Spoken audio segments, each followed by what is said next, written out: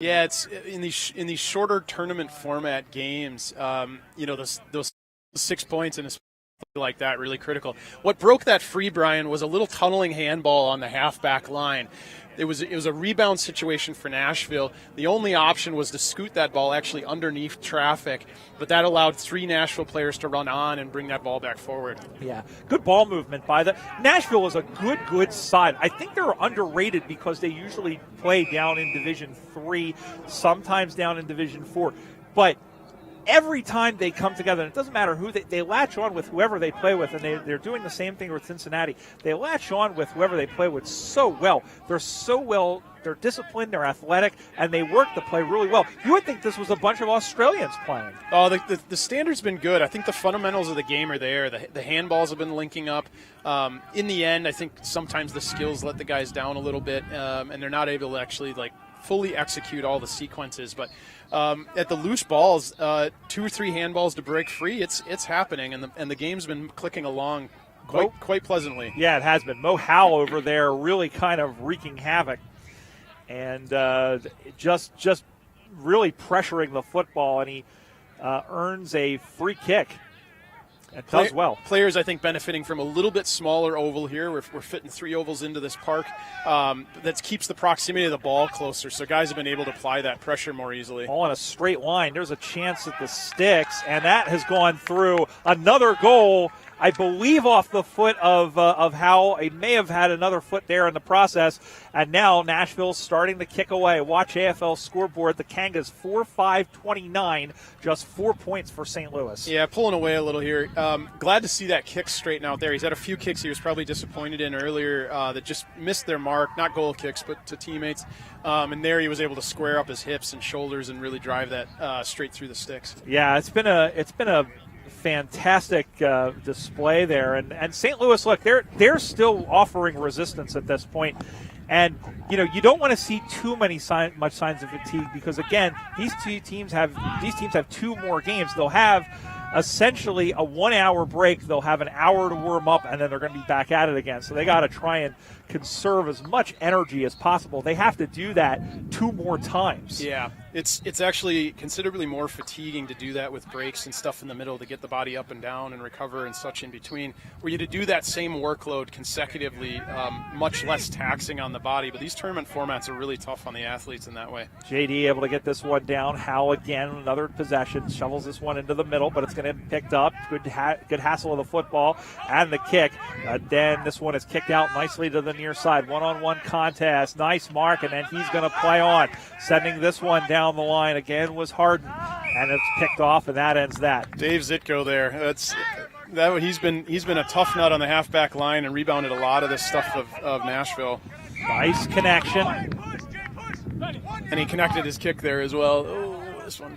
And that one, that did just catch the chalk, and then bounces out, and we'll have a boundary throw-in. Yeah, you'd want that one again. Zitko connecting off the halfback line, intercept mark, working up the boundary here. You'd want to see that inboard pass a little bit more there. He didn't catch it cleanly off the boot.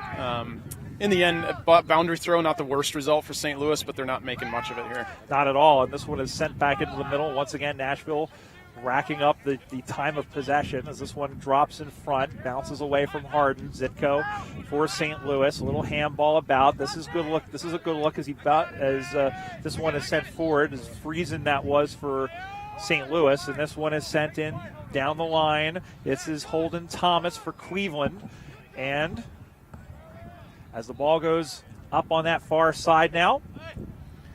Brian, I think, I maybe even venture St. Louis maybe has had a little bit better of the linking up through hands through this. Nashville's athleticism, I think, has shown here a bit more speed, a bit more class.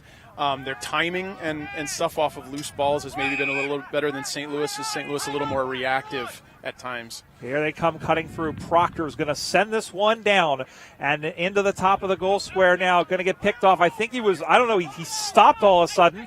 He turns it over. Eastwood almost from this angle, I don't know that was a handball, but he got it off nonetheless. He gets it back, squaring up for his third, and this one is going to get taken by the wind and taken out of bounds. Looks like it did just find the field of play, and we'll have a boundary throw it as we welcome all of our viewers on USAFL.com.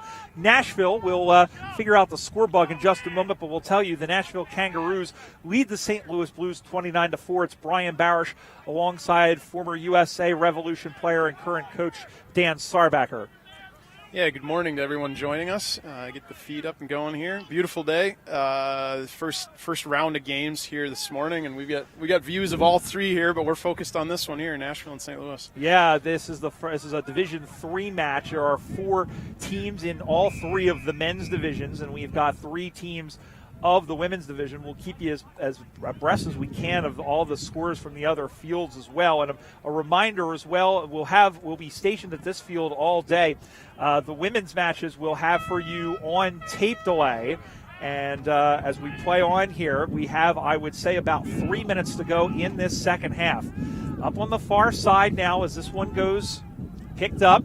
Little shovel pass, sends this one up high, and marked by McLean over the back. He's going to play quickly. McLean finds a target there in the guy from Cleveland and in Messiano. Messiano goes in short, gets the ball back, tries to dance away, sends this one high in the air. Coming over to get it, and it was almost Clemens. Clemens was almost it.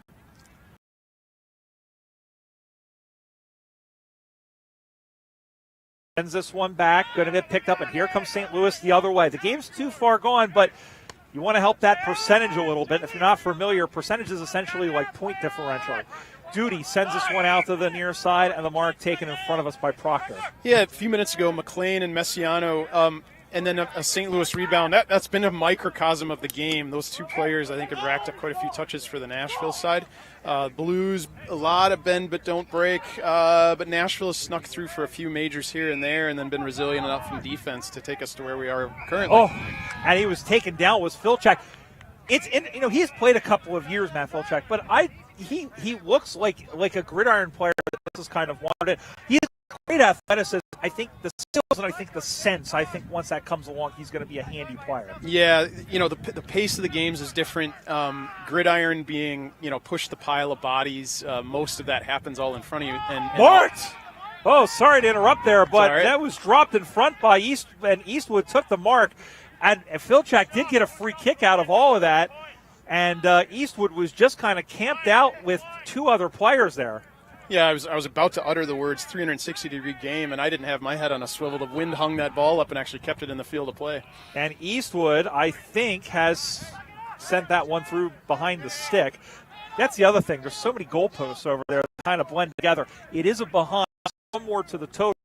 That's a cricket term. We've been watching a lot of the World Cup lately. Yeah. That takes them 4-6-30. St. Louis still looking for their first major score on 4 points, but there's JD as James Duty, who is I believe he's the captain of the Kangaroos, was the president for a time. Centers the ball across the ground, and it's marked again by William Proctor. Good ball use there. I found that centering pass, and that's probably in range, although it might be a bit ambitious again with the wind. He's got a big thumping kick, but it's let him down a fair few times today. Less than 30 seconds to go in this one, and in fact, there is the siren, and that is that. So the Nashville Kangaroos have opened their account on the Super Regionals day with a 26-point victory. The final score on the Watch AFL scoreboard is the Kangaroos with the Cleveland Cannon, 4 goals, 6 behinds, 30 points, while the St. Louis Blues with the Cincinnati Dockers just 4 points. A good game overall. It didn't look that way on the scoreboard, but St. Louis hung with them all way. It was close for about the first half. Nashville with a couple of early goals in the second half against the wind. That was the difference. Yeah. Again, these small format games. A couple of goals might be the difference. In this effort, we talked about the tackling that we saw very early, and of course that gets us excited. We got a long day, very fun day of footy ahead, and to see that right out of the gate is awesome. But the pressure really never let up, although the game did open up a tiny bit more as it transpired. But really a great effort from both sides, a lot of linking up with handballs. And I think the kicking let some guys down at times. They weren't able to sort of finish off the final legs of the sequences. But some really good football, and I'm pumped, Brian. We're going to see a lot of fun stuff today. Yeah, it's going to be a lot of fun, and we'll have to see how the rest of the day plays out. We still have 8 more games here on field 2, and we are going to be changing streams, I think, is what we're going to be doing, something along those lines. No, you're going to keep it right here, and in a few minutes we'll have the next game in Division 2 as the hometown Columbus Cats take on the Des Moines Roosters. So for those of you coming back, we'll see you in a few minutes. If not, we've enjoyed your company. Dan Sarbacker alongside me, Brian Barish, with Craig Campbell and Jerry Long punching the controls behind us. You're watching the 2024 USAFL Super Regionals here on USAFL.com.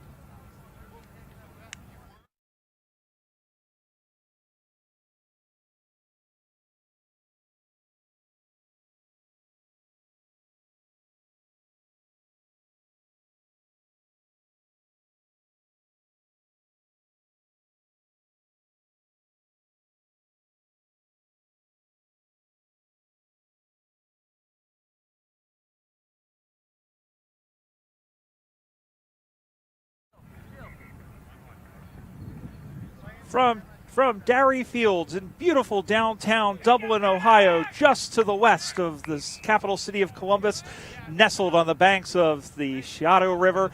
This is the 2024 USAFL Super Regionals. This city loves its sport. It loves its Aussie rules football. And we are here for 9 games. The beautiful bridge that we passed by last night and all of this wonderful welcoming city. And this game here between the Columbus Cats and the Des Moines Roosters. I'm Brian Barish alongside former USA Revolution national team player Dan Sarbacker and current USA coach as the Columbus Cats in the hometown side in the white and the blue hoops take on the Des Moines Roosters in the red, and we are underway. This is Men's Division II. Each of these teams will play 3 games during the course of the day here, and the winner will be the team with the best record. This is Clyde Simpson. As he tries out to the near side, he's going to get his own handball. That's how the wind is. He's going to back up, shimmy to the left, kick this one up high, going up high and marked defensively. And Des Moines will come out, SARS. Yeah, I'd say of a lot of teams here this weekend, in this game I was excited to call with you, Brian, because there's a lot of experience on both these sides. A couple of Revolution players have already had an impact for Columbus. The Des Moines Roosters, really deep side with a lot of veterans, guys we see year after year. So this will be a great game of football. Really will be. And Des Moines, I think really had, was hoping to have a good showing, and they did it 2-2 at their tournament that they hosted, the 80-35 tournament, which is a 10-a-side tournament. Columbus working the ball around very well. This is Dean Panic, who is very calm. He sends this one in, looking for the top. Stork McClure is in there somewhere. He picks it up, sends this one for a goal, and did it find the sunny side of the goalpost? Yes, it did. Mark McClure, who at one time was a prospect for the Boston Red Sox and who has been a fixture on this Cat side, opens the scoring here in Game 2 as they go to 1 straight 6 on the Watch AFL scoreboard. Des Moines, no score. Yeah, McClure, a heck of an athlete. We know him as Stork in the national team program. We'd be an imposing figure, wouldn't he, on the baseball field? I think he stands 6'9". And really a great effort there for big men to be able to pick up their ball off the ground, bend over and get that loose footy. He did it himself and then slotted the major after. Columbus has a full slate of players. Des Moines does as well. They do have Josh Canterbury up from North Texas to play alongside. We've mentioned this over the course of a couple of games, but we have the men's games here. We have the women's games over. Selectors for the USA Revolution and Freedom national teams trying to figure out who will be playing for their country in Toronto in about 6 weeks' time. Yeah, it's coming up quickly. So last chance for coaches to solidify their rosters for that tournament. Ball's up on the far side now, and Simpson sends this one up high. Going to hang in the air. Nice mark again. It's Stork McClure, and he is cementing his dominance in the forward line early. They work it forward, and who is waiting out the back? A defensive player, and Des Moines ends that threat for now. Yeah, Clyde. Football, I just know because of the way he plays, he's probably racked up 5 possessions already. Columbus beat Nashville in Nashville early this season, and then they took on a combination Cleveland-Cincinnati side and beat them up in Cleveland earlier last month, as this one is sent in towards the sticks but has gone off to the side for a minor. So 1-1-7 is the score. No score for Des Moines. You wouldn't know Columbus is going into the breeze. They've had the best bit of play so far. Yeah, it's been very interesting. I mean, the wind has so far in the game plus that we've called SARS has been going to the left of has been going from left to right as we sit here as the mark is taken.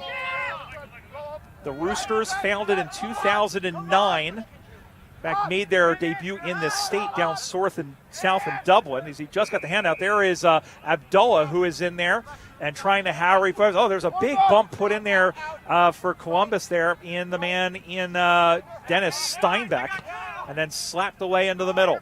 2 players going after it.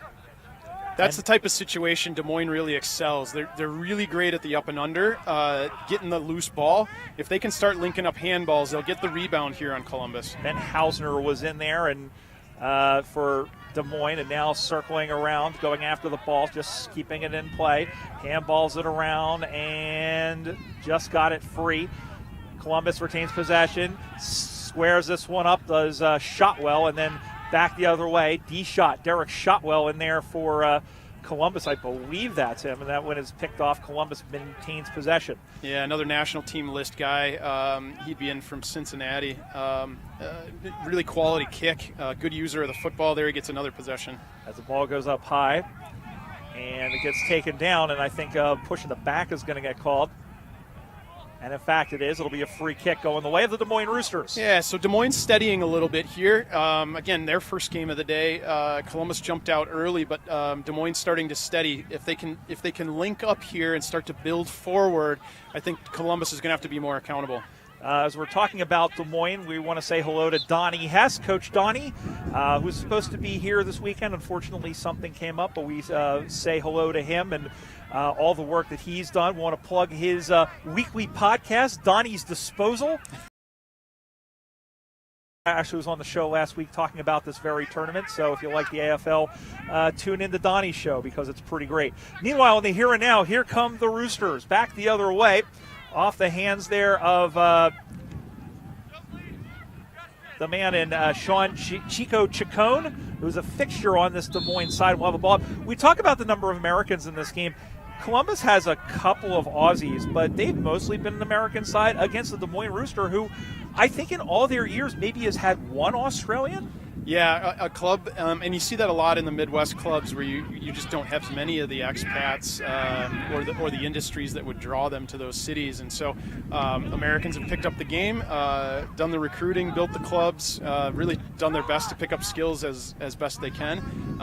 So, yeah, I think we're seeing a predominantly American game here. Noah Gracie had the ball for Des Moines, but he's turned it over.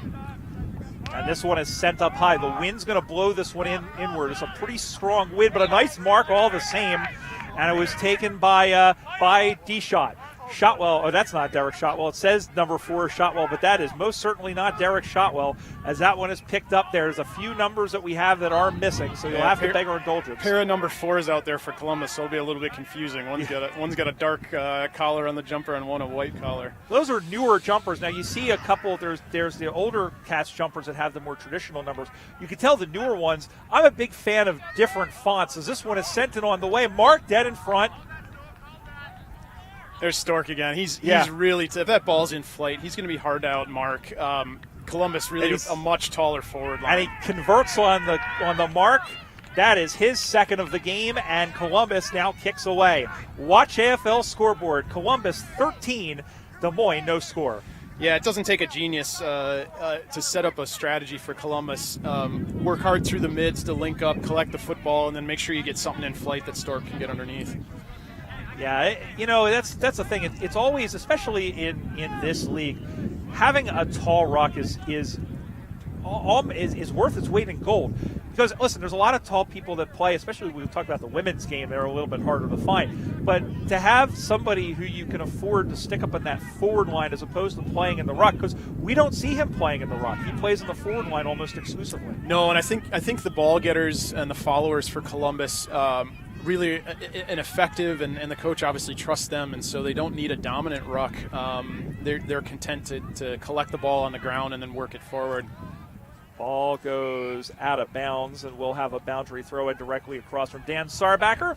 And yours truly, want to shout out our crew. We've got Craig Campbell, who's carted his way from Kansas to be behind the camera. Jerry Long, our intrepid photographer turned producer today, and doing a fantastic job getting the hamster wheel up and going as the ball is up on that far side. 2 players back for Columbus. They got to try and get it out of there and make sure. Oh, big! It was a huge hit after he got the ball away, and that somehow or another managed to travel 15 meters. I don't know how in this wind. Exactly what Des Moines is going to need to do to steady here, and then I don't want to say get back in the game. They're not out of the game, but start to exert themselves a little more is with that physicality. They're not a tall side, but they certainly have the body type to play a really tough brand of football. McClure did a good job of shoving his way through, and out of all of that, Des Moines going to get a free kick. So you saw an example there. Stork drew himself back to get involved on the halfback line. There was a clearing kick, but then Des Moines collected that easily, had extra numbers along their halfback. Ball is locked away like my secrets. You'll never know. And it looked like it was a free kick as Chacon picked it up, and he plays on. Hausner trying to get to it, but couldn't find a good handle on it, just like a greasy suitcase. There's Derek Shotwell as he goes short. Got the ball away quickly. Here's the 55. Throws it on the right. That's a good kick. McClure is angling for, good mark. Good defensive mark taken in the back. You could see he was watching that one-on-one battle, scramble away from a bigger opponent, and got the ball almost at a 45-degree angle to the ground. I can't get a number on him yet. He's headed off. Is that 22 or 32? From Des Moines. Really fantastic individual effort. Body on the ground, ball in flight. He released to go get that mark. Took a really courageous mark, and then actually was able to connect out, switch the play the other direction. Lane Bender is who that was, national team prospect. And Des Moines, good job of reversing the play as this one is sent down. Up on the far side now and going over to get it is now Shotwell. He's going to go back to go forward. Cycling around as we scroll over and tell you that is Ryan Riesinger who has the footy up on the far side now. And now picking that one up and steaming forward. Here comes up. This is a big swing, no ding, as it was a big fresh air shot. Going to get picked up. A building crowd over on that far side, not only for this game, but also for some of the games past and present. As the ball now finds its way. Little chip kick over the top. Hausner takes the mark and then gets a little bear hug afterwards. Yeah, Des Moines targeting some of their key players here, trying to link up, get their first forward 50 entry here. And it's picked up out of the way, though, as that ends quickly. And now up into the cow paddock. SARS and I could be all the way over here and not be in any sort of... big hit! As McClure didn't have a clean handle on it, but that was a very clean hit laid in there by Drew Van Winkle. Well executed, too, to not get him high in that tackle, but Stork immediately up and then applies his own. So he got payback. And he's lucky. If he would have hit any harder, he would have turned him into Rip Van Winkle. Yeah. He would have been sleeping for a little bit as the ball is taken. And, he lost the footing, and Abdullah is able to get it away. Hot on the whistle with the tackles, but that was right. Des Moines maybe could argue they had advantage there, but same result here. They're actually connecting up through the middle with a free man. Alec Dooley was the one who had the football and was sandwiched, and now it's Hausner. Can't miss that. Ginger Locks up on the left side now. Over the top, able to get that one down. Going to get picked up and going to a little handball over. This is Reuben Smith. Smith with the footy. Couldn't get this one clear and dragged down. I think it is going to be a free. Yeah, it's going to be a free kick. They're going to say it was a good tackle holding the ball for Dooley. I was curious if he was going to call because I think he had his arms over his back, at least from where we were sitting, but it was a good tackle. Yeah, he might have gotten him just around enough to earn the free there. Yep. Good tackle put in there, but here is Stork McClure running through. Weighted kick. We needed a little bit more weight on it. Long handball back to a cutting Derek Shotwell. Slaloms through looking like Jean-Claude Keeley. Makes two tacklers mix and has a kick that was pretty awful, ordinary at the end of it, but luckily he had somebody waiting on the doorstep, and it's a shame that they only got 1 point out of that. It looked like one of my Aunt Becky's cookies, Sarb. Looked great coming out of the oven, looked nice and delicious, but crumpled into nothing at the end. And on the Watch AFL scoreboard, they go to, what is it now, 14-0. It's 2-2-14 to Des Moines, no score. Yeah, to continue your analogy, I think we were both sitting forward in our seats as if peering at the oven door, waiting for that one to come out all tasty, and it disappointed in the end. My favorite part about that is the ball comes out to the near side as Chacon almost took the mark. The first time I used that in Australia, my dad was listening, and he laughed, and he called me afterwards and said, how do you remember how bad of a cook she was? Because she was awful. I think those are pretty memorable things, aren't they? Yeah, and listen, she's been gone for 20 years, and she was a nice woman, but we all have our talents. As the mark was taken out in front by the other number 4, that's not Derek Shotwell, and this one is a ski jump ball high in the air. I think he made contact with it twice, off the shins, able to keep this one in play somehow, and then sent back in the middle by Vanderploeg, and then now going to get picked up and running through the middle. This is Steinbeck trying to find his call of the wild. No, that was London, and that one squares through, and there is Derek Shotwell waiting to just give it a little nudge in between the sticks. And that was a broken play, but it's 6 points all the same for Columbus, and they go on to 3-2-20. Des Moines, no score. Yeah, it shows you the nature of this game, Brian. Just a minute ago, we're anticipating a really nice build-up. That play there, broken play. In the end, Shotwell gets on the end of it, is able to just kind of keep punching the ball forward to himself until he gets the handle on it, used his pace to pull away, and then slots the 6. Yeah, absolutely. I mean, that's a good job and a really good effort to just kind of, as you said, he has such athleticism to do it, but it was a great setup.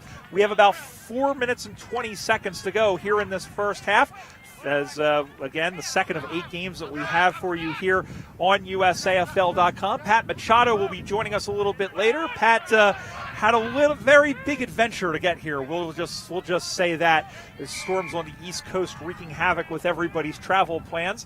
As the ball is sent in now, again, that is Steinbeck.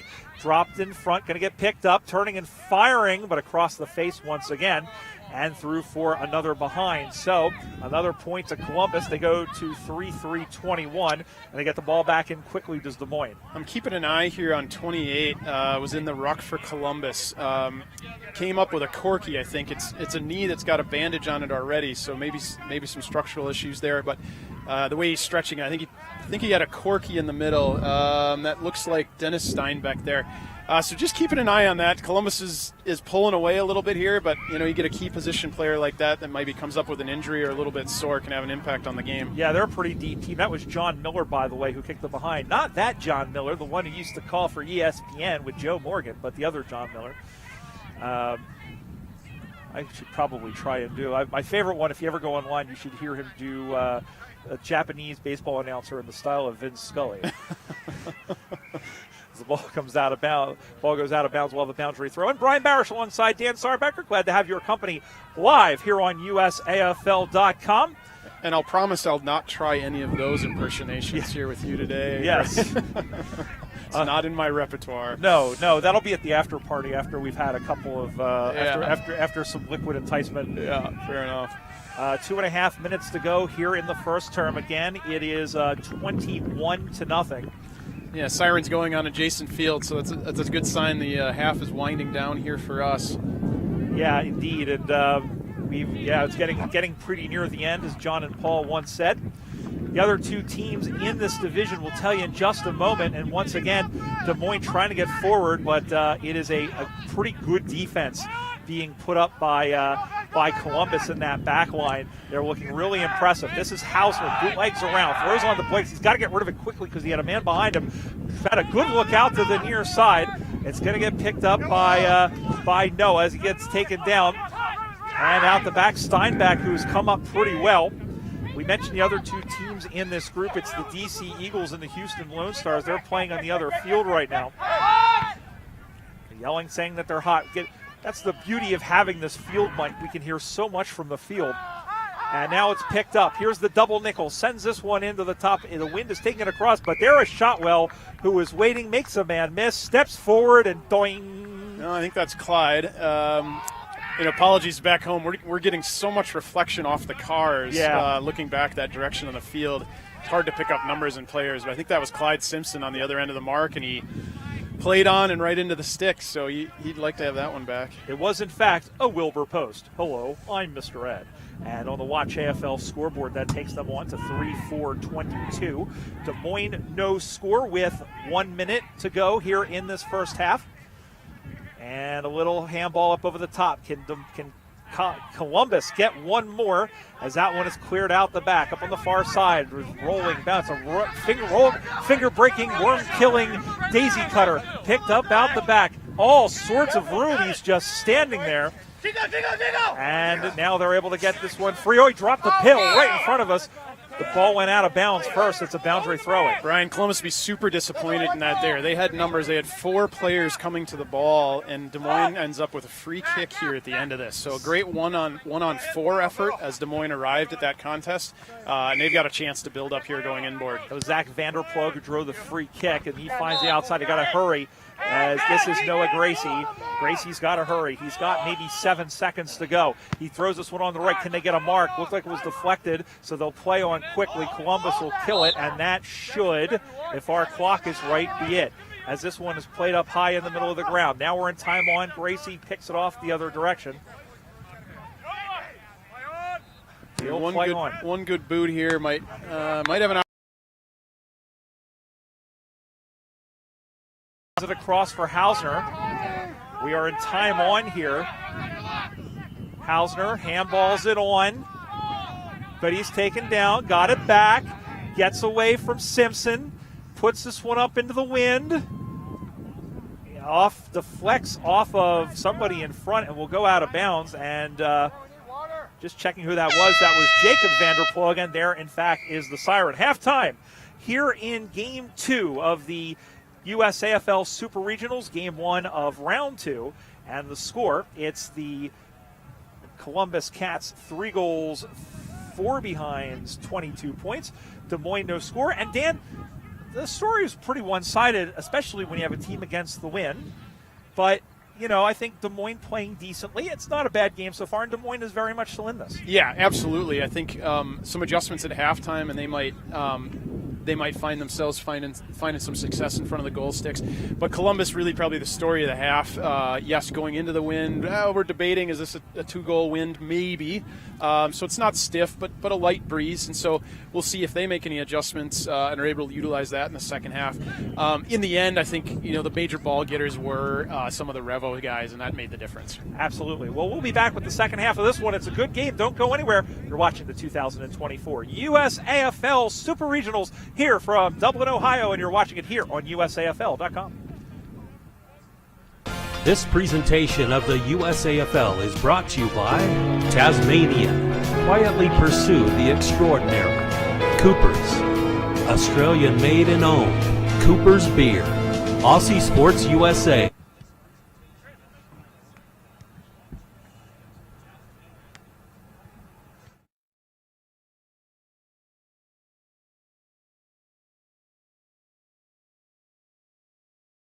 This presentation of the USAFL is brought to you by Tasmanian. Quietly pursue the extraordinary. Coopers. Australian made and owned. Coopers Beer. Aussie Sports USA. The official apparel provider of the USAFL. Odin Mortgage and Tax. Australian mortgages and taxation for expats and overseas residents. CyberSolve IQ. The inaugural cybersecurity partner of the USAFL. Two Hands Restaurant, fueling your lifestyle. Watch AFL. Stream every match overseas. Brown Brothers, family winemakers since 1889. HBC Event Services. Premier Sports Medicine. And the members of the USAFL.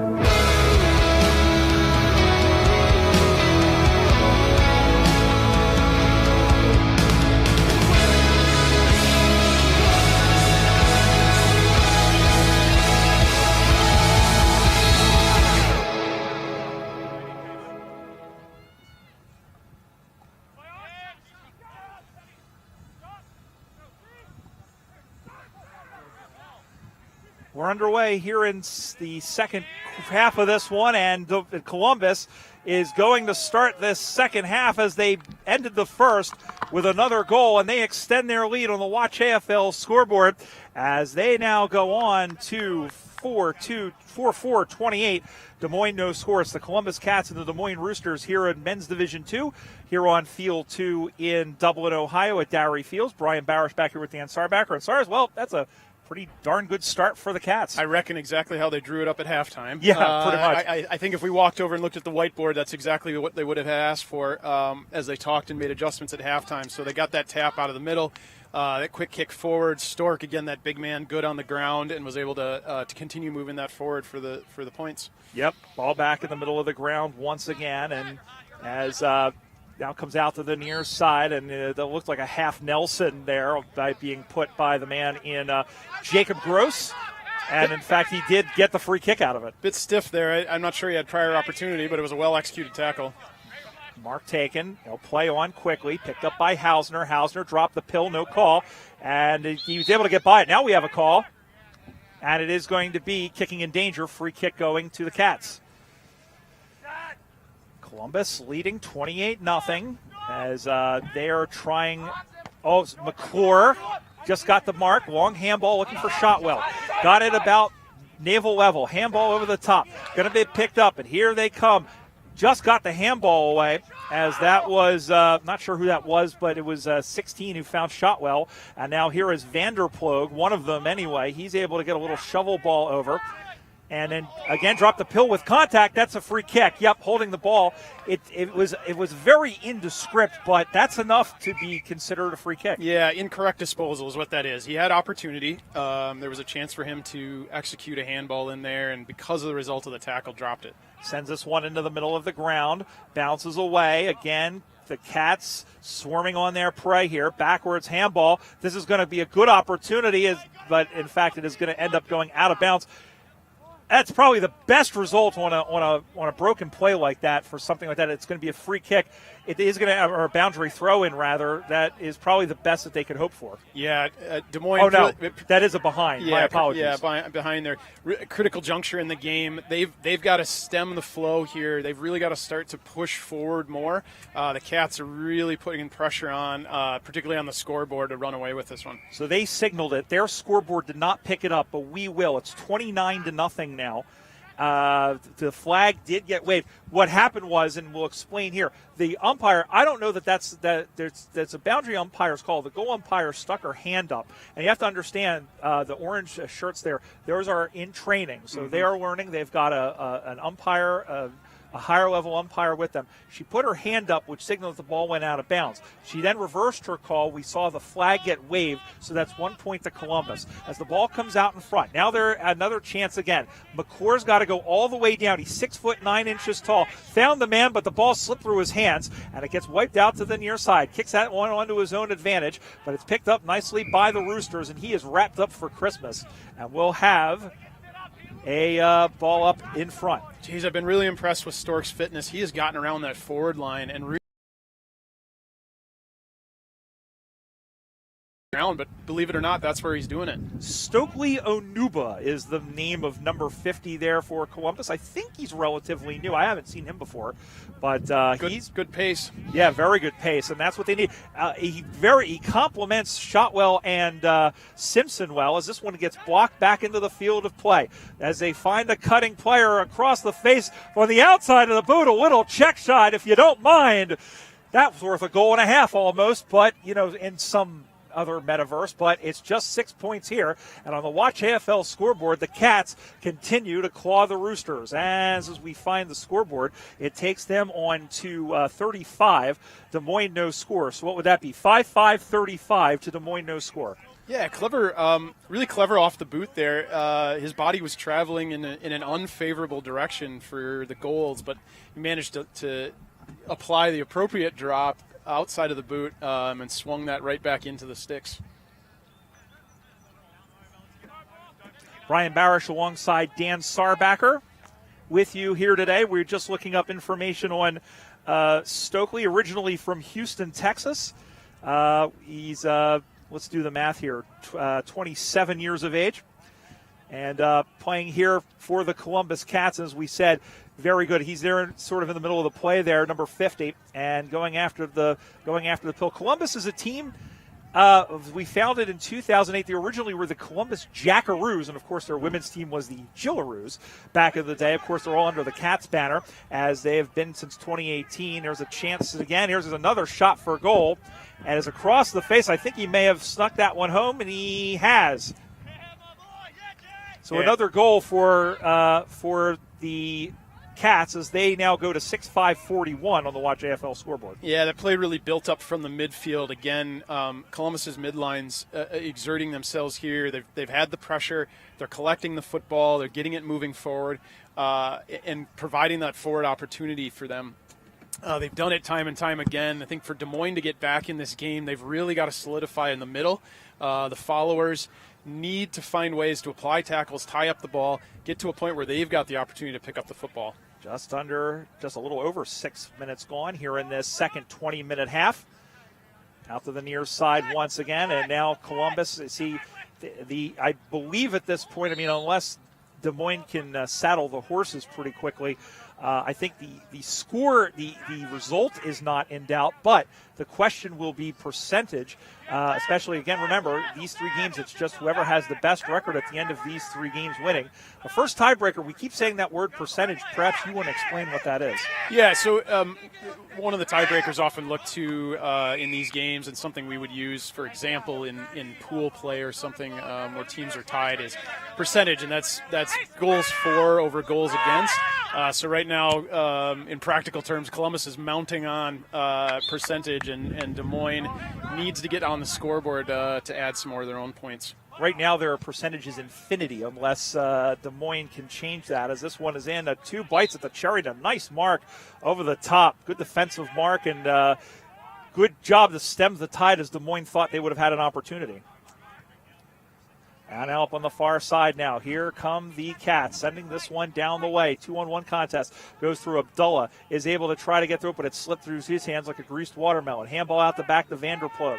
He comes out to the near side. This is Zach Vanderplug. He runs his full measure. Sends this one down at a nice, easy mark to Hauser in the center of the ground. She's well executed by Vanderplug there, coming off a halfback. Found his target in the middle. Nice low kick. Looking to go across. We have a whistle, as he was looking for the number 12 there, who we don't have. Worth mentioning, we do have a number of players. For whatever reason, the numbers they don't have, the numbers don't match up. That is the USAFL way. Yeah, teams cobble things together. Often travel sides, somebody pulls out late. They do the best they can, and the reality is sometimes you end up with a couple of duplicate numbers and jumpers, and the kits aren't full, complete kits always. So it's just the nature of the game here. We don't have quite as many resources in Australia. Such as it is. And we're doing our best. We say 50 teams, 25, that's about 2,000 or so people involved.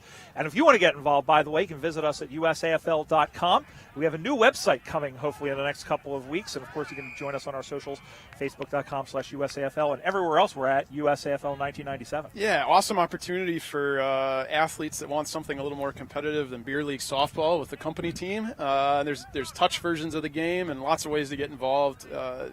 And for those of us that love it, we think the athleticism, the strength, the speed, it's a really unique game and fun to be involved in. And worth mentioning as well, men and women. We have women's teams over on our left there, where we have Tim Continenza, who just joined us over here momentarily. He's calling the matches over there. That's a 3-team round-robin tournament over on field 3 to our left. Here on field 2, where the Cats are in 7th heaven here. I was going to say something about having 9 lives, but they may have gained some extra lives in Super Mario fashion, as the ball's up on the far side now, and it is a rolling tumbleweed of humanity, and then eventually it is going to get picked up and done so by Jacob Gross.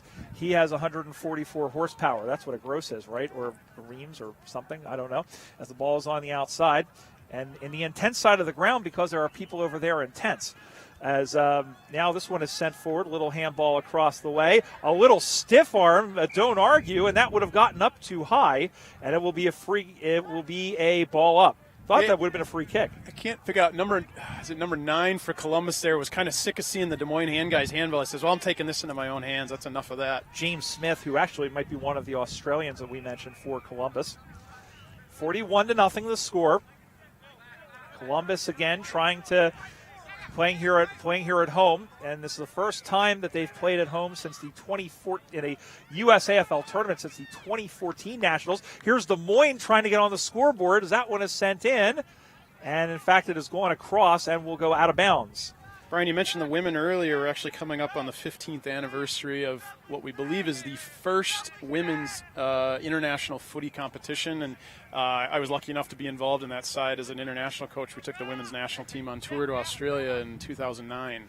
And your sister Jenny was on that tour, I believe. Yep, she was. She was a crack player, had a few best on grounds in that tour. So, yeah, shout out to her if she's listening.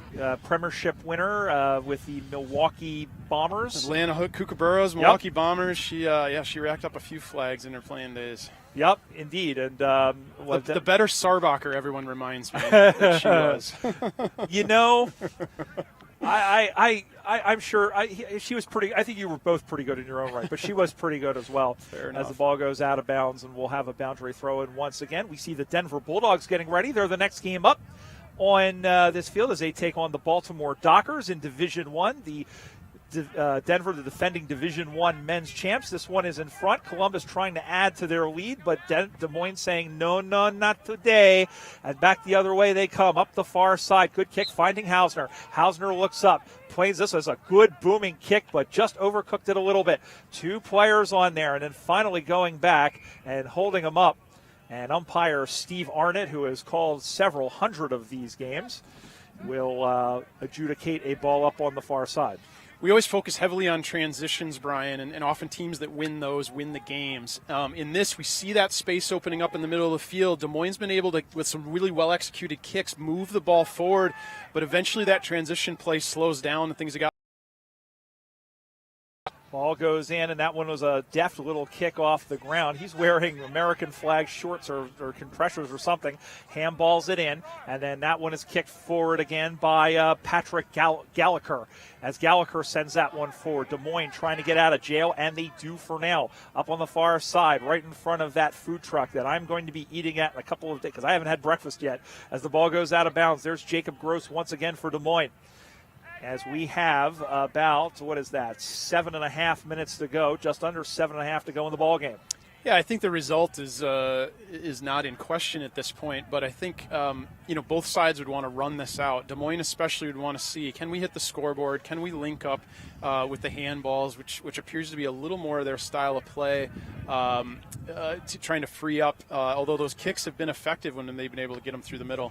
Ball goes down, and good job of a little bit of hustle, and that's going to be pushing the back. I think that was just a little unfortunate mistiming there, and I think that was Abdullah who came in just a little bit too late on there, and it'll be a free kick. Joey Abdullah, another veteran of this Roosters team. We said at the top of the show, SARS, a team that is largely is completely American, has been completely American. Maybe with one exception. I know Donnie Hess is listening. He'll probably correct me on that. I feel like they may have had one or two Aussies. Tyler Cameraman, who is played in Orange County, moved to Des Moines and started the club. I remember 2009 meeting him for the first time.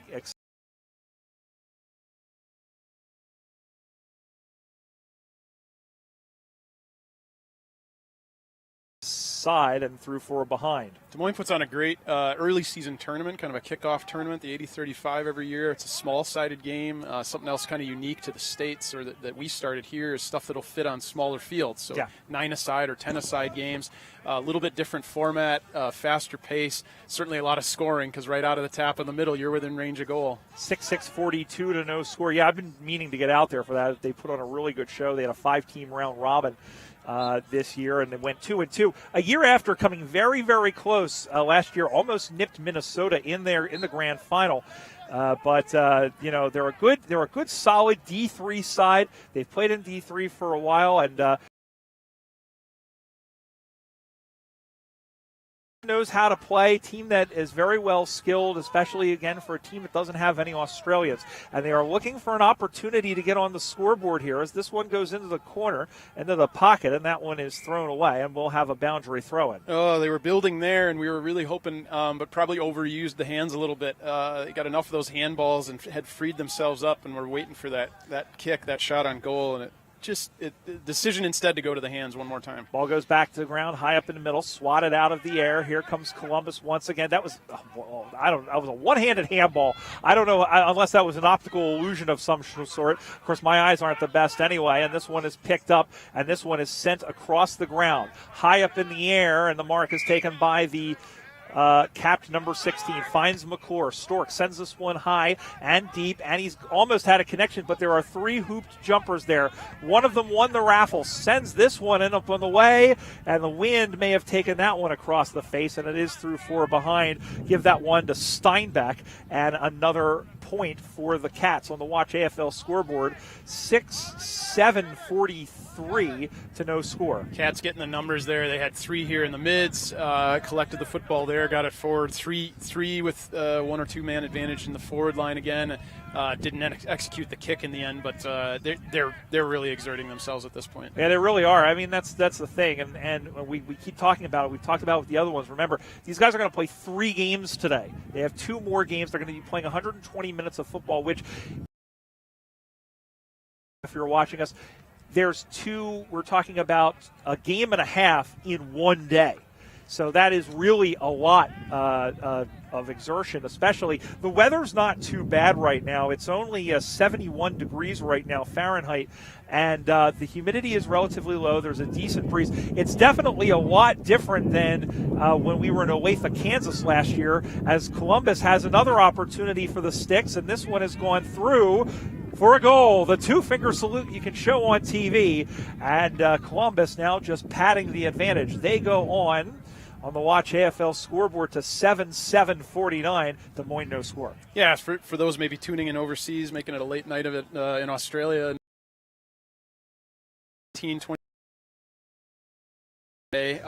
But the heat's rising, the breeze is there, and it's a little on the cool side, which is refreshing, but not strong by any sense of the imagination. But we're going to heat up a bit today. It's going to get warm. High is 82, as that's what the forecast high is today.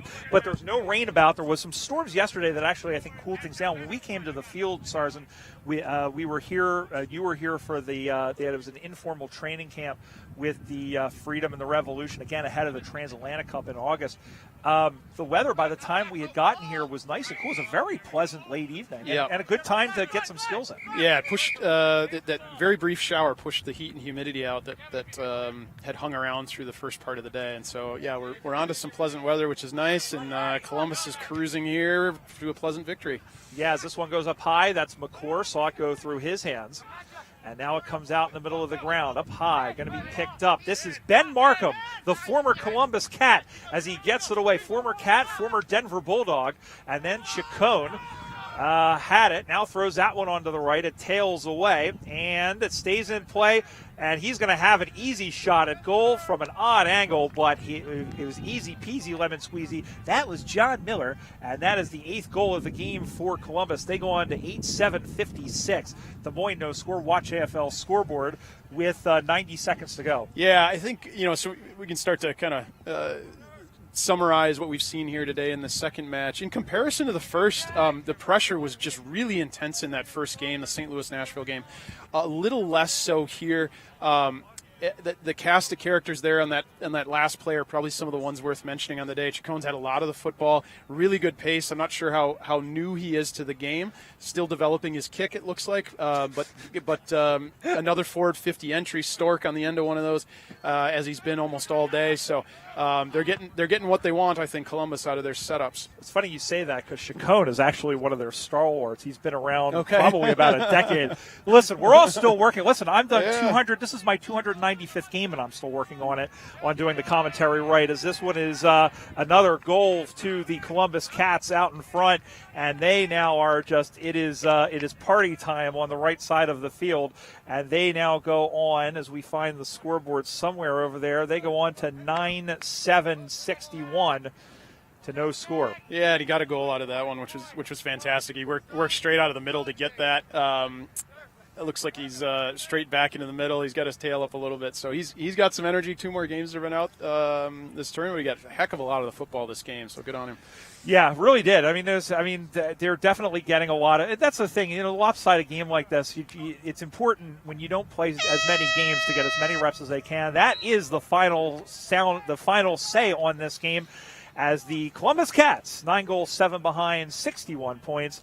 The Des Moines Roosters nothing. And listen, the Des Moines Roosters, it's a shutout, but they can take some good things into the next game. They didn't play terribly. No, some really good sequences. I think we weren't able to watch the entirety of the adjacent match, but Columbus, you'd say, they're the class of this division at this point. But Des Moines shouldn't hang their heads. The scoreboard wasn't favorable, but they certainly had a lot of sequences they could be proud of.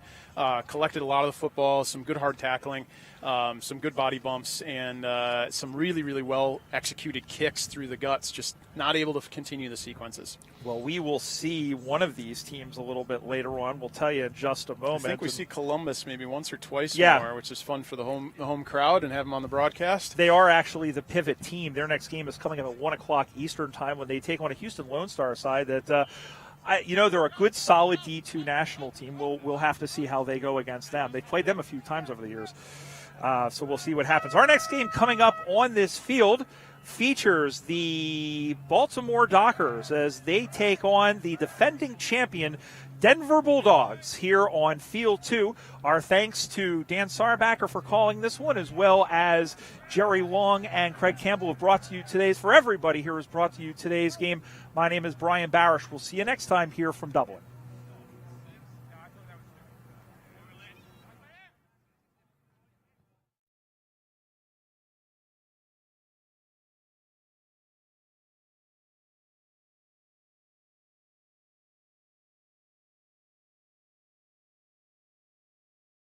This presentation of the USAFL is brought to you by Tasmanian. Quietly pursue the extraordinary. Coopers. Australian made and owned. Coopers Beer. Aussie Sports USA. The official apparel provider of the USAFL. Odin Mortgage and Tax. Australian mortgages and taxation for expats and overseas residents. CyberSolve IQ. The inaugural cybersecurity partner of the USAFL. Two Hands Restaurant, fueling your lifestyle. Watch AFL. Stream every match overseas. Brown Brothers, family winemakers since 1889. HBC Event Services.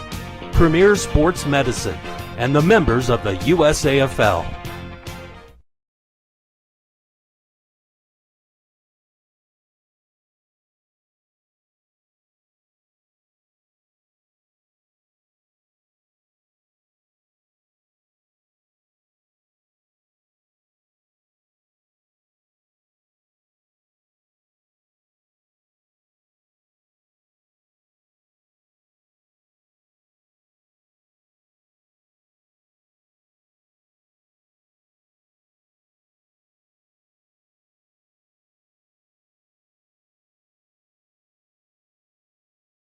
For those who aren't familiar with Australian football and want to know a bit more about it, want to enjoy it because they know what's going on the field, we'll explain some of the decisions that umpires make during the course of the game.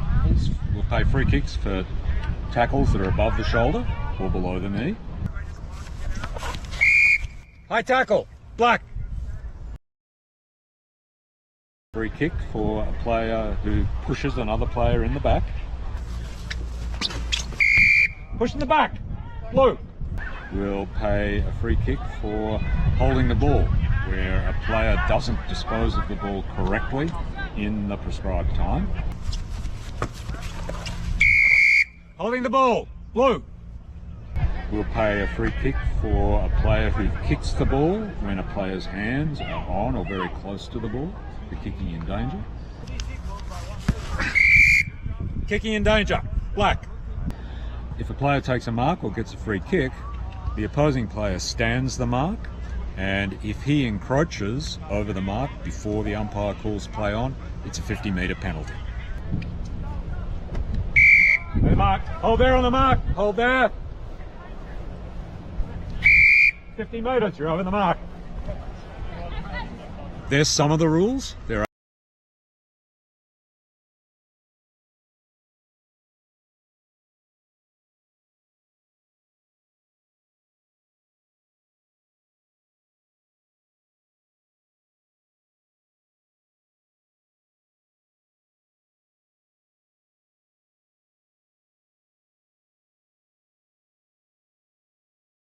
This presentation of the USAFL is brought to you by Tasmanian. Quietly pursue the extraordinary. Coopers. Australian made and owned. Coopers Beer. Aussie Sports USA. The official apparel provider of the USAFL. Odin Mortgage and Tax. Australian mortgages and taxation for expats and overseas residents. CyberSolve IQ. The inaugural cybersecurity partner of the USAFL.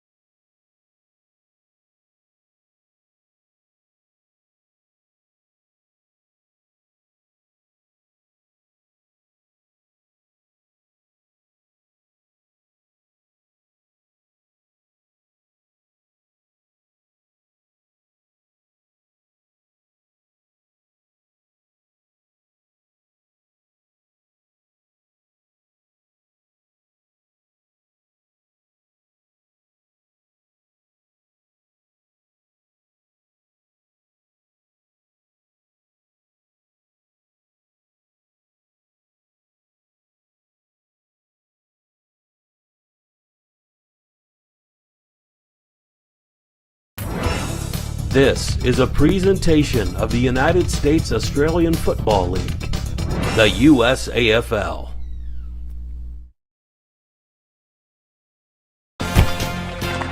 Fullback, okay. Alex C, back pocket, okay. Hey, boys. All right. Use your voice all day. Use your voice, okay? Swannaroos on 3. 1, 2, 3. Swannaroos. Go, boys. 1, 2, 3, 3. Song in that quarter was fantastic.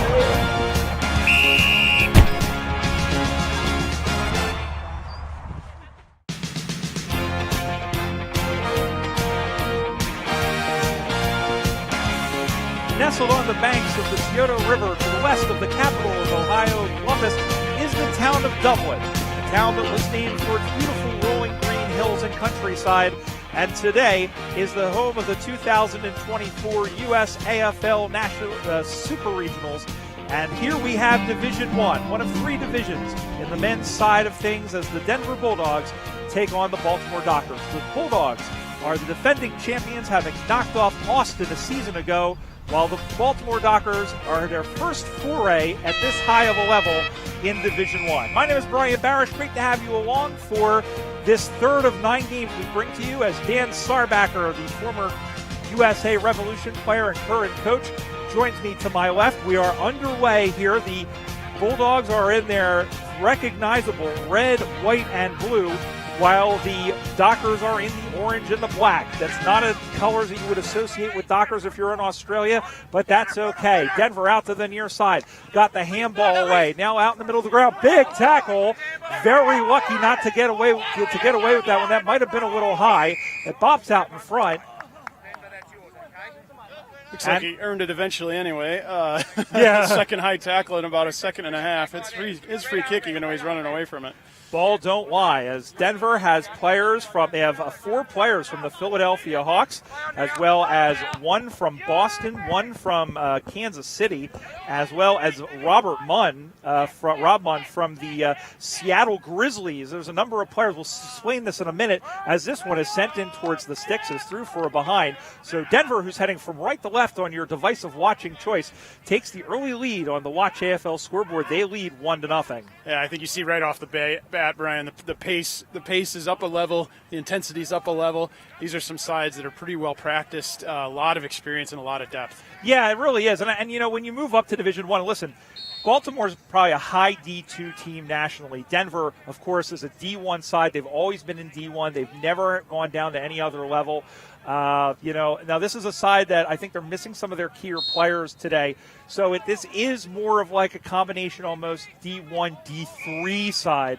But they are still full of talent, and we're seeing this here as the ball comes in towards the middle of the ground, but it's picked off, and back the other way come the boys from the Charm City. Really, really nice play on there. Took the intercept mark on the halfback line. He saw opportunity here on the close wing for us to move the ball forward, and they are. Ooh, drop mark there. And getting run over there was the number 12. When we mentioned we have no names or numbers for Baltimore, and such as life it is in the USAFL, and we'll have a ball up on the near side. Baltimore able to exit out their right side, build up the side there with a completed mark there. They would have kept going, I reckon, but happy enough with the tie up here. Umpire Milo Lombardi sends that one to the heavens, and Denver now able to extract it, puts this one in on a line, drops in front. Of the play there, and then here they come the other way, sending this one in, and it's marked in front, and it's marked by the number 47. The pace with which Denver is rebounding is going to be a real challenge for Baltimore if they can't figure out a way to solve that. The way Denver's collected the ball around stoppages and moved the ball forward extremely quickly. You saw that last sequence off halfback, 2 quick handballs, a kick forward, connected another kick, and they had a shot on goal, Brian. That transpired in less than 8 seconds. And Michael O'Brien, who had the free kick there, could only muster 1 point. Watch AFL scoreboard. It's the Columbus 2, Baltimore nothing. This is the first of 3 games that these 2 teams will play. The Austin Crows, the top seed in the group. And as this one comes out into the middle of the ground, now going to pick this one up and trying to get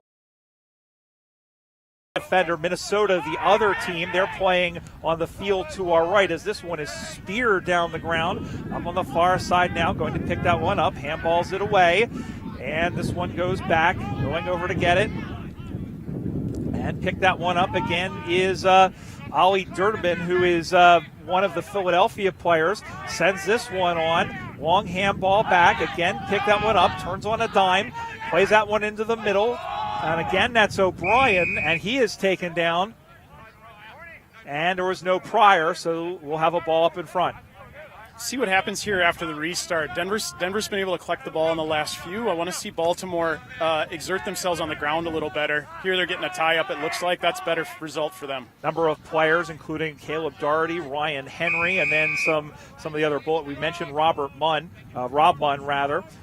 We mentioned a number of players, Luke Durkin, Jay Bliston, all trying to make the Team USA for the Transatlantic Cup. The Revolution men and Freedom women will be heading up to Toronto to battle 5 other countries in August and hopefully bring home a championship. Yeah, full slate of games, 5 games over a 9-day period. They'll see Ireland, Great Britain, Canada, France, Colombia, which are all quality sides.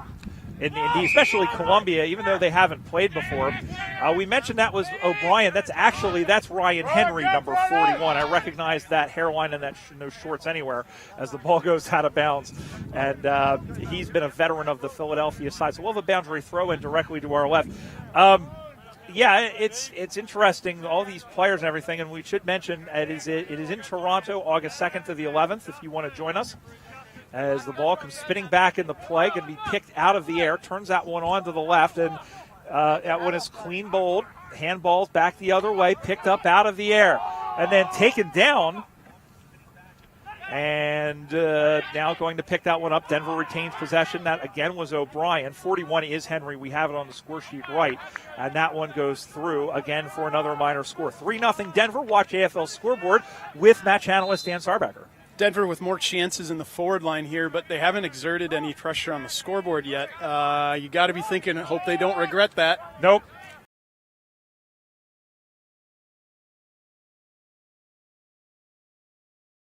The Boston Demons are playing the Maine Cats up there, and he's starting season number 14 of stateside footy as that one is dropped in front. He used to say, if you kick too many behind, you get your behind kicked. That's right. As the ball gets taken up. Here they come now. He's got a man on his tail as rushing in there from behind was Stephen McAvilly, and that one is marked, and that ends that, as that is veteran Tim Wilson Humphreys, the mighty hyphen. A nice sequence there. Great quick handballs. He ran his distance, forward entry with the kick, but ultimately intercept mark for Denver. So they bend but don't break and rebound. Oh, ball comes in the middle. This is Ollie.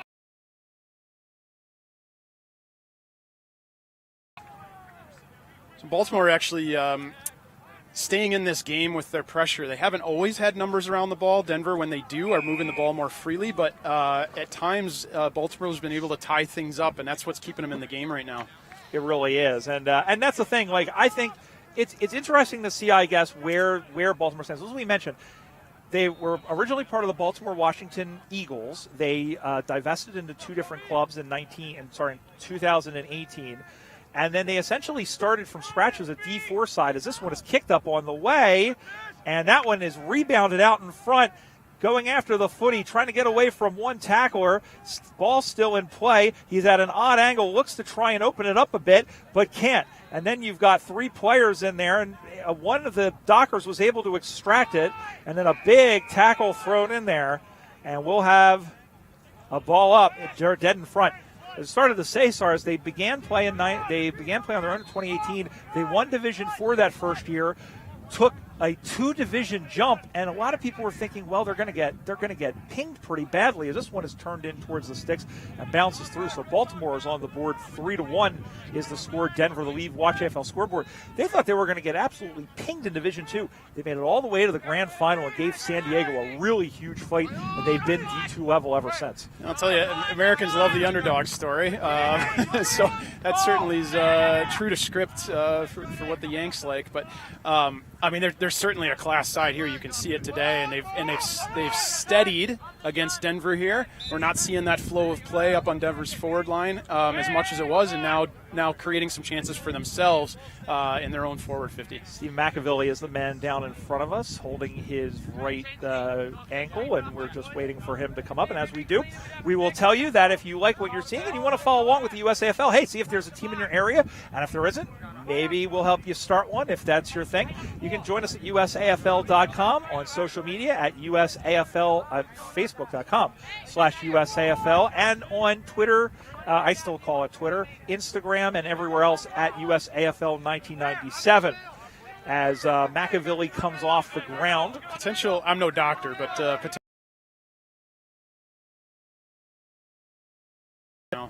I was going to say I'm not a doctor, but I stayed in a particular chain hotel, but I didn't stay it, so I'm not going to plug them. As the ball comes in, big smother in there, and the ball goes out of bounds. They're saying that it would have gone off his foot. Ooh, that pretty clearly to us, I think, out on the full. That made contact below the knee and then over the line, but probably a hard call from the angle the umpire had, and in the end, people aren't going to grouse about that too much. It was near the knee. Yeah, that's one of those. Excuse me.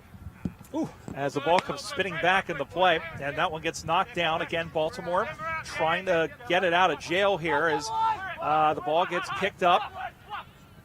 And the ball goes to ground, over to get it. Little shovel ball, throws that one onto the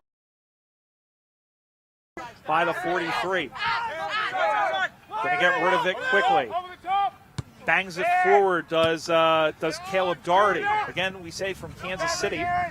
And he dropped the pill. Says that one in the middle. Kansas City playing with Oklahoma in D3, but as we mentioned, Doherty trying for a spot on the Revos team, so playing with I guess a higher level of competition, we'll say, and that is not uncommon as the ball stays in play. Again, Doherty is there, and that was very close, and the boundary umpire made that call from about 5 feet behind.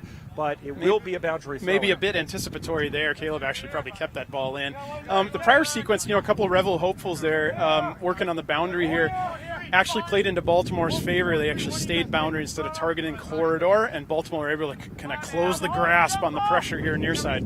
Ball comes back in the play once again, and going to get picked up and sent this one down. And that one is off the fingertips. That one gets spread free. Again, going down and going back into the pocket.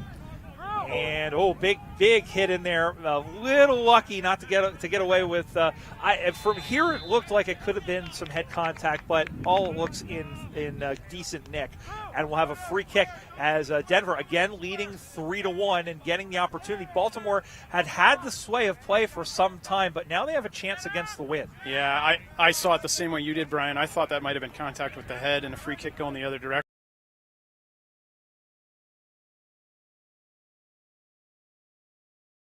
On goal here. The wind is blowing as much as it is. It's only blowing at 8 miles an hour. The gusts are at 13, and he cuts through that like a Ginsu through a nail.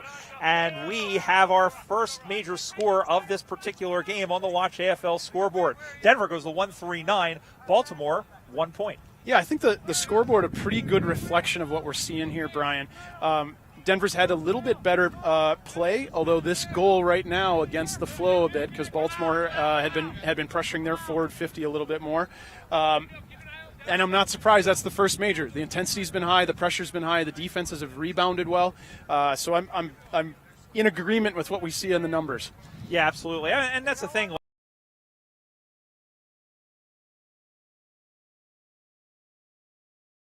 Inside, and then you've got 4 solid players from Philadelphia. We mentioned Dunbabin. He's had the player a couple times. Rob Munn is in there as well. So a team that already is pretty athletic as is. Baltimore trying to poke forward but can't. Henry's going to get the ball out to the near side. Little chip kick over the top looking for a target, but it's intercepted and nicely done so. And so now they'll look to shake the Etch-a-Sketch and draw up something new. Comes out to the near side, drops in front.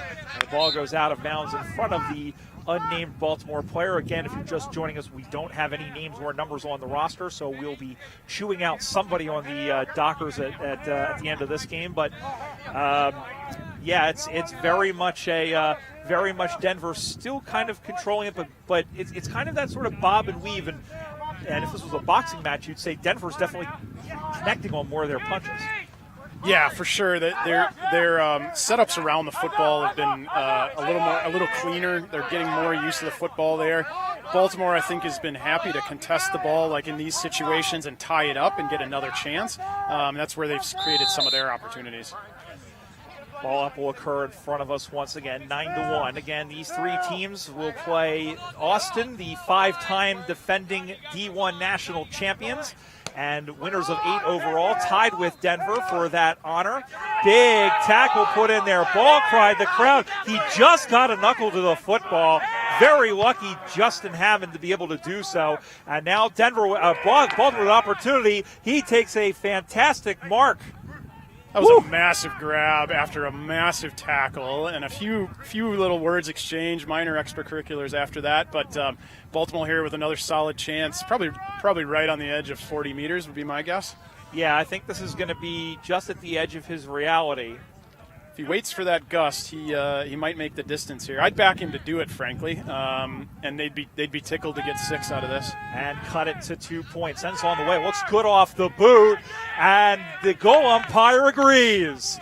Baltimore on the board with a fantastic setup and goal, and it's back to a 2-point game. Yeah, he didn't have a ton extra, but like I said, I backed him to do it, and he's got the wind at his back, so it was just enough in the outstretched arms of the defender there trying to tap it on the goal line. Not enough. He had enough clearance, probably sailed 10 foot through at that point. The outstretched arms of an angel, and I only say that because Sarah McLaughlin was playing down in Cincinnati last night. Okay. And the only reason I know that was because Stephanie McKittrick, who plays for Columbus, and who I think is going to show up at some point today, went and saw her last night, and I said, let me go back to, while you're back in the 90s, bring me back some Zubaz. Watch AFL scoreboard. It's now a 2-point game. Baltimore 1-1-7 trails Denver 1-2-9. Back in the middle, back again. Denver again trying to get the ball out. And as the ball gets taken down, this way is sent in forward. And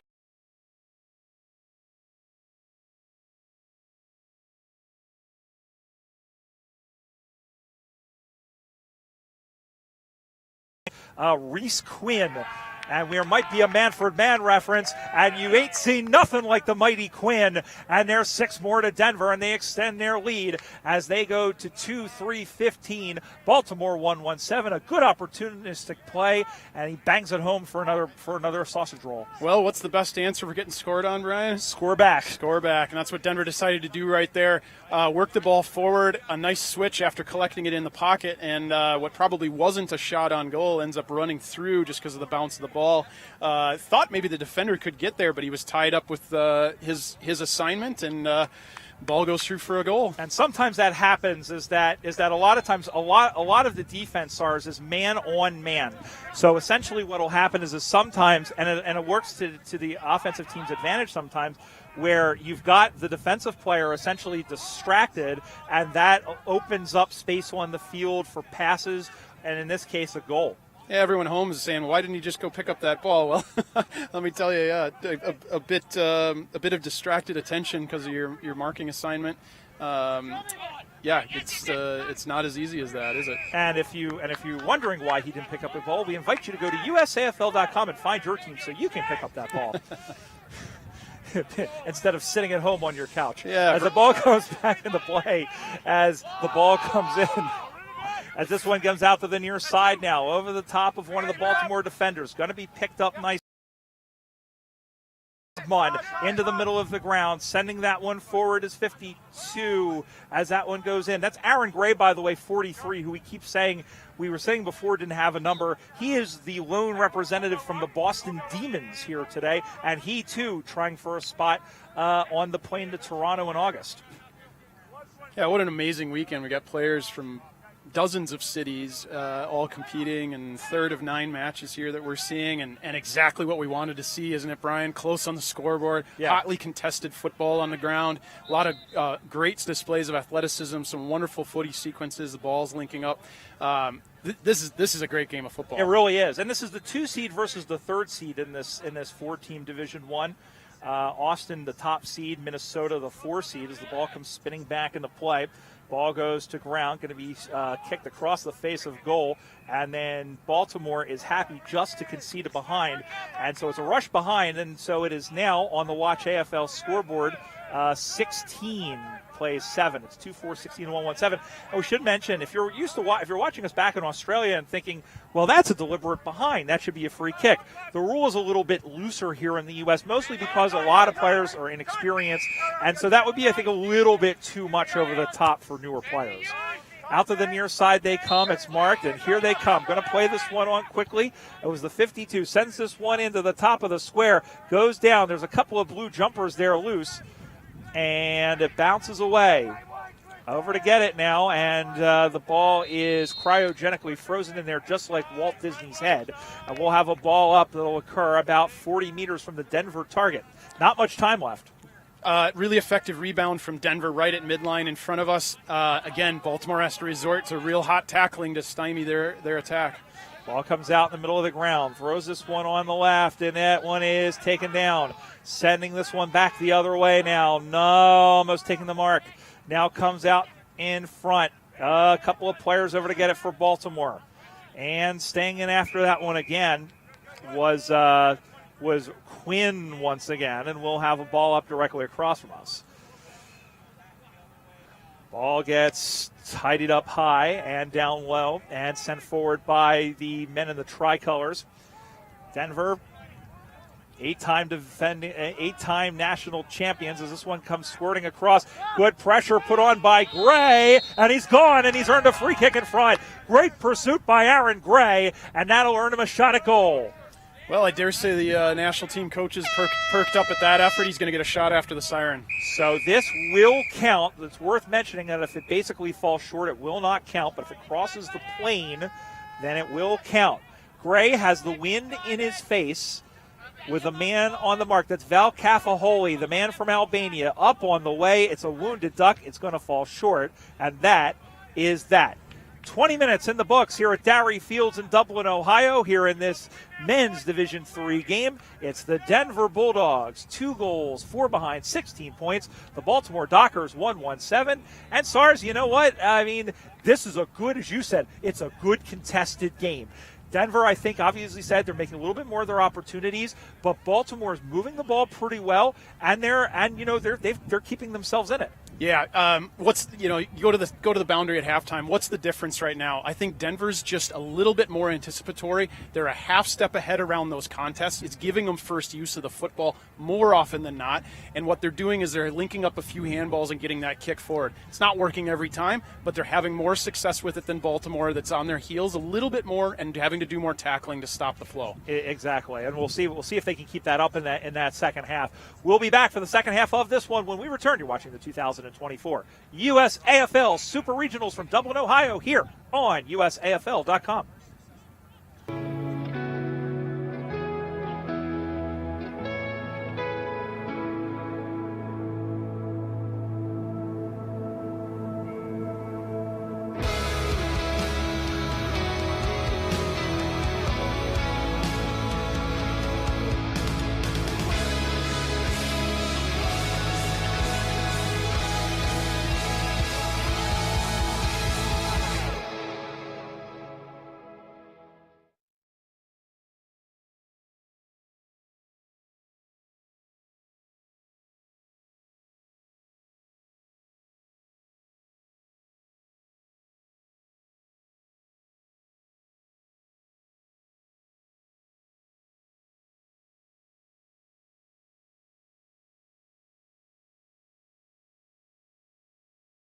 This presentation of the USAFL is brought to you by Tasmanian. Quietly pursue the extraordinary. Coopers. Australian made and owned. Coopers Beer.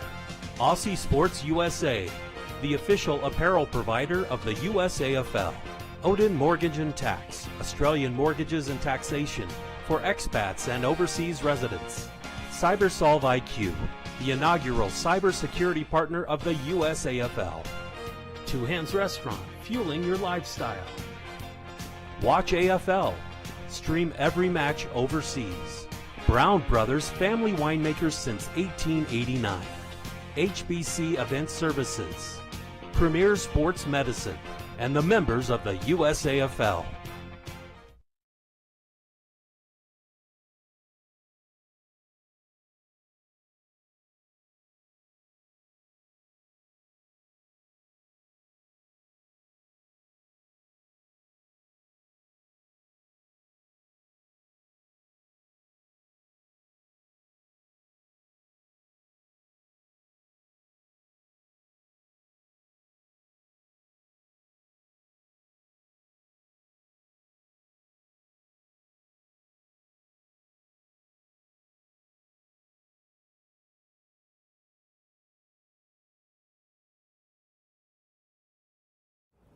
Every year at Nationals, there's a point where I just walk away from everybody and look back and just say, wow, wow.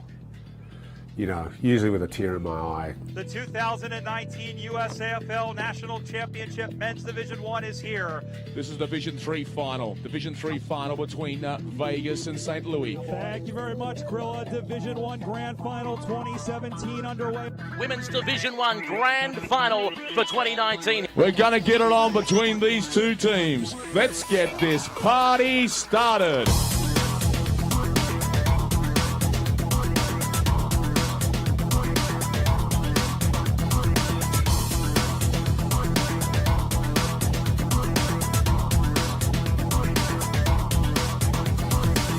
That first year, it was kind of sub-regional teams. We had one team from Canada, one out from California. We made it into a 2-day tournament. Like, everyone had played everyone, and then everyone thought, well, do we need to play a grand final? And I was like, yeah, like, this is our first, we're gonna call it the National Championship. You know, and everyone was looking at me weird, going, well, why? I'm like, we need to play a final. From that first weekend, we just thought, yeah, we've kind of got something here. And I think we saw from all the clubs that didn't come that weekend that thought, whatever. Like, the next year, it was just like, you know, seagulls to chips. Like, they just flocked from everywhere. My name's Rich Mann. I'm the USAFL president. I'm also one of our level 1 umpire coaches. Mike Canavan, one of our level 1 umpires, going to be umpires for today. And it wasn't until like 98 when they got to that Nationals and everyone thought, oh, okay, this is serious. Like, there were teams coming in thinking they'd won the tournament before they'd even like stepped off the plane, and then they get smashed by some other club and they're like, oh, we need to like train. G'day, my name is Plugger and I'd like to welcome you to the 2005 US Footy National Championships. It is a fantastic opportunity to have 24 teams come out here and play around 40 games of footy over the weekend. But then from there, just exploding to essentially becoming, I mean, we still are the biggest Aussie footy tournament in the world, and it has become our crown jewel.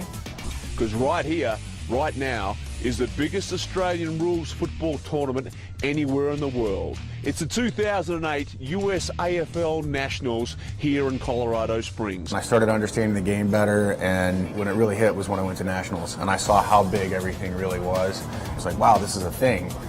And then, yeah, I got the bug really bad then. The USAFL is a family. You can go to Nationals and see people that you haven't seen in years, or, you know, since COVID or since last year.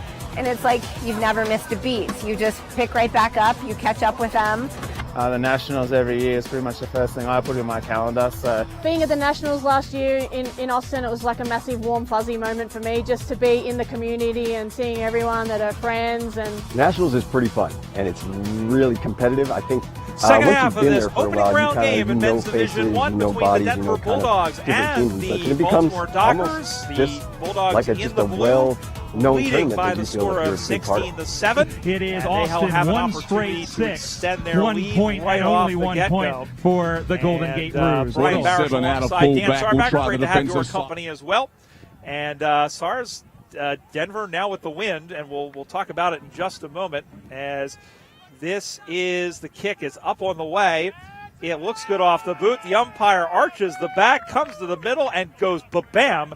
And it took all of 30 seconds, but Denver has extended their lead on the Watch AFL scoreboard. They lead 22-7. Well, I hope you didn't have trouble getting your crisps or lollies at halftime, because that happened fast.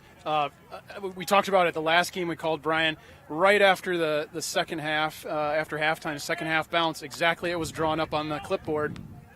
They got the tap, the pickup, free space in the middle, really sharp kick into a forward lead, mark, goal. It's mechanical. It's almost mechanical the way that they do this. And listen, this is a team that some of these guys are somewhat new, but the pedigree. They won 8 national championships from 2001 all the way through. Or rather, from 2000 all the way through 2011. So this is a team that knows how to play, and no matter who they play against. And Baltimore, I think, really standing toe to toe with them, but they need to hit back quicker. This is going to get away from them quickly. Dunbabin gets the ball away, sends this one up high as the ball goes down to ground, and then cycled around. Into the middle. Yep. You talk about Denver. They'd be unlucky the last few years, and maybe even leading a few of those grand final games at nationals to not add some flags to their haul. But you can see they're absolutely are a class side. Baltimore, I wanted to see more adjustment at halftime.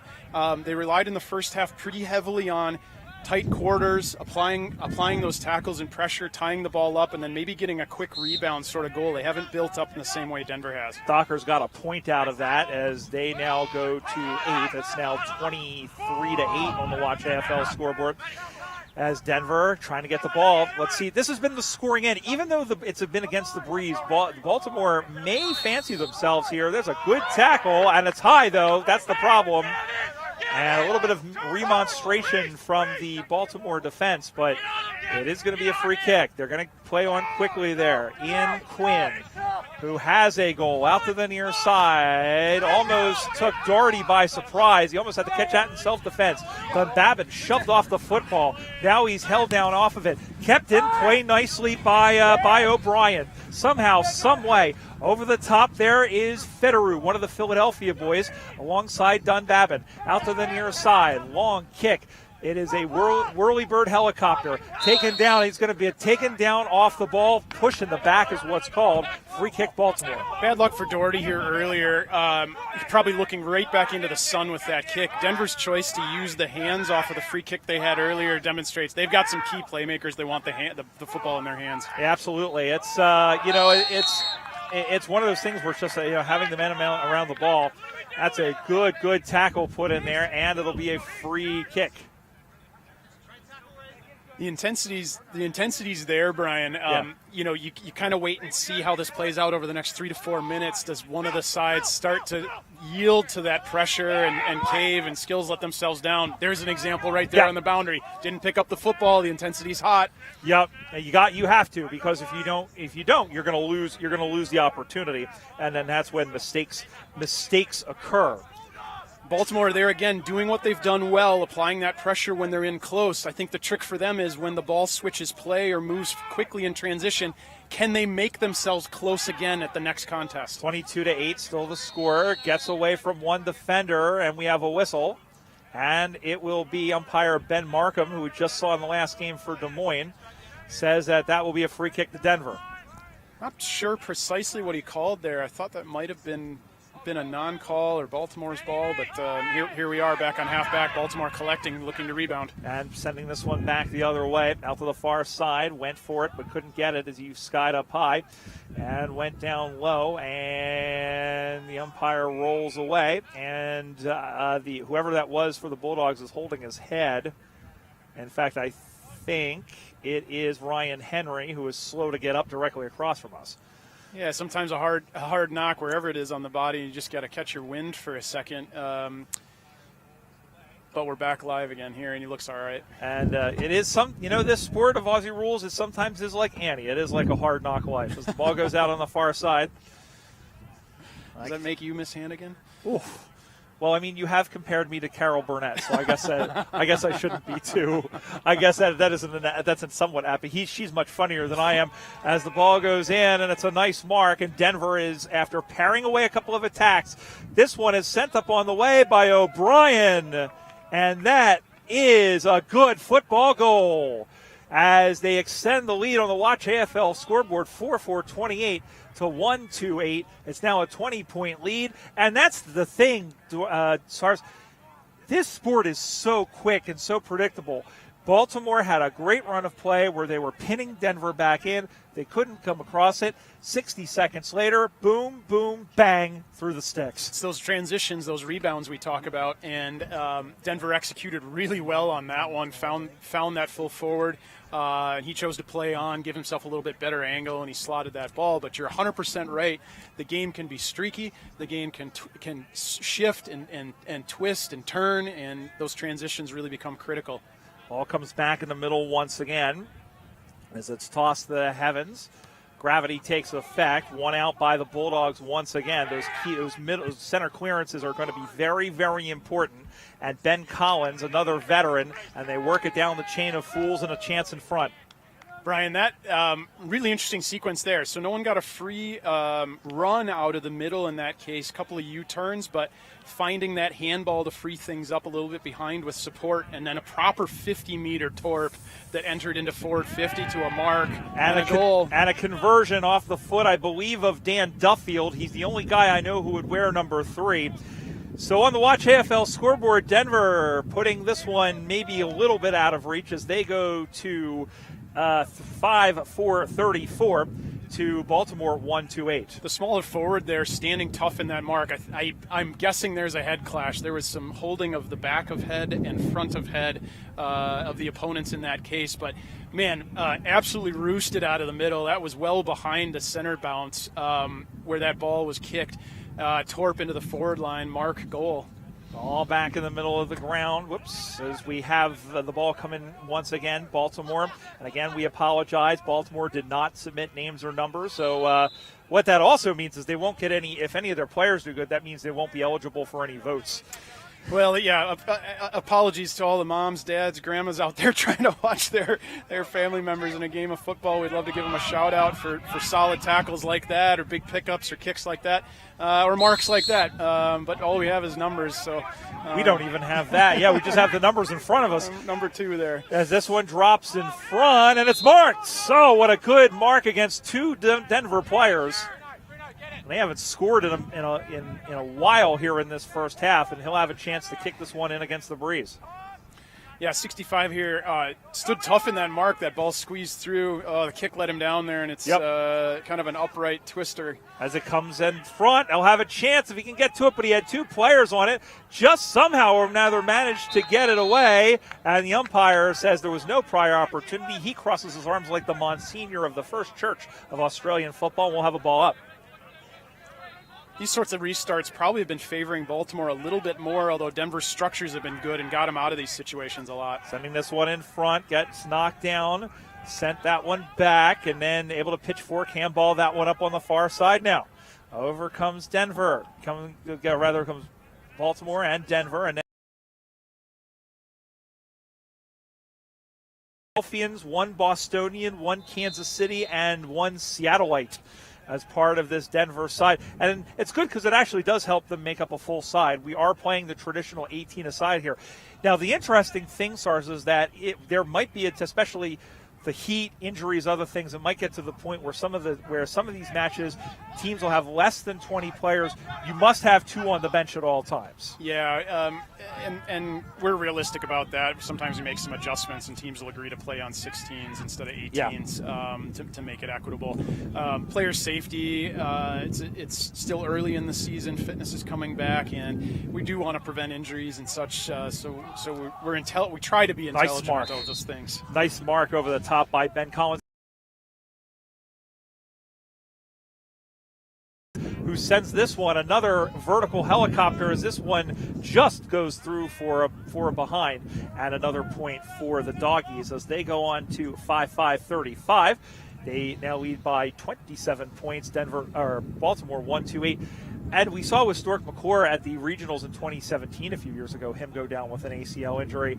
I mean, and the sad part was, he came over and he tried to play. I remember at that first practice in Windy Hill, and he lasted maybe 5 minutes. Yeah, but it's good to see him come back. Yeah, it was an International Cup year. I'd retired at that point and was on the coaching staff, and he gave it his best crack to be up for that tournament. But the injury is bad luck to him in that circumstance. It's the 5:15 to North Cuyahoga goes behind us, and the ball goes out of bounds. We'll have a boundary throw in once again as we're past the halfway mark here in this second half.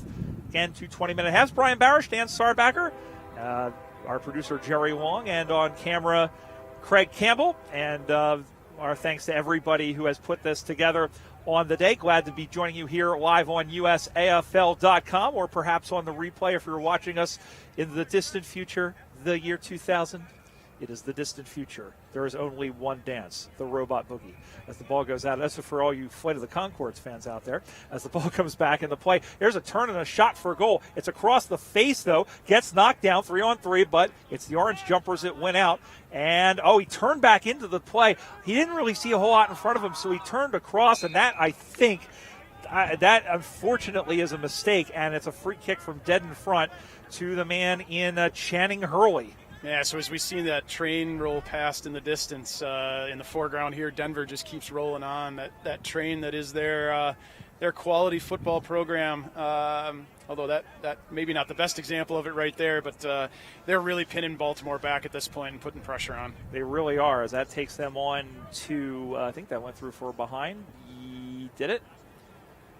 No, that is not a behind. That went out of bounds on the full. A lot of people, a lot of flags, a lot of things happening over there, and that's what happens as this one is played out on the far side. And once again, this one stays in play and will have a free kick.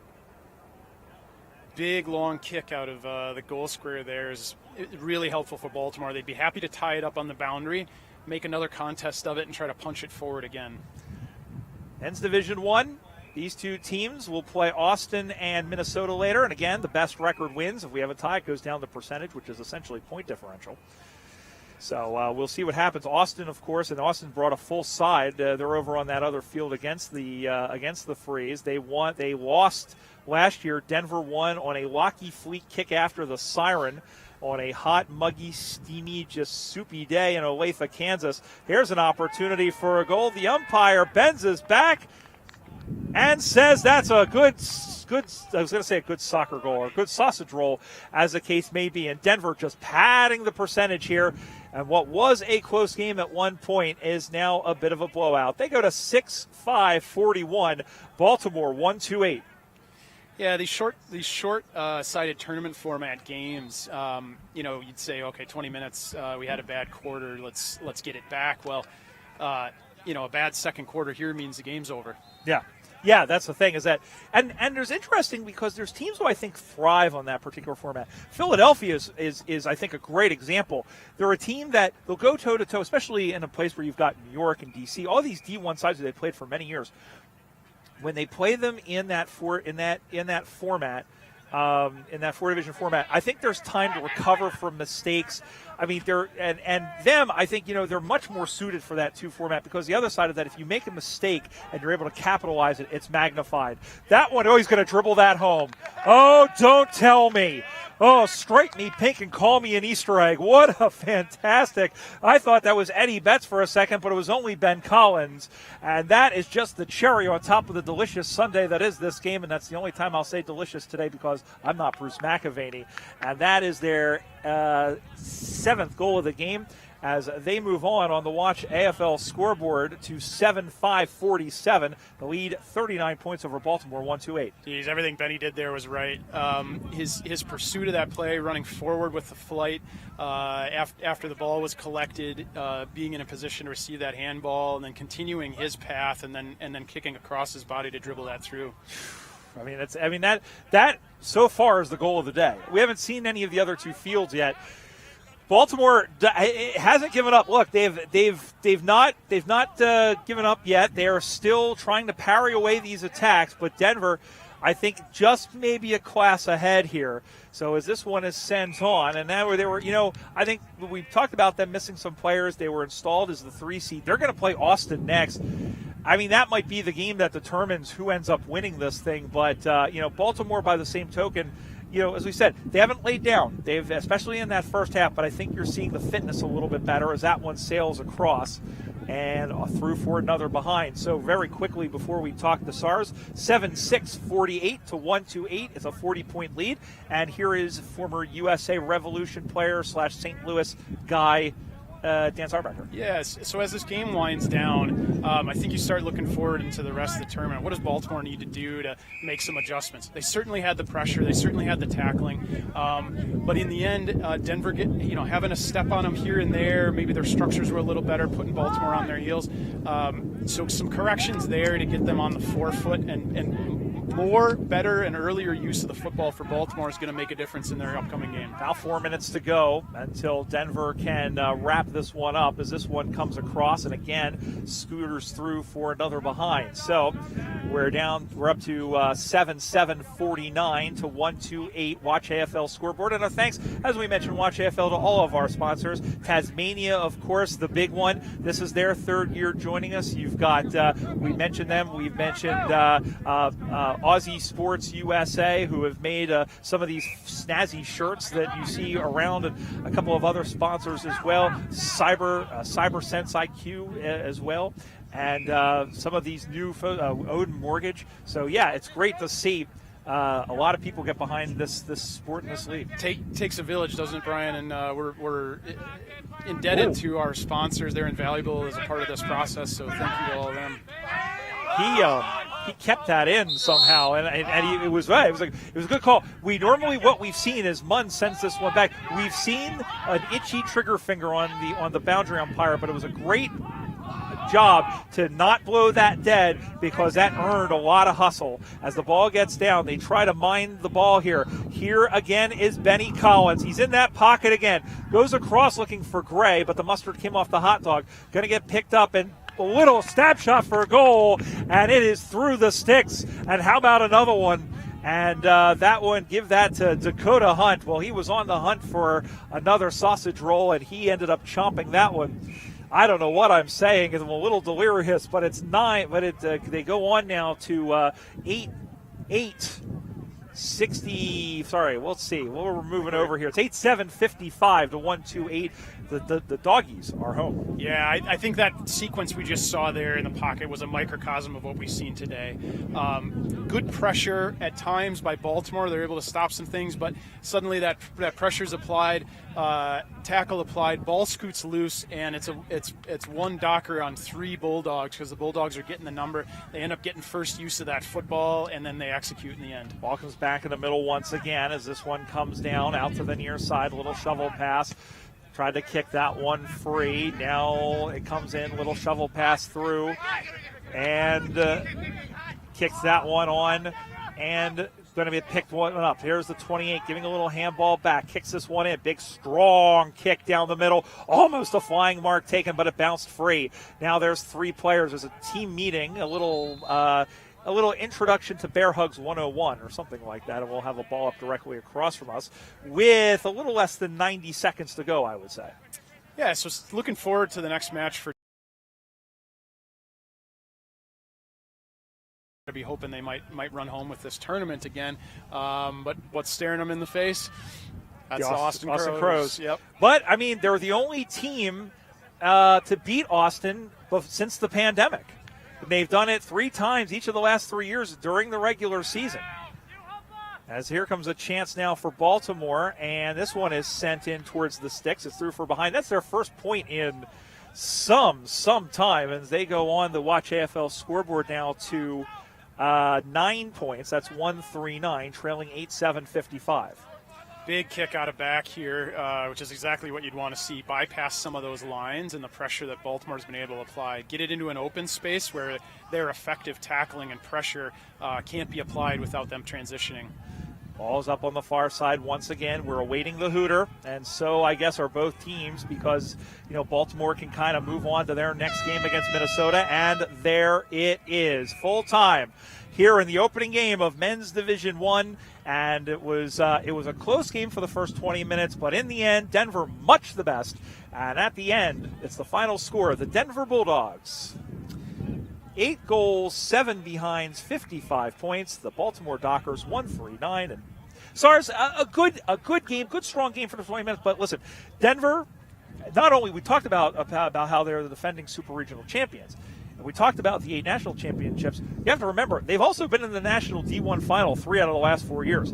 This is still the second best team in the country until somebody comes along and says otherwise. Yeah, I'm sitting here today with what I just saw saying, nothing's changed my mind that isn't the case still. So, really good effort from them. They turned it on in the second half. Maybe a little bit of help from the wind. It's not strong, just a light breeze today. But in reality, their structures around the ball were better. They absorbed the pressure that Baltimore applied and were able to work their way out of that up the field and create the scoring chances. Well, we'll see Baltimore again at 2 p.m. Eastern in a couple of hours when they take on the Minnesota Freeze. Our next game here on Field 2 here at Darree Fields in Dublin, Ohio, is we go back to Men's Division III as the Nashville Kangaroos, who were winners over St. Louis earlier today, taking on the Oklahoma Buffaloes. Thanks so much to Dan and to our production crew for bringing you this one. We'll be back for this one, but we'll return on the 2024 USAFL Super Regionals here on USAFL.com.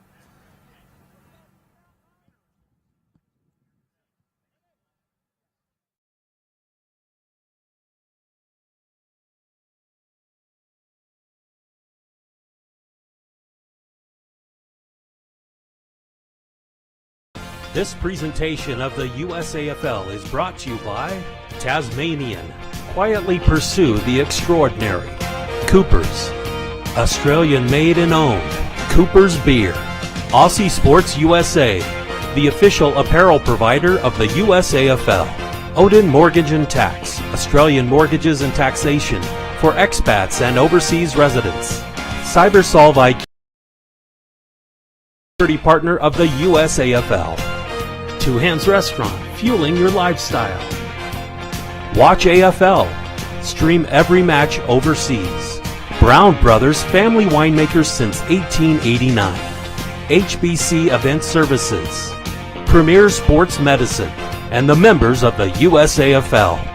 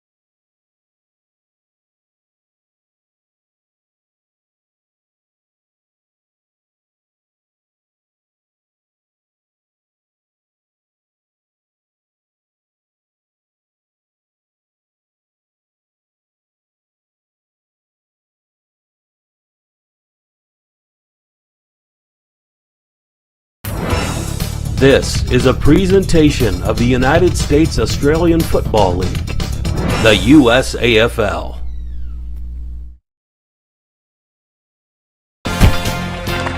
Fullback, okay? Alex C, back pocket, okay? Hey, boys. All right. Use your voice all day. Use your voice, okay? Swannaroos on 3. 1, 2, 3. Swannaroos! Let's go, boys! 1, 2, 3, 3. Strong in that corner was fantastic.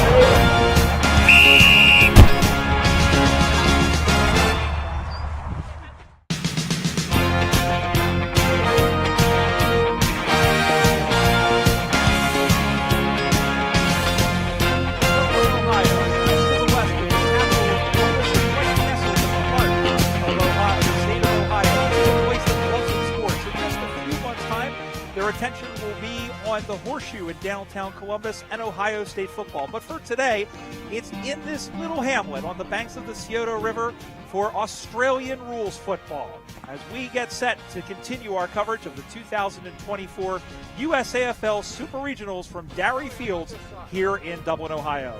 G'day everyone, I'm Brian Barish. This game coming up is a men's Division 3 match as the Des Moines Roosters take on, or rather as the Nashville Kangaroos take on the Oklahoma Buffaloes. Hi everyone, Brian Barish alongside Dan Sarbacker, former player for the USA Revolution and current coach of the USA Revolution. And Sars, we're back here in Division 3. Nashville won their game earlier today over St. Louis, and they did so. It was a back and forth game, but it's a very athletic side, and they proved that in that first victory. Yeah, so first game of the day, and they were hot out of the gate. A couple of early tackles, big tackles, really set the tone for the day. So what I'm looking to see from them, do they bring that intensity forward into this midday match? Or has sitting around for a couple hours, a little bit of a snack, does that drop off? We didn't get a look at the Oklahoma side. They were playing on the adjacent field at the same time as the Nashville-St. Louis game we called earlier today. So it's our first look at them. If Nashville brings that intensity, Oklahoma's going to have to match it right out of the gate, or they're going to find themselves behind. Yeah, and it should mention, we've mentioned about the combinations in the earlier game. Oklahoma will have 8 players from the Kansas City Power, and they've got some good players. Michael Berryhill, Lucas Castahea, in addition to Chris Kaywood, Caleb West as well for Oklahoma. As for Nashville, they'll have players from the Cleveland Cannons. Luke Messiano was one of them who really racked up the possessions, as did Dane Clemens, who was a rookie, who was a veteran coming back to go aside guys like Andrew Gleekert, Matthew Flinchak. So yeah, it's very interesting to see how these two teams will match up. There's a lot of athleticism. I think Oklahoma generally plays a little bit more tougher of a brand of football. Yeah, and Messiano was one of those players in the first game, got a lot of the football, a lot of the offensive production ended up flowing through him at times. So Nashville will certainly be looking to him to have another game where he's racked up a few possessions, executed like he did in the first game. As you mentioned, the Oklahoma side, tough brand of football, known for that pressure. We want to see that to try to stifle what Nashville's putting together here. All right, we're underway, the first of 2 20-minute halves here on USAFL.com here from Dublin, Ohio, and it's the Kangaroos in the white and the blue heading from left to right, and it's an intercept mark right off the bat. The Buffaloes, they were born as the Tulsa Buffaloes and then merged with the Oklahoma City Flyers to become the Oklahoma Buffaloes. This is Mo Howell, who is one of the veterans, sends this one in down in front. Turning around and firing is Eastman, and that one is picked off and back the other way, as that one was picked up out of the air by the Buffaloes. Sending this one down through the middle of the ground, almost taking it but then dropping it. Oklahoma now able to keep this one going forward. Impressive build-up so far. Mo ran his distance here on the near side for Nashville, ultimately intercepted there. Oklahoma's built up all the way out of their goal square on that right half-forward flank now. Gaining yardage, but not taking it all the way, and now sending this one back the other direction. Sending that one up front. Bounces over the head of the number 1 for Oklahoma. Now, once again, we've got names and numbers not matching up, so we beg your indulgence as we go through this second round. And just trying to see, we're trying to figure out as well what happened in that first game. We don't have any scores posted just yet, but Oklahoma, a team that did win one game in the 80-35 tournament in Des Moines last month. The only team they beat was Kansas City, and Kansas City is teamed up with them. So very interesting. So how the turntables. Yeah, what we're seeing here from the Oklahoma side, number of intercept marks, so some resiliency off of the halfback and back lines. They've played kick to kick almost every single time. So an interesting style of play in that they're not linking up with handballs, but they're getting free, utilizing the space on this field, and really executing kicks extremely well. I saw 10, that might be 18, Hunter Carcione on the far side, one of the Kansas City players. And then makes a liar out of me as I say executing kicks while he kicks into the mark. Yeah. Yeah, well, that's what we call the commentator's curse, as this one is sent up high in the middle of the ground, and it's marked in front. Here now the other way, and sending this one down the line, over the top of the pocket. Going after to get it now, picked up by Dane Clemens. Can't miss him in the orange cap. Sends this one off the shin bone, marked in front, and again it is Andrew Gleekert, the former tight end, Michigan State University, drafted by the Eagles. Oh, he's a big unit and a big target, and you're not surprised to see him on the end of a series of kicks like that. And the kick is up on the way. It is going to the right, but it's a goal. Just snuck inside the right upright, and that is the first score of the game on the Watch AFL scoreboard. Nashville 1 straight 6, and Oklahoma no score, and boy, Gleekert, he's tall unit, but he's strong. And we talk about, the comparisons of sports, people coming over from one sport to another. And he's a great, you think of a tight end, you think, you have to have good hands and you have to be strong. Because if you're a tight end, you're, obviously you're doing the work of a lineman. You have to be able to push people out of the way. But you also have to be able to grab the ball. And then, the kicking part. We know that not all gridiron players are good at kicking, but that one was pretty good. Yeah, he did great, and I think what you saw there is a natural inclination to catch a ball in traffic, so he would have been used to that, certainly. He's gotten enough tutelage on the kicking and was able to execute that for a goal. Alex Marakian, the former Philadelphia Hawk, the former Tampa Bay Tiger Shark, or rather, no, he goes all the way back to the Florida Redbacks, if you can believe it. That team hasn't been around in about 10 years. Now through the middle of the ground. Here comes, that's Harden once again, up on the far side, and that one is taken down, trying to sift through defenders, and they were able to get the ball free. Going to get picked up, turning this one inboard. One-on-one contest, and that one was a good battle between two players, or one of them being Howell, who picks up the footy. Howell puts in this one across the face. I think that's going to roll all the way home. It does. As coming across was Eastwood, who came across to try and cut it down, but he didn't need any help. What a goal by Mo Howell.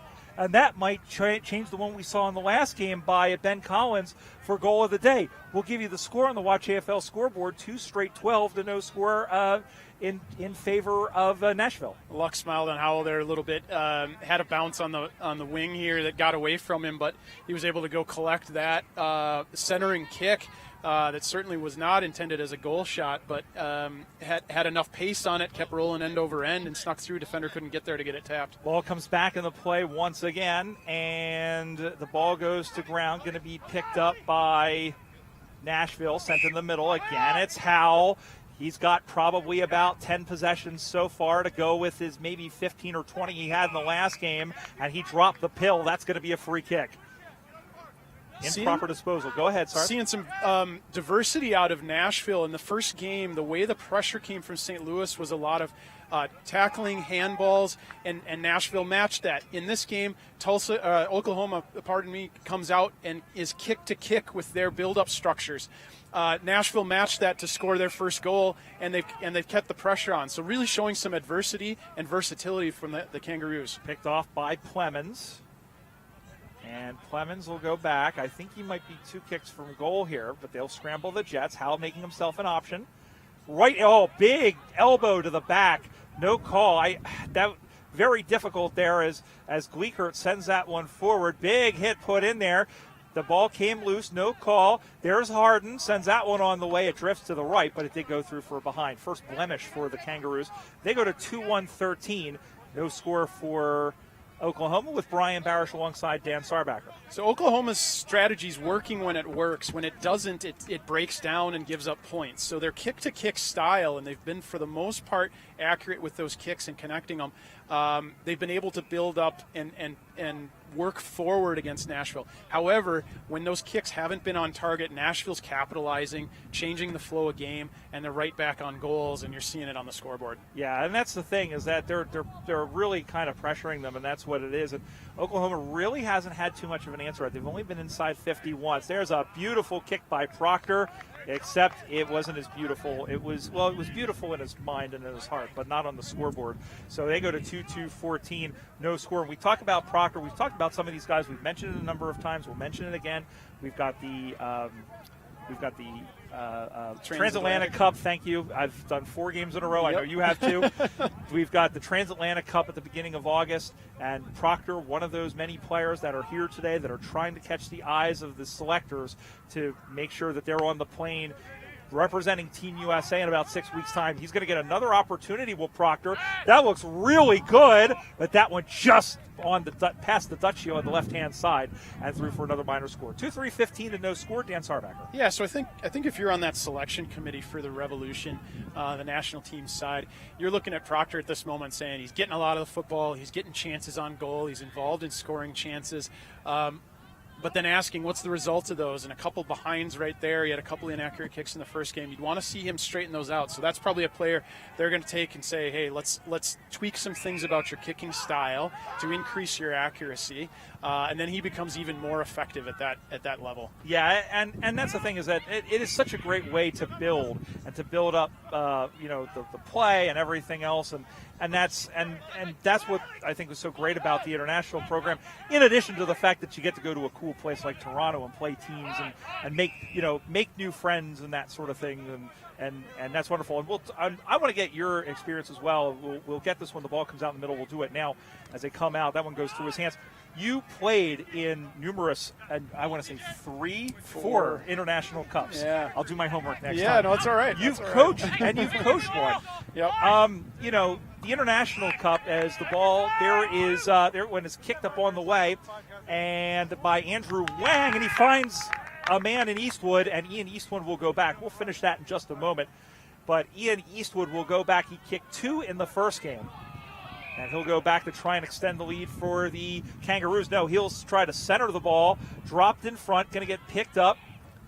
And, a turnover there. Harden was in there as well, putting in the Hadyat. It comes to Proctor. A lot of these same names we're calling over and over again. Back to Harden. He just got a shoelace to the ball, or did he? No, he didn't.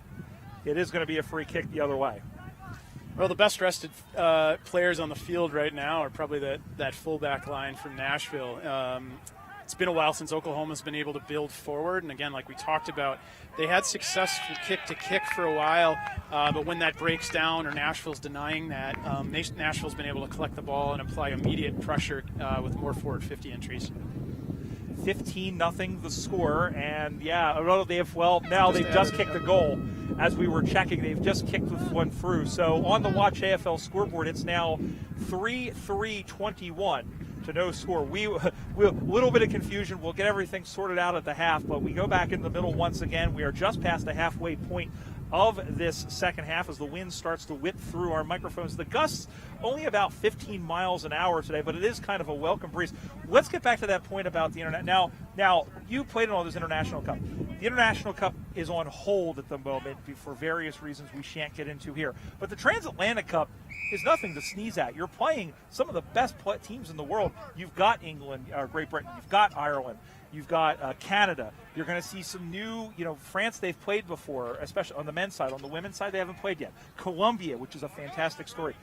that's got to be. It's a great opportunity. It's not the International Cup, but it's still something worth treasuring. Hey, it's international football. I was fortunate enough to represent my country in international competitions or exhibitions and friendlies 39 times, and so the players will get excited about that no matter what, just because it's not on Australian soil. Eastwood, he comes through, and that one was he had enough room to sell used cars there at the end.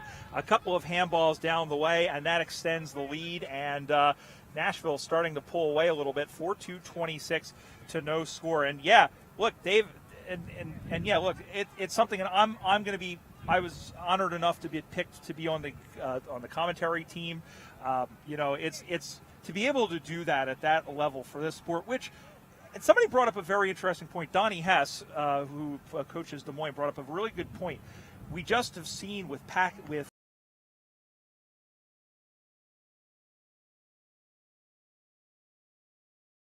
Aussie rules really doesn't have that. It isn't as much as in the conscience as a sport like cricket. Cricket is at least somewhat mainstream. So maybe to have something like this, I think, if the U.S. does well, I don't know if it will accelerate the sport overnight, but it will really, I think, help towards maybe getting the word out. Well, certainly you're seeing a lot of, I say, a proliferation at this point of Australians coming over, especially in the collegiate ranks, as punters, right? So yes. now people are starting to become aware of what the sport is. They may have seen coverage 20 years ago on ESPN.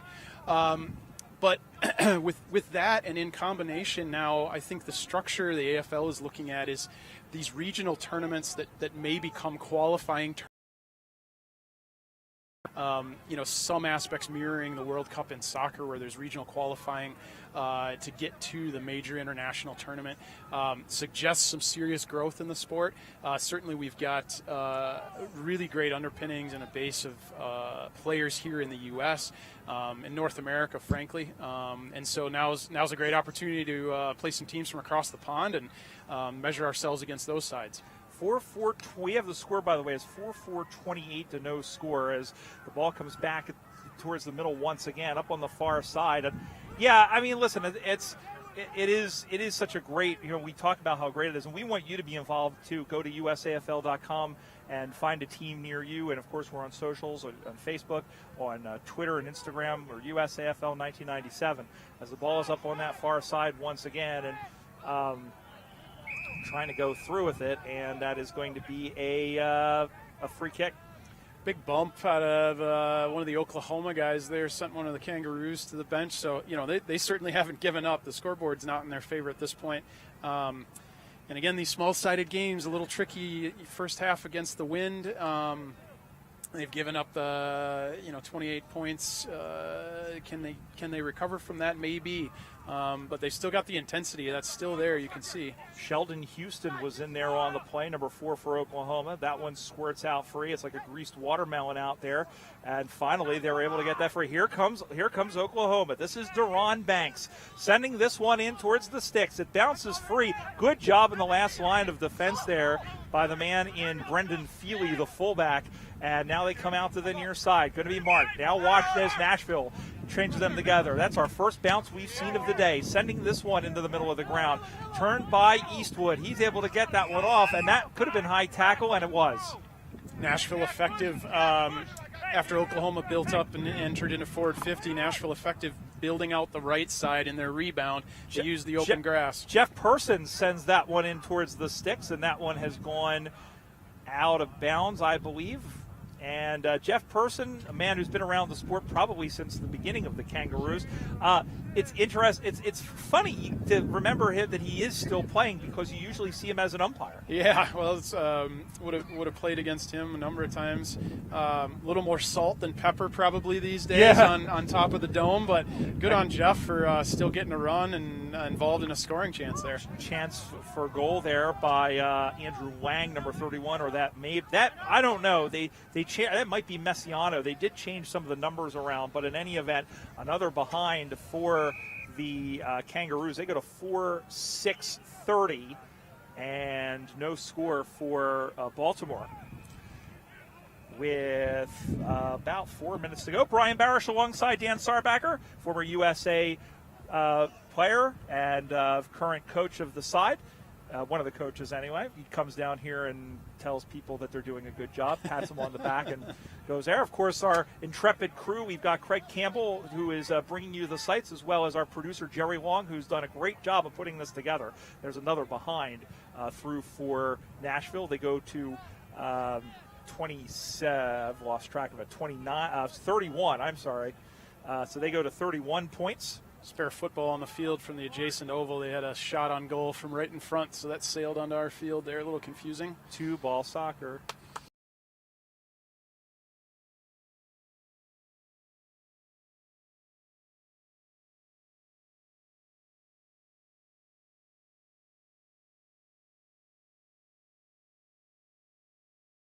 Up on the far side.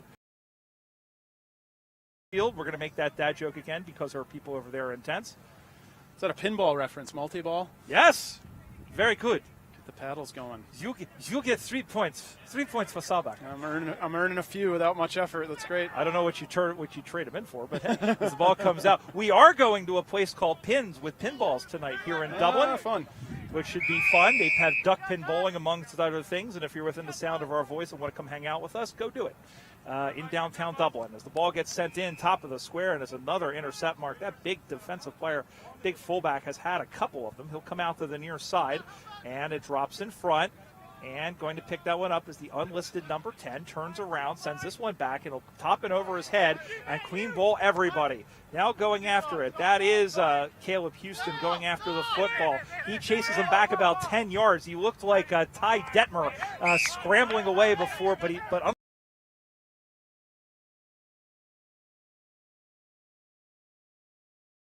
Aaron Gardner, another rookie player for the Cleveland side. That one goes in the middle, cool as you like, and that one is sent home, I believe. No, still 2 minutes to go, but another goal. Give that one to Peeps Jeff Person, and another goal to Nashville as they go on the Watch AFL scoreboard to 6.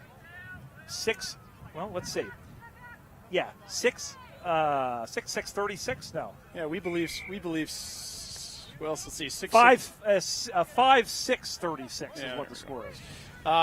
We're working with some volunteers that are running the scoreboard across the field, so apologies that we're not 100% certain on what the score is. And frankly, no one ever is. It's the umpires, the goal umpires, that have it written in their pockets, and they confer at halftime and quarter time if they got it right. And that's what we'll say. We'll keep an eye on and just make sure that that's what it is. As this one is sent in, there's another scoring opportunity for the Kangaroos, and another one that goes behind the big old stick. And so, again, Watch AFL scoreboard. It's, see, now they have 5-6-36. I think they may have caught up. So, well, no, 5. Yeah, just another behind registered, so it might be 5-7. Might be 5-7. Well, we'll get that straightened out at halftime. But as the waning minutes of the half here expire, Nashville obviously getting the best run of play at this point. Probably not a lot of adjustments for them, although going into the win, they may use a little bit more of the handball going into the second half. Oklahoma would really want to stem the flow, stabilize, get Nashville tied up, not allow these possessions just like they're getting here, and ultimately work that into more transition in the second half. Another shot for goal, and that one as well goes behind the stick off the foot of Saul Camarena. Another stalwart for this side, and that takes them on the Watch AFL scoreboard now to 5-8-38. So that kick we were commenting on them connecting earlier, that was key right there, even though it wasn't a mark. Was able to run on, handball, and I think that might be our siren right there. Well, it would make sense. That is the 20th minute, and everybody's leaving the field, and so it is, in fact, halftime. So, after 20 minutes of play in round 2 of Division 3 here at the Super Regionals from Darree Fields in Dublin, it's the Nashville Kangaroos 5-8-38. We'll check on that for you. We won't have to check on that isn't any shade, but we won't have to check on no score on the other side for Oklahoma. And Nashville, I think, just a cleaner side so far, Sars. Yeah. I mentioned earlier they adjusted the style of play to kind of match what Oklahoma came out with, and ultimately were a little more effective with it in the end. They scored that first goal, and they really haven't let up since. Want to see that Oklahoma side dig in a little and just apply the pressure that stops Nashville from doing what they're doing right now. That would help them stabilize, give them the opportunity to use the football first. They'll have a little bit of breeze behind their back this half, and maybe they can make something with it. We'll be back for the second half of this one. Can Oklahoma come back into it, or Nashville hang on to the victory? We'll find out more when we return to the 2024 USAFL Super Regionals here on USAFL.com. This presentation of the USAFL is brought to you by Tasmanian. Quietly pursue the extraordinary. Coopers. Australian made and owned. Coopers Beer. Aussie Sports USA, the official apparel provider of the USAFL. Odin Mortgage and Tax, Australian mortgages and taxation for expats and overseas residents. CyberSolve IQ, the inaugural cybersecurity partner of the USAFL. Two Hands Restaurant, fueling your lifestyle. Watch AFL, stream every match overseas. Brown Brothers, family winemakers since 1889. HBC Event Services, Premier Sports Medicine, and the members of the USAFL.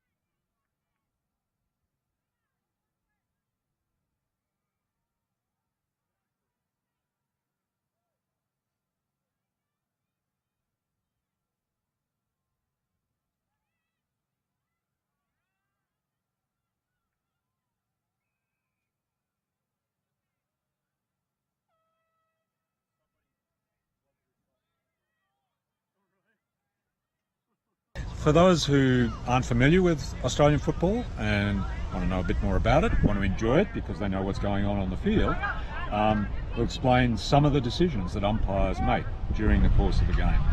We'll pay free kicks for tackles that are above the shoulder or below the knee. High tackle, black.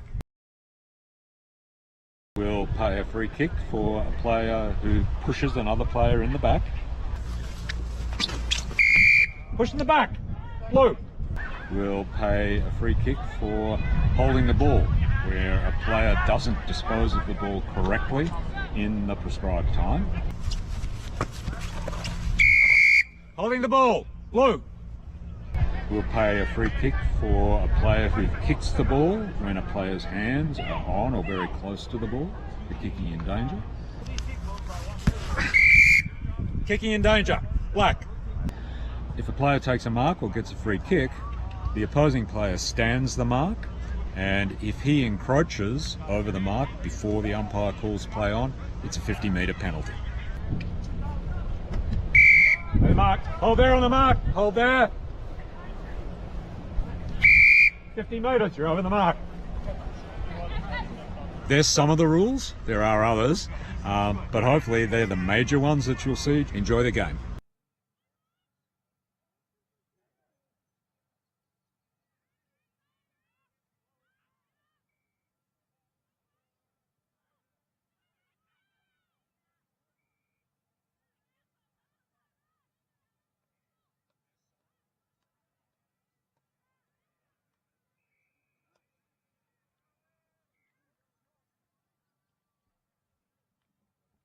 This presentation of the USAFL is brought to you by Tasmanian.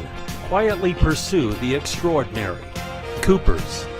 Australian made and owned. Coopers Beer. Aussie Sports USA, the official apparel provider of the USAFL. Odin Mortgage and Tax, Australian mortgages and taxation for expats and overseas residents. CyberSolve IQ, the inaugural cybersecurity partner of the USAFL. Two hands. Back here in the second half of this round 2 men's division 3 match between the Nashville Kangaroos and the Oklahoma Buffaloes. Score confirmed to us. It is 38-0 is the score. And so I think I had it right. We were right, weren't we? Yeah, we were. as happens every once in a while. Brian Barish, by the way, alongside Dan Sauerbacher, former USA Revolution player, current USA Revolution national team coach here at Darree Fields in Dublin, Ohio. The Kangaroos now kicking to left of stream towards the power line end. And there's also a mill and a silo and no, I guess the mill's on that side, I guess. I don't know. But in any event. The teams were expeditious coming out of the quote-unquote change rooms, change tents, yeah. After their halftime talks. So caught us off guard a little bit. But underway, Nashville looking to do more of the same in the second half from what they did in the first, albeit into the wind. Oklahoma trying to stem the tide of what Nashville's been able to accomplish. Really need to apply that pressure, lock them side, take the game on their back, tie somebody up, get a few of those tie-ups in a row until they're able to get the ball moving forward. Well, Nashville was doing what we were doing to our chicken and rice. We were scarfing it down, and they were really scarfing down the goals, and they've just added, let's see. I think they just may have added another one. Yep. In fact, they have. So, on the Watch AFL scoreboard, right out of the chute, that's their 6th goal of the game. They go to 6-8-44. Oklahoma, no score. So some folks unfamiliar with percentage as a tiebreaker don't realize maybe the connection. Some might be saying, well, they're going to win this game. End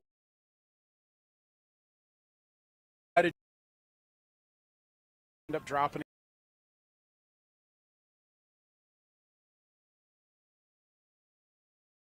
Nashville probably will not take the foot off the gas here. We're not. We are trying, as we can imagine, we've been kind of cloistered over here. We're trying to get an idea as to what the scores of the first game were, but we'll have that for you as soon as we get it. She had fantastic delivery there. It was off of 11's boot here to a lead at Proctor. Thank you. And we've been talking about his kicking all day. That one was just an absolute dart, maybe never more than about 9 feet off the ground. Oh, good mark though by Mo Howell.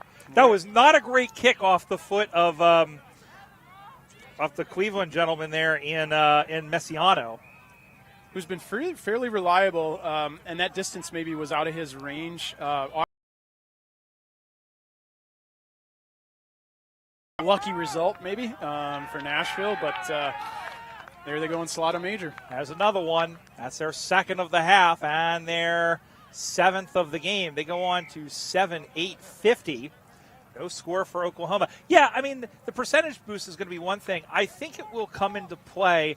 I mean, it also might come into play if we find out that there's a chance that there could be 1 or 2 teams with 2 wins and a loss. But it also is a distinct possibility that when they do come to that 3rd matchup, which is later today where they take on Chicago, that both teams may very well be 2-0. And so percentage would only come in if the game ended in a tie, which it almost came into play last year in the Super Regionals with the game being tied until Denver won it after the siren. Yep. Here, Oklahoma building up a little bit. The mark, an effective mark. If they move quickly, they've got some opportunity. Not necessarily numbers, but they've got some opportunity because there's open space for these forwards to work into. Richard Souders from Kansas City sends us one through, top of the square, 50 meters out now. And a long handball pass goes and finds Houston. Houston was never going to get taken down. Left-footed shot across, and Oklahoma finally troubles the scorers. They're on the board off the foot of Sheldon Houston. Watch AFL scoreboard. Oklahoma 1 point, and only 1 point, and Nashville 7-8-50. Let's see if Oklahoma can lock them in here. So they've had a little bit of success, but you'd want to see them really lock down and not allow Nashville an easy out. And they may have done it with that pressure. Is that out on the full? I think so. Tough for us to see here. There's just enough of a crown to the field. We can't see that far boundary from where we're standing. Yeah, it's interesting if kind of where we are, and you can probably pick that up from Craig Campbell's vantage point on the camera. there is a lot of things that you can lose, and it's not. If we were up higher, we probably could see it a little bit easier. I mean, I'm not complaining. I'm saying this is fine where we are, but that's the one challenge of calling from where we're calling is you've got the tent in the way, some of the other teams, you have cars, you've got a lot of things in that background, and that ball, as big as it is and as bright red as it is, it's easy to lose. But certainly fond memories of, for me and all my time in Australia, games in Australia, and in particular the season I played in Mansfield up in northeast Victoria. This looks like a rural or suburban footy ground where all the cars pull up right on the boundary. Oh, yeah. People are ready to honk their horns and a goal scored. So this looks familiar to me. Yeah, that ball is touched, so it's a free ball, and they're going to have to play on quickly, and they do back the other way. Yeah, we had that in Seattle almost. It was cars parked right up. You worry that they have good car insurance in case they put one through the windscreen as the ball is up on that far side now. And that one is marked, and here comes Nashville the other way. Drops in front. Nice mark taken by James Harden. No, not that one, the other one. Sends this one in short. Going in after it, just plucking that one ever so nicely was Will Comstock. He'll turn and kick this one towards the sticks. It's a one-on-one contest. Eastwood is trying to get there, but he ends up only being able to nurdle it through for another behind. So another point added to the Watch AFL scoreboard. Nashville goes to 7-9-51. 1 point still, a 50-point lead for the boys from the Music City. Pretty common strategy you see in the USAFL. Nashville was able to rebound that out through the wing. James Harden had an absolute paddock here. Was able to kick forward, and with a nice pickup, they ended up entering 50. Yeah, and of course, now that I think about it, it's the Music City and the home of rock and roll in Cleveland. Pointing together as the ball goes to the outside. That one is a nice mark, and he thought about it ever so briefly, but he didn't make enough of a move for the umpire to come to play on, so he will take the mark, and now he'll go back and have a chance here as turning around very quickly and sending that one on its way was Gardner. Gardner sends that one across the face where it is marked. Celebrates his kick there. Yeah. We'll want to straighten out his drop. He held that one as if he was serving lunch on a platter, but that kind of sideways wobbly duck torpedo that ended up in the forward's hands. Eastwood again. It's not going to show up tomorrow in the box Nope. score. And Eastwood sends that one on the way, and out on the full. It has gone out on the full. So Oklahoma kick here, and he's got a guy wide open on the wing. They've got an opportunity. They didn't hit him directly, so they'll put him under pressure here a little bit. Drops in front of Guider. Guider right off the toes there of the man, and in fact that was T.J. Greenway. No, that's not T.J. Greenway, and that wasn't. That was Castahea looking for Caleb West. I was looking at the wrong team. This is the perils of calling a game off of your phone. You forget to scroll over and you're looking at the wrong team.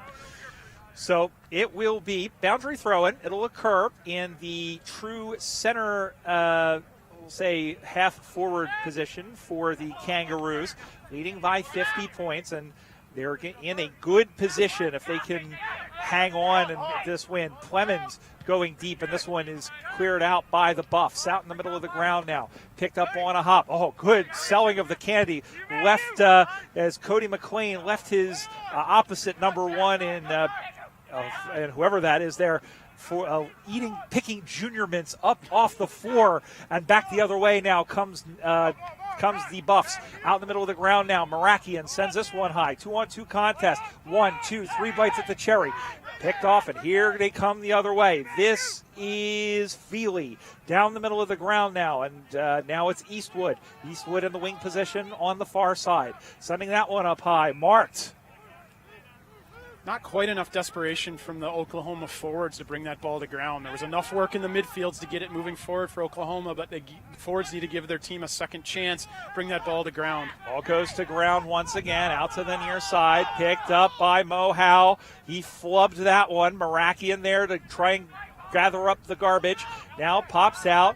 Going to be picked up going backwards there by Arden. That is that one die. And Gleekert, who had the football, and he handballed it up over the top. And the ball is still in play. Throws out one on to the right. It goes, nice mark, taken just over the outstretched arms of a defender. And now continuing the ball down the way. Continues that one up. And up on the far side now. Going to handball it into the middle. Looking for Camarena. Camarena now looking in the middle of the ground once again. Going in short, looking in for the 18 there, which was Carcione. Carcione able to get it free, but he was picked off. Now here comes Nashville. Little handball trying to spread the field of play. I'll tell you what, Sarge, you and I could walk about 30 feet into this wing, and we could call the game from there and not have to worry about getting hurt. That you're 100% right, and I was just about to say, Brian, that handball that got dropped, Nashville had a very, very clear switch. They had an alley open right here in the middle, right in front of us. Tons of space on this wing. The switch was on if they could have executed that handball, but the ball was dropped. Oklahoma's actually on the offensive now. And it's, there's nobody on this half of the ground. I mean, there's absolutely nobody. It's not even so much on the wing. There was nobody on this side of the ground. They're going to turn and look for a goal. It drops in front, and going to pick that one up and wrestling at the safety was Dane Clemens. And he concedes behind. The second point for the Buffs as they go on to 2 points. And they trail Nashville as we search out the scoreboard. I am having all sorts of trouble finding the scoreboard over there. It is 50. It's 51-2 now. Yeah, I think there was an opportunity for the Buffaloes there. Mark on the full forward, he was ways out. Just did not see the type of support running you'd want to see to give him an opportunity to move that ball forward, further forward. Had support come and arrive, he could have been patient. They might have been having a more serious opportunity on the goals. Ball comes back in the middle of the play now, drops in front again. Men's Division 3. We've got 3 men's divisions and a women's division. Women's division happening over to our left on field number 2 as the ball goes out of bounds. It'll be a free kick, setting this one on. Right-footed kick up high and sent out of play, and it will be a free kick going the other way. The other 2 teams in this group, St. Louis, who played earlier today, and Chicago. Yes, thank you. An old rivalry. Yes, and that's the thing. Look at it, especially in the Central region, the old MAFL, the old Mid-American Australian Football League. A lot of old matchups in that. And Nashville, of course, a member of that. Oklahoma, relatively new side, only came in 2010. As the ball comes out of bounds now, and looks like we'll have a boundary throw-in. Behind, kick in. Oh, it is going to be a behind. Sorry. Just snuck in the post there. All sorts of things happening here in Dublin, Ohio. And they move on now to 52. It's 52-2. So something Oklahoma's excelled at actually are these kickouts. They're pretty happy to concede behinds instead of goals because they've connected a lot of these. It's been part of their build-up strategy.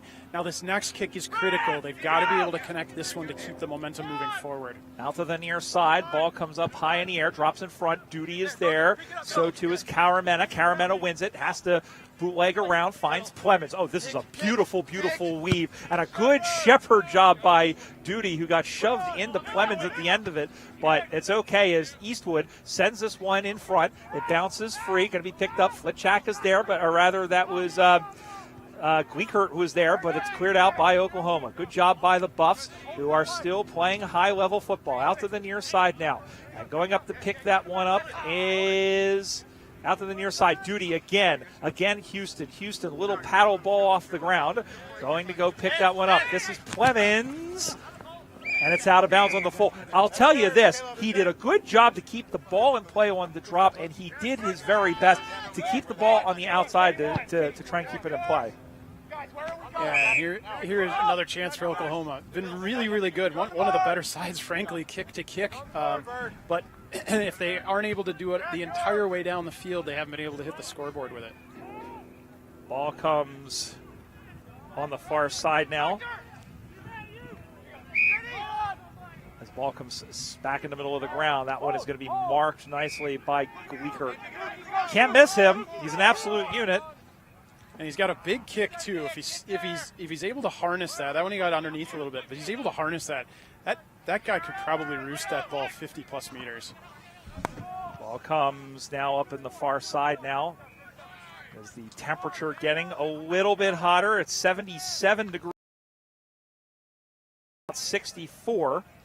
As that one has gone through for another behind, it takes them on to 5. Let's see. 10. It's a 7-11-53. to 2 behinds. Got Proctor there again with the intercept mark on the half-forward flank for National, and they're going right back into 50 again here. One time it was 7-11 when we were doing on July 11th. It was the Central Regionals a few years ago, and I was like, "Ooh, it's free Slurpee Day," but it isn't free Slurpee Day, unfortunately, on this 7-11. 2 more hours, I'm going to be asking for one of those. Yeah, it's going to be heating up yet more than today. Yeah, Brian Barish, by the way, alongside Dan Sarbacker. Glad to have your company as well here. The 2024 USAFL Super Regionals, the East and Central Super Regionals. Nice mark by Carameno over the top, and he is dead in front. Yeah, good body on the ground. He's a thin, tall player, but he used his body effectively on the ground to create just enough space to go use his leaping ability, and he's probably 15 out from goal here. His kick let him down a little bit there. I can't tell if that's out on the full or for a throw. It is out on the full for a kick there. That was 15 out from goal. He'd want that one back. That was a shocker. Yeah. I mean, look, they're up by 50 points. I mean, that's you can be a little bit critical at that point. Of course, they've had 18 scoring shots, only 7 of them for goals, and sometimes you look at that can be a misleading figure. Sometimes when the behind count is high.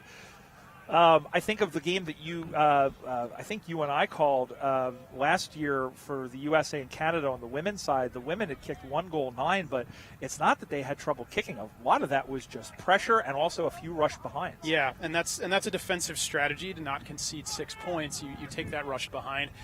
So yeah, that doesn't tell the whole story there, the tale of the tape, just by looking at the scoreboard. But in aggregate, you see Nashville 18 scoring opportunities to 2. They're obviously going to be in front in this game because they've had a lot more of the football in the forward 50 and putting pressure on the goal sticks. Ball comes out in the middle of the ground now, and up on the far side, looking for Evan Ling. Speaking of salt and pepper, up on the far side, the man they call Colonel. Not only is he salt and pepper, that's a mullet. You have to pull that off. Only an Aussie can pull that off. He wears it well. He does. He's been around. I mean, he's been around since probably the beginning of the club as well. Of course, you think about guys who've been around. Of course, think of the late Alex Benjamin, who loved this game so much. Umpire, I think he did almost 200 games as a goal umpire. And really loved his Nashville Kangaroos Clubman of the Year at one point.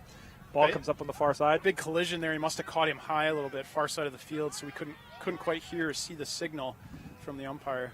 Had a bounce. Now puts this one up in the air. Gave this one a little bit too much air as this one drops in front. 3 players are over to get it. Able to shrug aside one tackle there. Good job. Absolutely good defensive play there by Nashville. In fact, it was the man in Stu Pendergrass. Speaking of Aussies, and he's not that much older than me, so he's not that much up there. But Stu is the reason, by the way, he is the treasurer of the USAFL. He's the reason that the Cannons have come back in the way that we have. And we talked about it in the last game. Is that, there's a team that hasn't played at a regional championships in 8 years, has really been dormant since about 2017. It's great to have them back.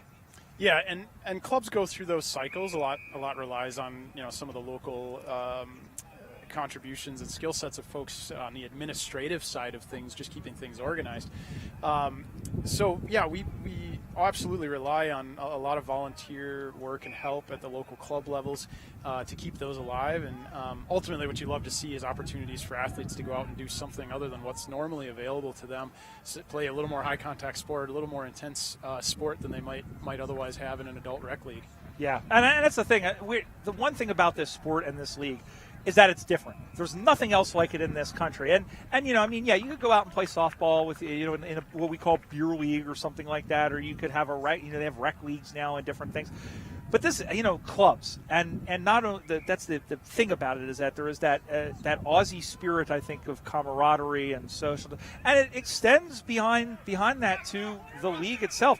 I mean, there's a lot of good relationships between a lot of the clubs and a lot of different players, especially I see that on the women's side as the ball gets picked up. And Caramena, who thought that was for us, he's going to stroll in oblivious to the carnage behind him and add the 8th goal for Nashville as they go on to 8-11, 59 to 2 behinds.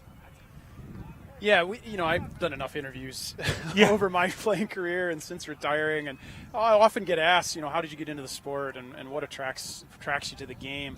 And I think, the combination of strength and speed and agility and awareness and skill set and tactical ability, it's really an amazing combination of a lot of things and asks so much of players. And I think a lot of athletes in their teens and 20s that get onto a club or get exposed to it or just fall in love with it for those reasons. Well, that is in fact the Hooter, and that is the ball game. Well, the Nashville Kangaroos and Cleveland Cannons have gone to 2-0, and they have done so in a pretty emphatic way against a Oklahoma Kansas City side that played strongly for 40 minutes, but you could tell there were maybe a class behind. The final score of the Nashville Kangaroos, 8 goals, 11-59. Oklahoma 2 behinds. Pretty comprehensive win. Yeah, Nashville made the adjustment early to a different style of play from their opponent than what they had in the first game. So good on them for that, and they really never let up. In the end, Oklahoma's kick-to-kick style wasn't able to stand out. They weren't able to execute enough of those up and down the field to fully get into the goal square and score with. They were very good at times with a few kicks-to-kicks, but in the end that let them down a little, and they weren't able to put the pressure on Nashville enough to stop what Nashville was doing. So I'm now looking forward to, Brian, it'll be the third time we see Nashville later today, just the luck of the draw. We'll see them play Chicago, which could be for the championship in that division. If they win, they'll do it. We'll have to see what Chicago's record is then. Well, just a quick reminder, you can follow everything about the USAFL on our website, usafl.com, on facebook.com/USAFL, and on Twitter and Instagram at USAFL1997. Coming up after the break, we go back to Division II. The hometown Columbus Cats face off against the Houston Lone Stars here from Dublin, Ohio. You're watching the 2024 USAFL Super Regionals here on USAFL.com.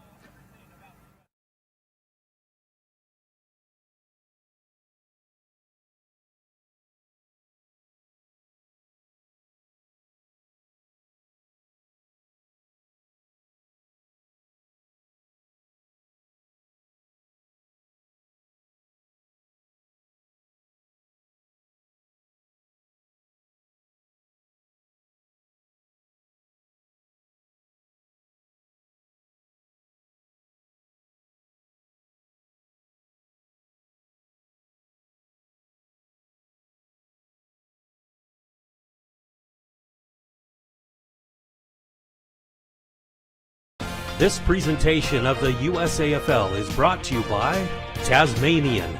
Quietly pursue the extraordinary. Coopers. Australian made and owned. Coopers Beer. Aussie Sports USA. The official apparel provider of the USAFL. Odin Mortgage and Tax. Australian mortgages and taxation for expats and overseas residents. CyberSolve IQ.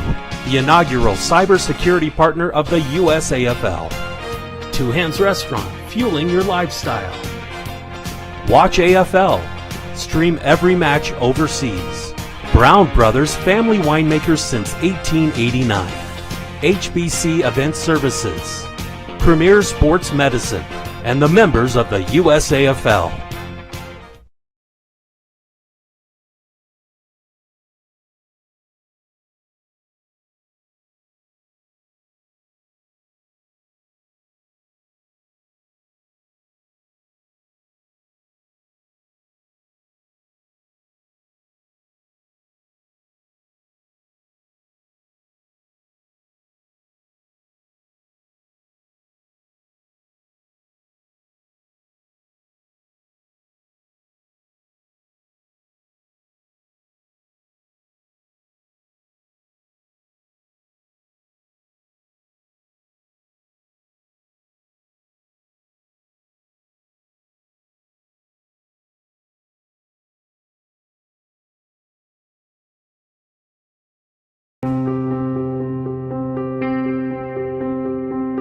I've really seen the league grow with my own growth.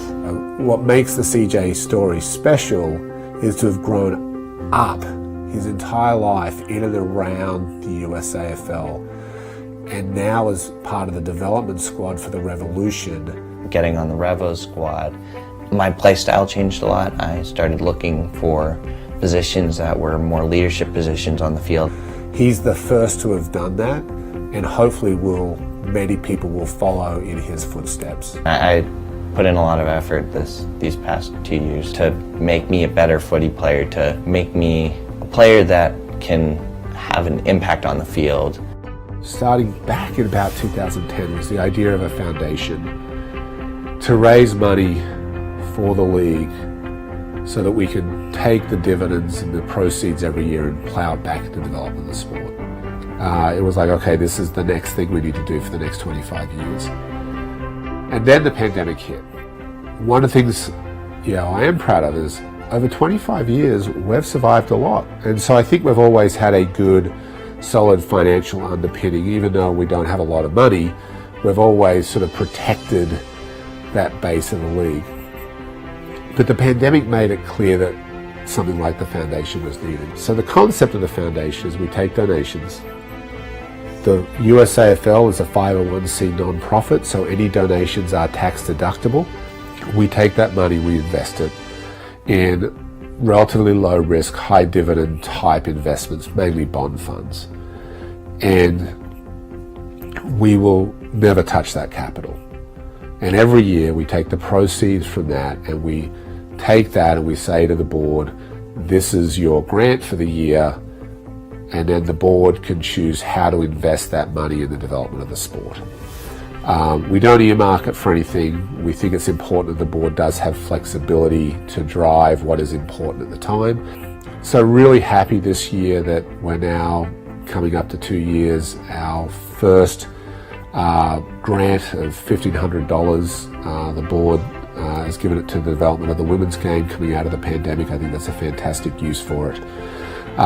We're at about $60,000. I hope to reach $100,000 this year, which will put it in the range of about $5 to $6 grand a year that we can donate or grant back to the board.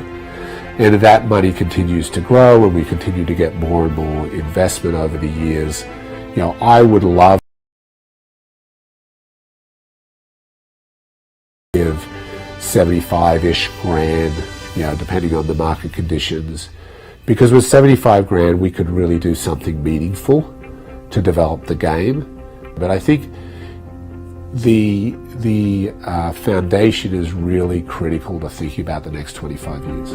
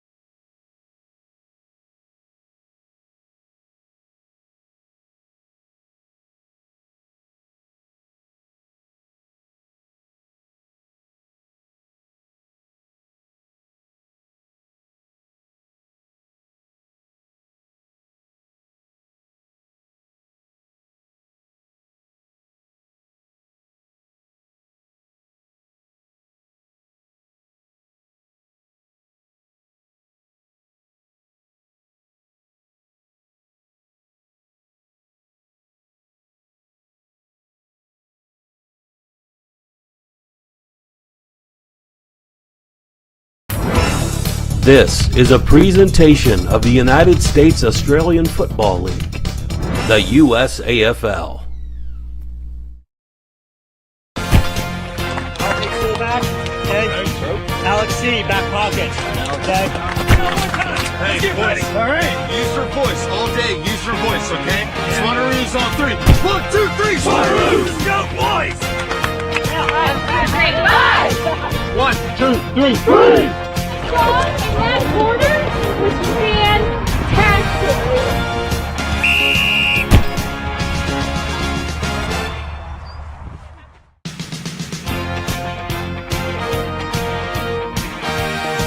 USAFL presents the 2024 Super Regionals. Live from the beautiful and welcoming city of Dublin, Ohio.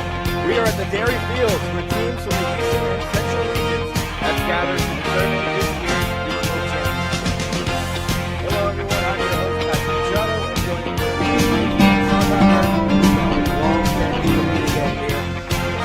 How was this morning? It was great. We've seen a number of really good football games so far. Started out the day Nashville with St. Louis, and it kicked us off right. A couple of hot tackles right from the start set the tone for the day. Fortunate enough here to see Columbus play for the second time, so their second match of the day. Houston's as well. I think this is going to be one of the matches of the tournament, frankly. A couple of really high-quality sides. Number of players that are vying for spots in the national team roster for the Transatlantic Cup coming up in August. So, yeah, I think we're in for a good one here. A big summer of footy here in North America. As you alluded to, the Transatlantic Cup taking place in Toronto, Ontario in August. And this is the last chance for many of these players to make an impression, to get on that squad at this tournament and in future regionals. Yeah, national team squad, coaching staff is out and about. Their selection committee having a look at players. They would have seen them in training camp in Houston a few months back. So yeah, you're right, 100% right. An opportunity for these players to show their stuff in a game environment. Hopefully tip things in their favor for selection in the team. And this game has a number of those standouts. So I'm expecting a really hot contest here. These sides would both be really keen. And how do these sides match up against one another?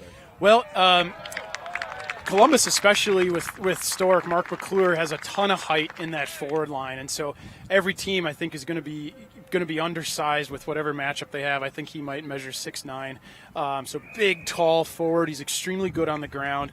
Houston, well coached. That club has built from a very, very small organization and consistently gotten better year after year, moving up the divisions at nationals. So a well coached side, a well drilled side. I'd expect their pressure to be extremely good. We'll see how they adjust midday here. They've both played a game already. There'll be a little bit of fatigue, the recovery, the time to get back up again and play a second match. I don't know. I'm just excited for this. I can't predict how it's going to turn out, but I think we're going to see some good football. And that's the interesting thing about these tournament environments and how these teams play multiple games per day, up to 3 games in this Super Regionals. Yeah, it's taxing on the bodies. I mentioned it in one of the earlier games we covered. The total time of competition or the total distance you end up covering may be equivalent to a game and a half of football properly, but because there's rest time in between, the body's got to spend time recovering. You got to spend time warming up again. It's extremely taxing on the body to try to have that roller coaster of adrenaline and work the body through those cycles. So it's asking a lot of the athletes, and this will start to test them here, game number 2. Not to mention going through the ebbs and flows of a match multiple times throughout the day. 2 halves of 20 minutes, no time on. As the umpire checks both sides, and we are just about set to go here from Field 2. The Columbus Cats and the Houston Lone Stars. We are underway here in Dublin. Punch forward by Houston, gets a kick inside 50. Just dropped the mark. Runs into an open ball. Kick was blocked off the boot of Bierman. Kerry Nolan centers one to the top of the square. Bouncing ball. Cats able to escape out of defense. So we asked the question earlier, what would this game look like? Well, I think we saw right off the gate, nice structure from Houston off the opening tap. Forward 50 entry. I thought for sure they were going to score, but Columbus, bend, don't break. Back in comes Houston on the attack. It's probably a bit out of range from that distance. We'll see if he targets someone. Yeah, there's a full forward on the lead there. And here comes the kick. Apologies. Looks like he's forgone that for the second lead attempt. Went to a 2-on-1. Columbus is able to corral the ball, turn back over. Houston spinning around, skies a kick over. This one will go out on the full. We'll see what Columbus does here in terms of building out of the back. It's worth mentioning the wind was very, very consistent out of the east and blowing from our view left to right. Started to swirl a little bit. It's not quite as consistent from that direction, coming a little bit from behind us. And so the wind might start to pin the ball down a little more in the far pocket than it was this morning, which was on the near pocket. Boundary throw, near side half forward. Tossed back into play. Getting a hand to it was Columbus, number 22. Umpire spotted something, it's holding the man. It'll go to the way of the Cats. Not a lot of expansion in transition here. Columbus probably could have pushed harder right there to really make Houston be accountable, and it ended up working against them. Right, they didn't push out hard enough to make Houston be accountable, and Houston collected an easy intercept mark. Stephen Johnson with the intercept goes to half forward, off hands. Cameron Sod of the Cats getting a hand to it to break up that mark. Umpire calls for it forward pocket.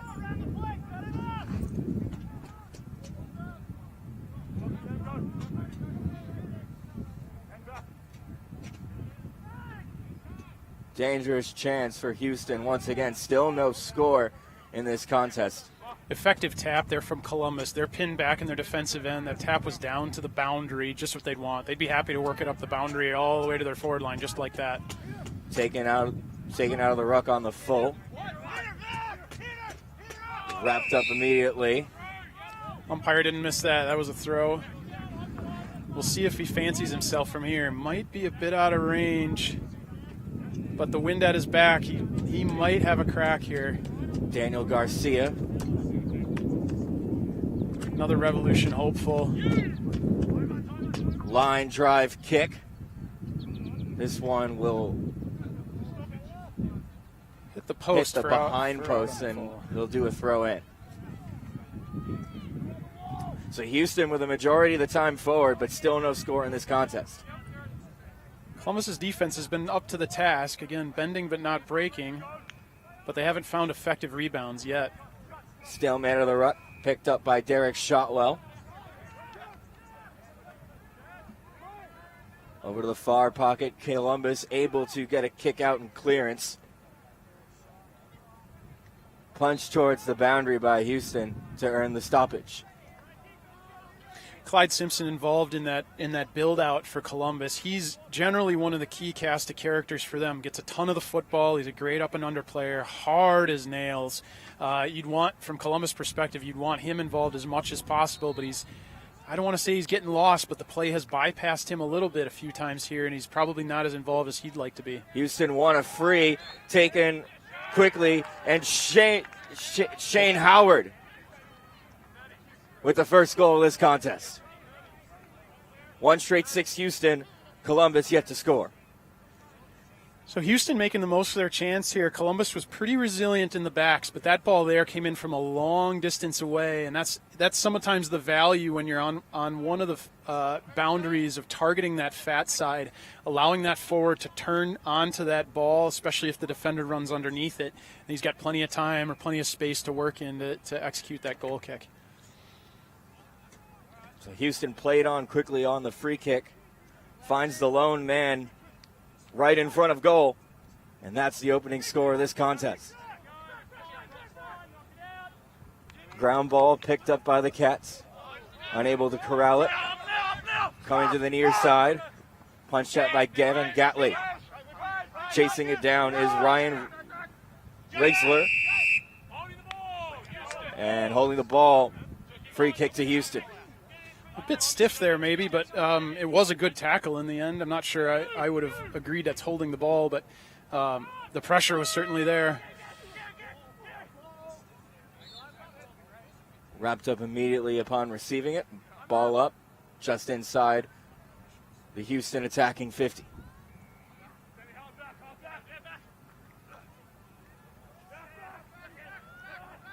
Simon Craig on it. Gets the handball away. Craig a little pass forward to Kerry Nolan, who has a crack for goal.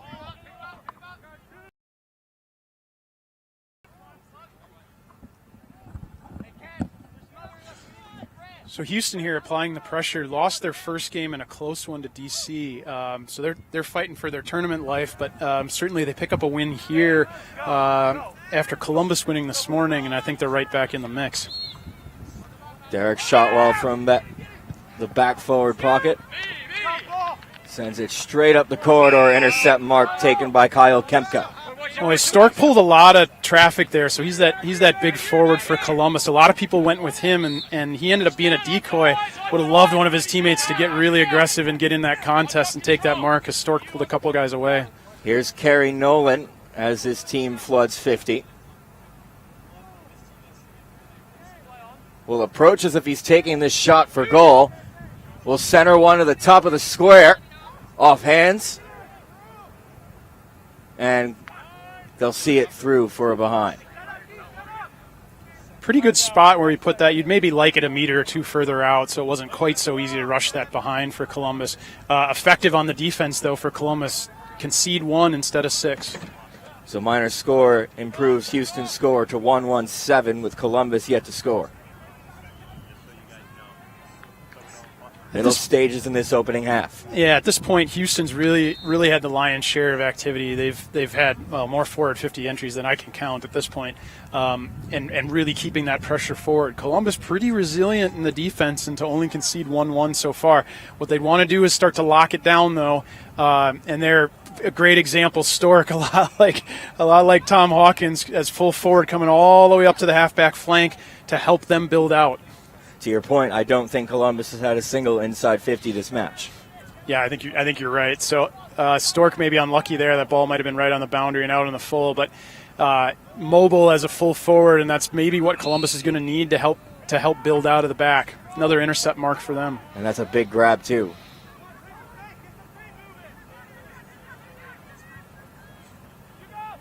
So Columbus again riding that boundary. Gives it right back to Houston.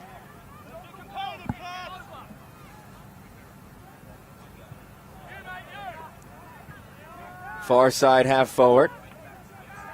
Picked up by the Lone Stars.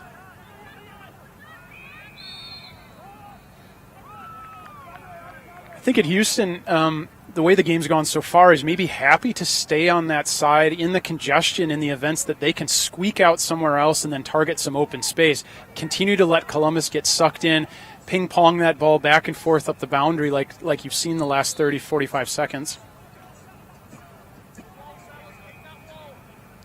They'll ball it up again. Congested game these last couple of minutes. Umpire spotted an infraction. Free kick looks like it's going to go the way of the Lone Stars.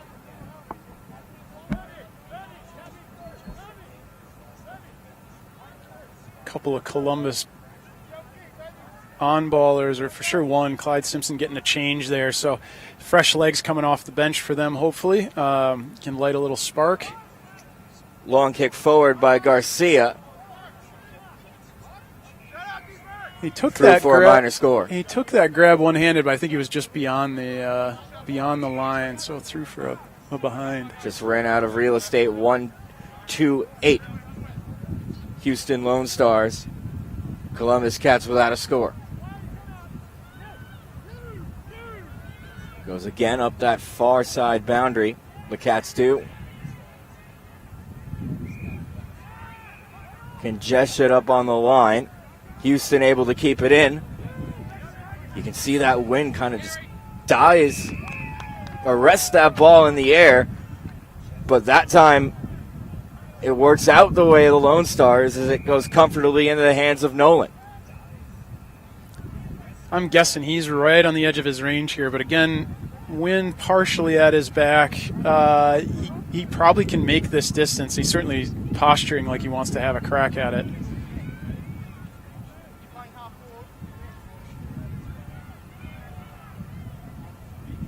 So Kerry Nolan. Kick looks good. And it is through for the second goal of the game. So Pat, we find ourselves partway through the first term here, and my impression is this. I'm inclined to think Columbus is playing a little bit timid. They haven't had the aggression around the ball. Houston seems to be getting first use of the football here. They're not getting blown away by any stretch of the imagination, but they haven't gotten the ball forward, and I think they're just not creating enough opportunities with possessions for themselves to do it effectively. Yeah, defense has certainly been keeping the Columbus Cats in this contest. Here's their first chance to go forward. Able to get the ball away from the tackle. Finally, the Cats are able to get inside 50. Left the ball behind. Bumped away from the play. And a clearing kick for Houston just to get the line set as Columbus runs back onto it.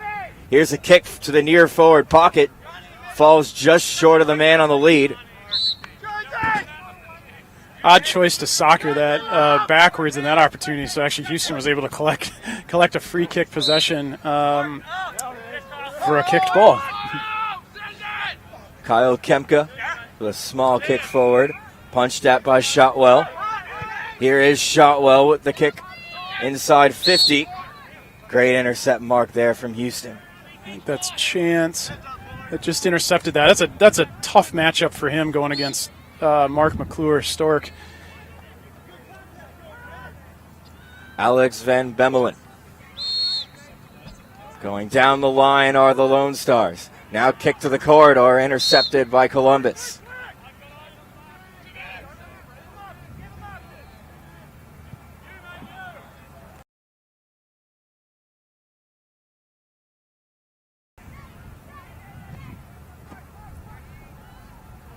Columbus able to keep it in. Here's the kick inside 50. Comfortably into the arms of Warwick.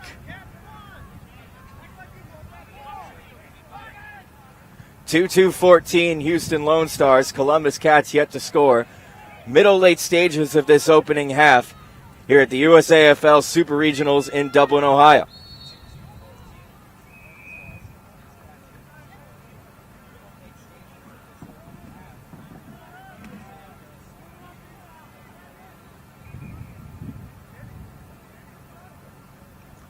There'll be a ball up just up against the boundary. Not a lot of room to work with. And they'll see it over for a boundary throw. Huge open paddock here in the near side for us. So if one of these teams can break free and target a winger, a flank out on this side, they're going to break that ball forward. Well done by Chance Meyer out of the ruck contest. Play still congested up that far side. Houston able to get some space. A bounce and a kick. Spoiled behind from Columbus. Friendly bounce for the Cats. Soccered forward. It'll be a Columbus free kick. Bump in the back, the call from the umpire. Looked like it was something off the ball. A little extracurriculars developed after the play, and shame was right in front of the umpire. They always catch the second. They never catch the first. Hold, Jeff, hold. I got eyes on the mark, Debbie.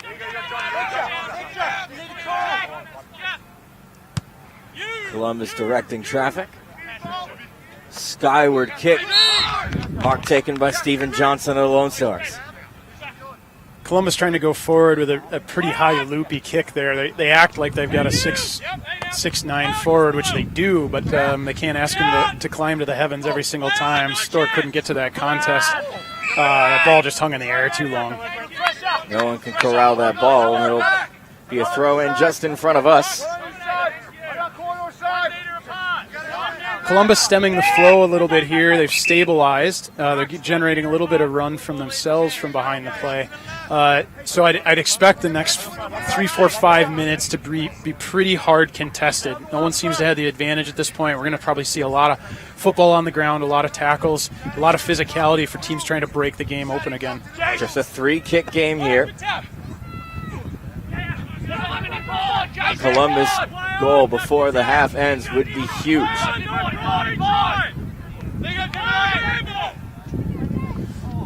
And not to make a liar out of me, they have turned up the intensity. Look at the tackling and the bumping that are happening. Houston, the better of it. And it results in a goal. Well, exactly like I anticipated.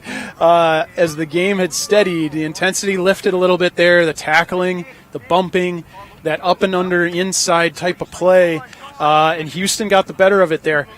They just kept fighting, kept throwing bodies at the contest until that ball scooted far enough forward that they got an opportunity. Somebody picked it up with just enough time and space to have an effort on the goals. So Simon Craig with the third straight goal for Houston. They're 3-2-20. The big goose egg for Columbus late in the first half. And Columbus would be disappointed with that. They were starting to change the flow of the game there and had really steadied, had worked the ball forward a few times. So they'd want to not give that one up. Hard tackle in the circle. Umpire calls play on. Locked up and they'll throw it up. Mass of bodies there. It'll take a moment to unstack, but there's an indication of some of the desperation of those players. They know this is a potential turning point in the game. Kicked forward by Nicholas Jones. Bouncing ball. They'll run out of room.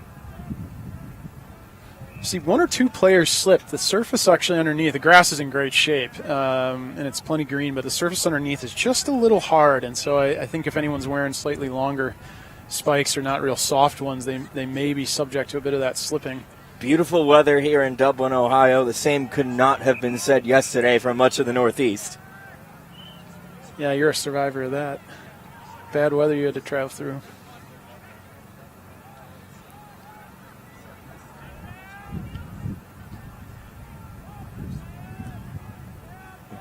Chance Meyer on the tap there. He's a great leaper. He's a candidate and on the list in the Revolution program. Just an outstanding athlete. Kid can jump through the roof, which is exciting to watch when he gets a good run at it. And Houston will be going forward again off of that free kick for a high tackle. Sent forward by Conrad Bayer. Another free kick the way of Houston.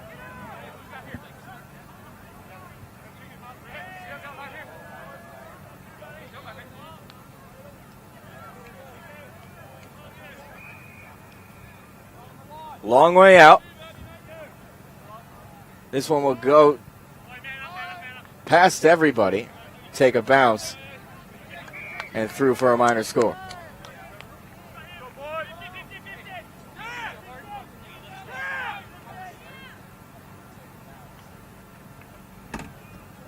So it's 3-3-21 now for Houston. We'll see what Columbus dials up here for a kick-out play. Not a ton of motion right now. Curious to know who they're actually targeting off of this.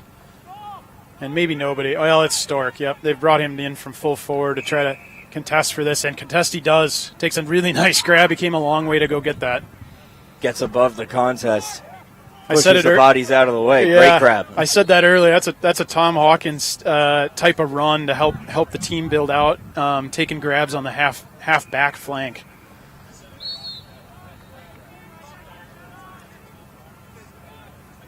They had a dive for that mark. Columbus able to get it. Spoiled behind at half forward. Now Houston can go quickly, but the siren will beat the play.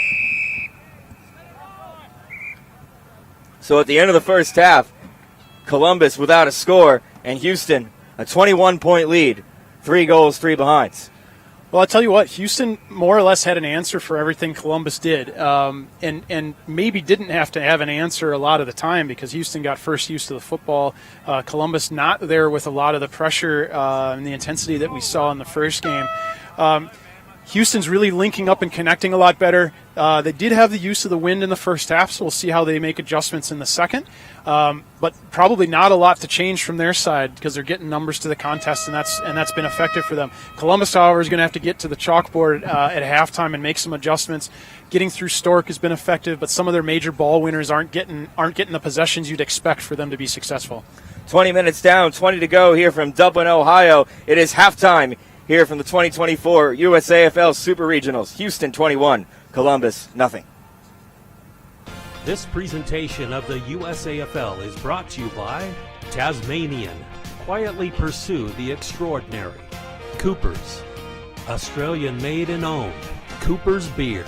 Aussie Sports USA. The official apparel provider of the USAFL. Odin Mortgage and Tax. Australian mortgages and taxation for expats and overseas residents. CyberSolve IQ, the inaugural cybersecurity partner of the USAFL. Two Hands Restaurant, fueling your lifestyle. Watch AFL, stream every match overseas. Brown Brothers, family winemakers since 1889.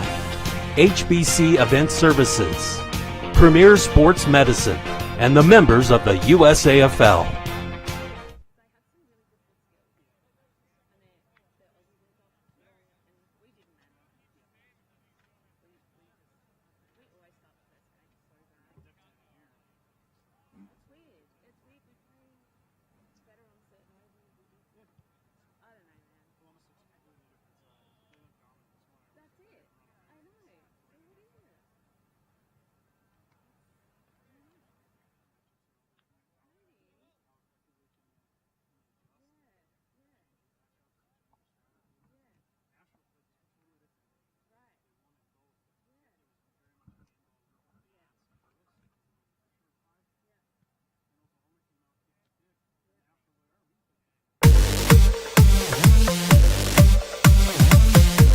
What a footy club is usually its people, and I think that the USAFL and a lot of its clubs have done a really good job of letting Australians share that with players here in the US. Getting over here, working with some expats, growing the game grassroots with the Americans, kind of taking them out. Good kind of community game. I really love the kind of laid-back nature around the game. Like when you're done playing, you can just go chat with other guys from teams.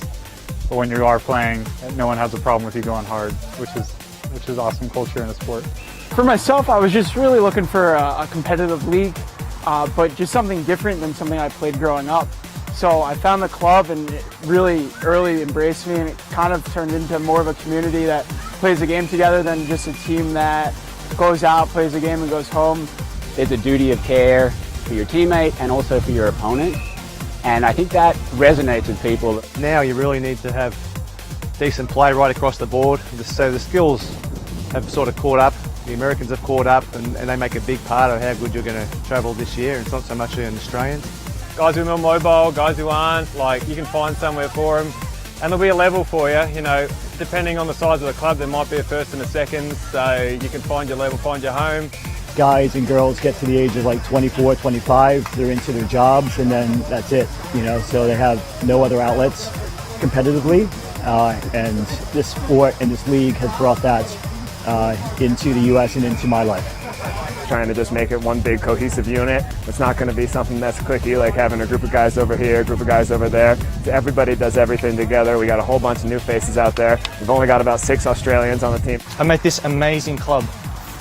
First training, loved it from there. So I've been playing since then. And with just the DC Eagles, I've made a ton of new friends. So it's a great experience. We're a really tight unit.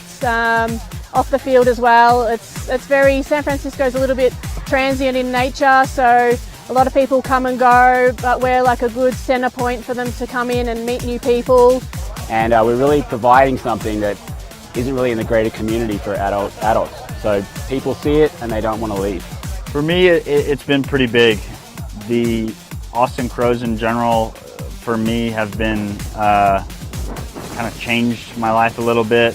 The camaraderie that we have here, the community that we have here is unmatched, in my opinion, to any kind of other sports league in town. It's a chance to experience mateship, right? To make friends, get a chance to have adventures, go out and travel to different cities, get to know guys from all walks of life. You make connections, especially through Revos. You go out to tournaments like this and you see guys from cities all over the country. We do a really good job of fostering a really inclusive environment. The end product, especially nationals, is really, really well organized and really well done. I have a mate that came in and he's never experienced it. Played American football a lot, but he hasn't experienced the same kind of jovialness. You know, we muck around, we take the mickey out of each other. It's great. We can learn from each other. And I think a lot of clubs work well together to build off of each other. And I think everyone at the end of the day, you know, we love beating each other, and you know, that's part of the competition, but we want to see this league be the best league we can. Look, I mean, it takes a lot of people to run a footy club, and you know, some people wear more hats than others, and I've tried to step back over the last couple of years, and really the official titles right now are, you know, coach and player. I think the beauty of Australian rules footy is it's such a big team dynamic. You know, it's not 5 players on a court. There's 18 of you all working toward one goal, and I think that inherently brings this real strong team.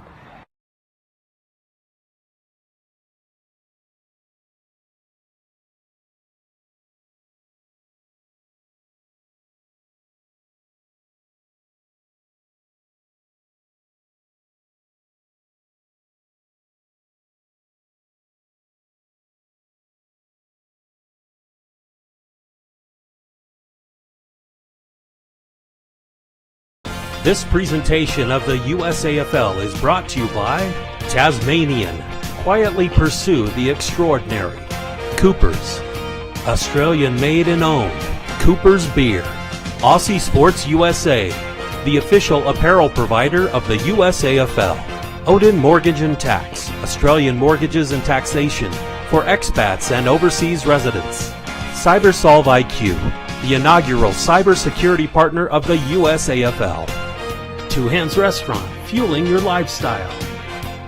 Watch AFL. Stream every match overseas. Brown Brothers, family winemakers since 1889. HBC Event Services. Premier Sports Medicine. And the members of the USAFL.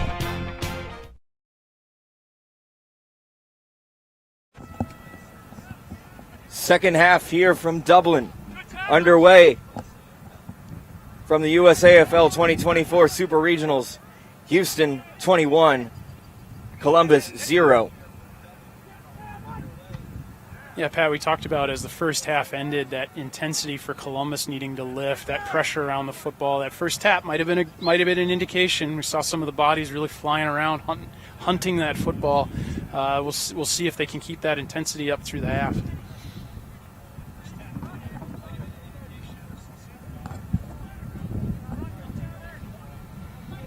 On the flip side, Houston a little bit different order. They're sitting on the lead but going against the wind now, so they've got to adjust to that in the second half.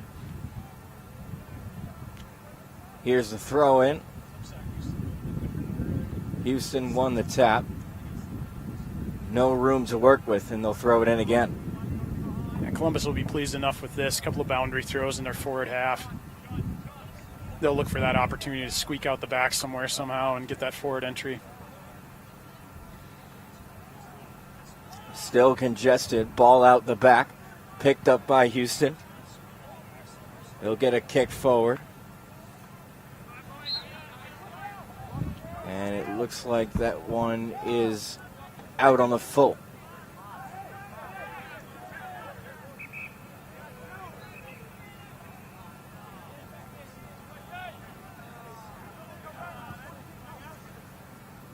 Columbus over to half forward.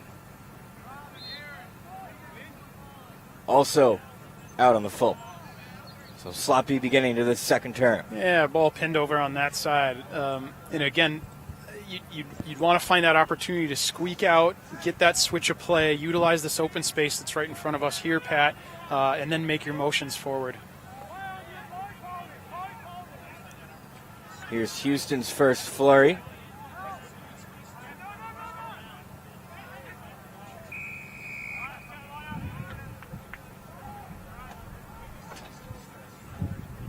Yeah, classic problem. I think not enough emphasis in the USAFL around using the corridor. So a lot of these teams just oftentimes as a result of just learning the skills of the game are taught kick up the boundary because that's a safer place than trying to kick into the corridor if you stuff up a kick. Here, finally a corridor entry kick, and the switch is on. I've been asking for it for a while now. We'll see if Columbus can build it all the way forward, but certainly they've got a lot more space to operate. They want to play quickly. The kick takes the entire time. Connecting through that big forward Stork there. He led a long way to come get this. Again, helping out on the halfback to have his team build out through him. Off the hands of John Miller. And handballed over the line by Houston. Good job to Columbus on the halfback line there to look laterally before going forward. They knew they had been congested on that far side of the field for a while. They found that outlet, built up the side, and now they're taking a boundary throw and they're forward 50. Beautiful tap out of the ruck by Houston. Clearing kick comes to the near side. Picked up by Kerry Nolan. Gets the kick forward. Umpire calls play on as Simon Craig took it off the bounce. 2-on-1 gang tackle. No prior called. It'll be a ball up. Really great example right in front of us, Pat. It was simple. Houston got the numbers there. It was a one-on-one until another Houston player arrived. He ran hard to provide an extra man, and it's a very simple handball to work up the wing.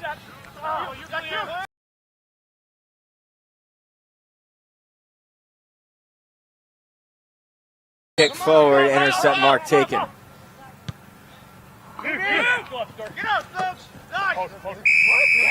Good hold by Alex Van Bemmelen. He'll look up to the half forward. It was a good intercept mark by Columbus. Now here's the kick into the corridor. Back and forth we go as Koepka takes the intercept. A little bit of display here of the quality of these sides. A couple of halfback intercept marks there. Trying to launch that rebound, but then a really good defensive effort going back the other way. Columbus moving forward quickly after winning that free kick.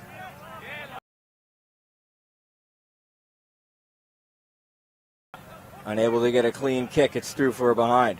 Derek Shotwell there covered a lot of ground from being involved in this breakout here on the near side. Now he's involved in that contest on the far side. That's an example of the type of ground you need to cover, the amount of running you need to do as an athlete in this sport to rack up those possessions, especially for the effective ball users, get more involved. So Columbus breaks the goose egg with the minor score. It's 3-3-21 for Houston. Columbus the one behind.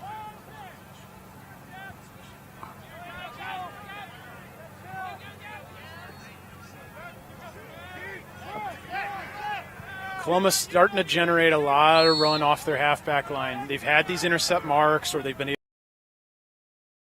to possession there. They're often targeting Mark McClure there. They did again. Big fly, didn't quite bring it down, but the ball's on the ground for them to contest. But here again, Houston on the rebound, and they've got plenty of space to run. Plenty of space, plenty of speed. Here's the kick to a one-on-one, just dropped short of the contest. Picked up by Columbus, gets the handball away, and Derek Shotwell will clear it. Good numbers. There's our problem. The same problem we had this morning. There's a pair of number 4s. That one was not Derek Shotwell. It's the imposter Derek Shotwell, the other number 4 for Columbus. They had numbers there, so bad luck that Houston's ending up with the free kick at this point.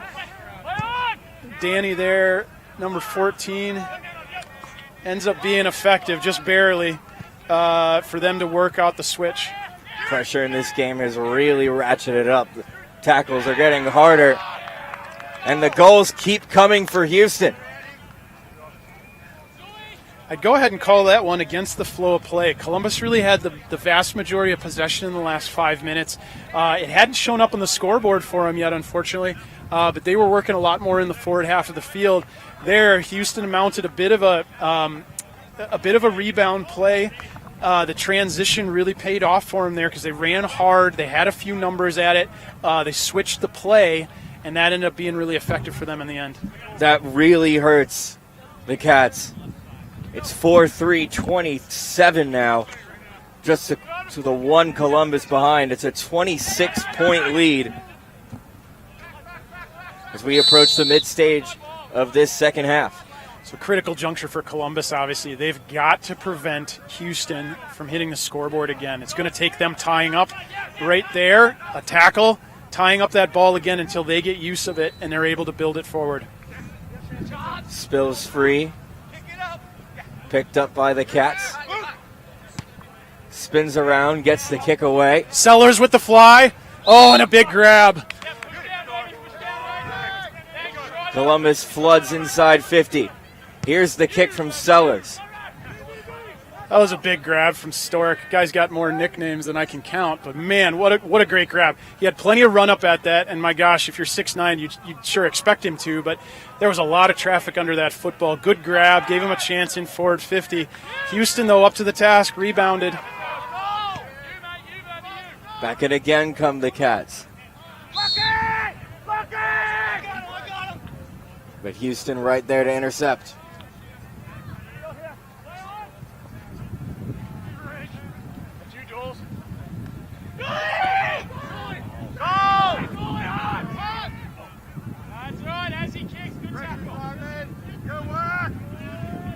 Columbus had numbers there, were able to go right back inside 50.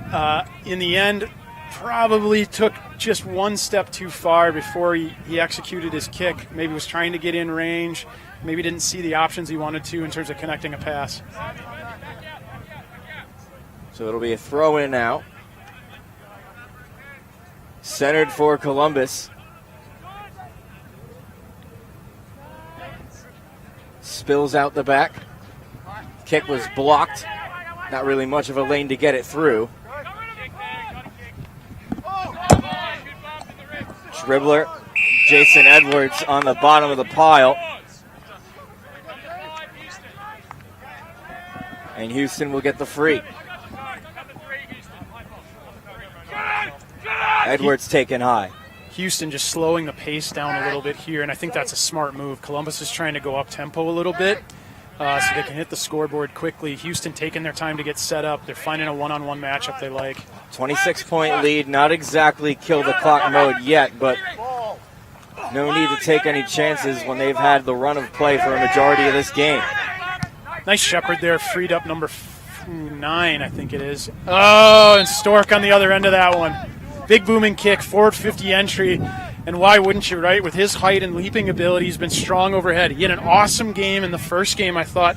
Did a lot of things for a big man, actually picking up the football and on the ground very effectively. This game he's been really key for Columbus and the few chances they've generated up in the air. So Mark McClure.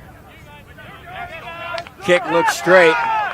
And Columbus with their first major of the game off the boot of Mark McClure. Yeah, Pat, you're starting to feel that flow of games start to change. Columbus had steadied. Unfortunately, for them, they gave up that kick going against the flow there to Houston, who tallied another score. 50, couple opportunities on goal. Now they're starting to hit the major scores. So Houston's going to look for the opportunity to steady here and make sure that they don't give up the lead that they've built. So the Cats cut the lead down to 20. 27 plays 7. Mid stages of this second half.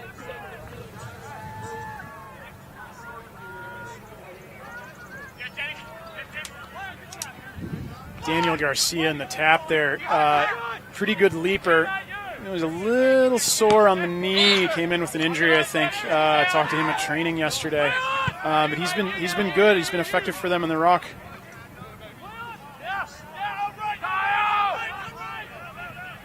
Houston just looking to alleviate a little bit of pressure. It'll bounce inside the boundary.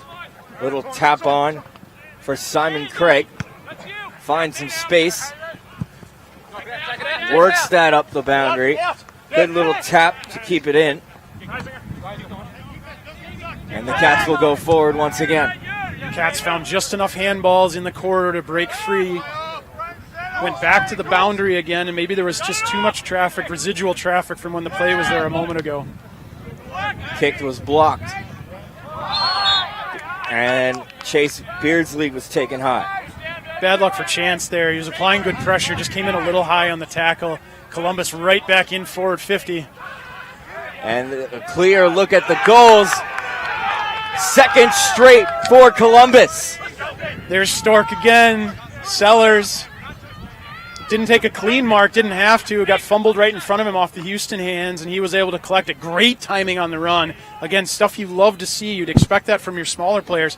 But, man, the tallest guy in the field doing that sort of work is fantastic. He collects that ball, whirls, kicks, goal. All the pressure Columbus put on in this first part of the second half is finally beginning to turn into scoreboard pressure. 4-3-27 Houston. Columbus 2-1-13, just clawing back that lead in our ride to the finish. Houston's probably sensing it. So if I'm them right now, I'm looking at a couple key things. One, I need to tie up that ball better in the midfield lines. Don't allow those forward 50 entries. They've seen who the target is. It's obvious. He's the tallest guy in the field. And secondly, can you prevent him? How can you contest those balls in flight? He's on a lead now. Are they going to find him again? Just about. Houston's got to find a way to collect the ball in and around those contests, make sure it comes to ground, and then make sure that Columbus isn't able to turn that ball further forward.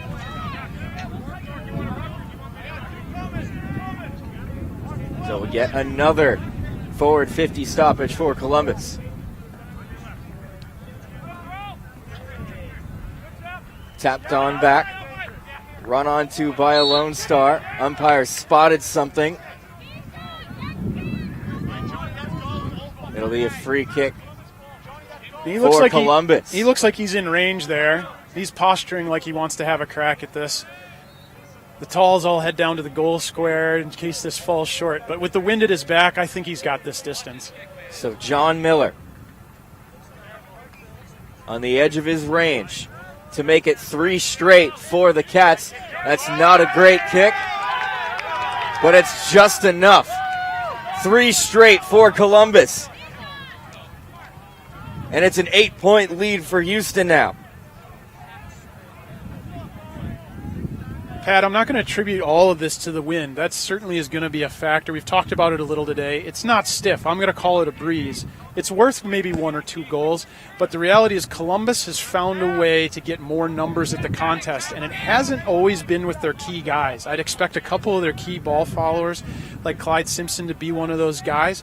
It's impressive that Columbus is actually doing this without him being the guy to stand out picking up the football all the time. So it's an 8-point lead now for Houston. 3-1-19 Columbus, 4-3-27 for Houston. Columbus with the last 3 goals of this contest, free kick going the way of the Lone Stars. So Houston will look to steady here. They've got possession off the center kick. Big booming kick up into forward 50. We'll see if they can get numbers at this. It was well struck. Columbus, the nice little fend off to get the defenders away. Another example there, Pat. Columbus just had enough numbers to handball out and get free. Now we're back in neutral territory. Picked up again by Steven Johnson. Spins it to a congested area just inside 50. Columbus once again with comfortable possession. It was nice of the defender there to lower his eyes. He could have blazed away. He actually saw somebody open and was only about 20 meters away. Much better option in that case. Ultimately, and it probably ends up about the same with a tie up here and a ball up right in front of us. But that was clever by that defender. 2-kick ball game here in the mid stages of the second term. Run down from behind by Stokely.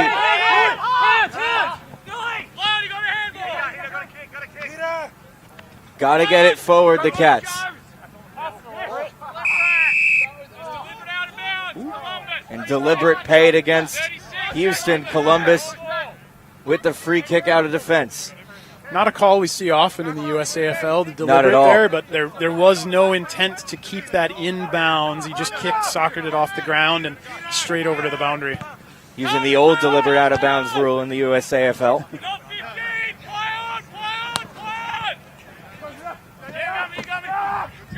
Pat, the intensity's lifted a little. You can hear the players yelling louder.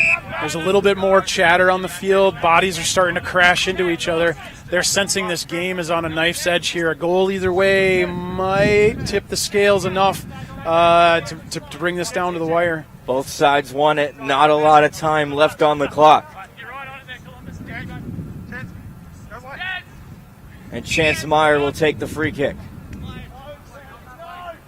Wynn arrests that one in the air. Intercept mark taken by Columbus. That's a big kick forward. Tall to tall. That key defender back there, number 9 for Columbus, James Smith, with a big mark, play on in the back, and then he finds his big full forward target, Mark McClure, and Stork's going to have a shot on goal. So McClure to make it a one-kick ball game. And that he does. Well, I dare say he's put himself at the forefront for selection here with the national team coaches and the selection committee. He's had a really good game, 2 games now, showing a lot of versatility in his style of play. I would guess he's probably taken 6 or 7 contested grabs this game against Houston. Is that his 3rd goal now, I think? That it was. 3 goals, 3 votes for this game. 2-point ball game as we approach the end of this one. Ground stop in the square. Umpire will throw it up.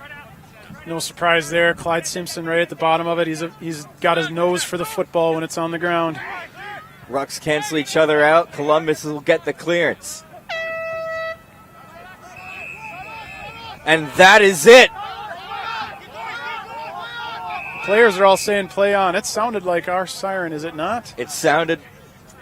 Nope, the players are walking off on the the first oval. I could have sworn I saw the full-time signal from the umpire. Yeah, confusing moment there. Everybody. We're still alive, so 2-point game and minutes left. The comeback is still on for Columbus. Houston with a hard attack at the football, and that's what they're going to need. Look at the desperation from the players.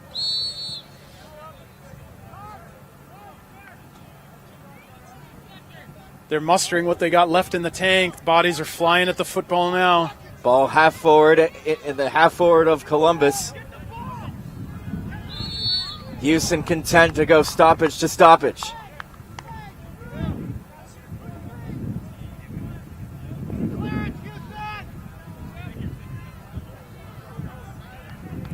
Killing more time off this clock.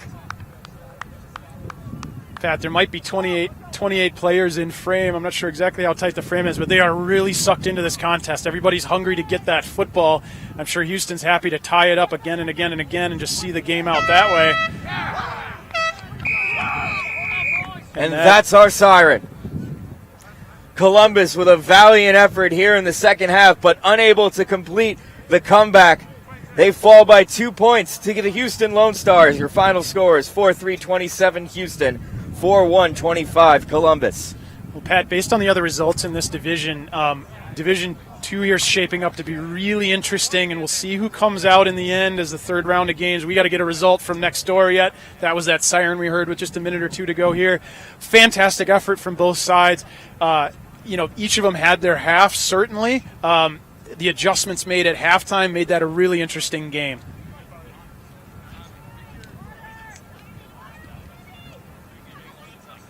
Coming up next on this broadcast will be the Baltimore Dockers versus the Minnesota Freeze. Stay tuned. You're watching the 2024 USAFL Super Regionals live from Dublin, Ohio.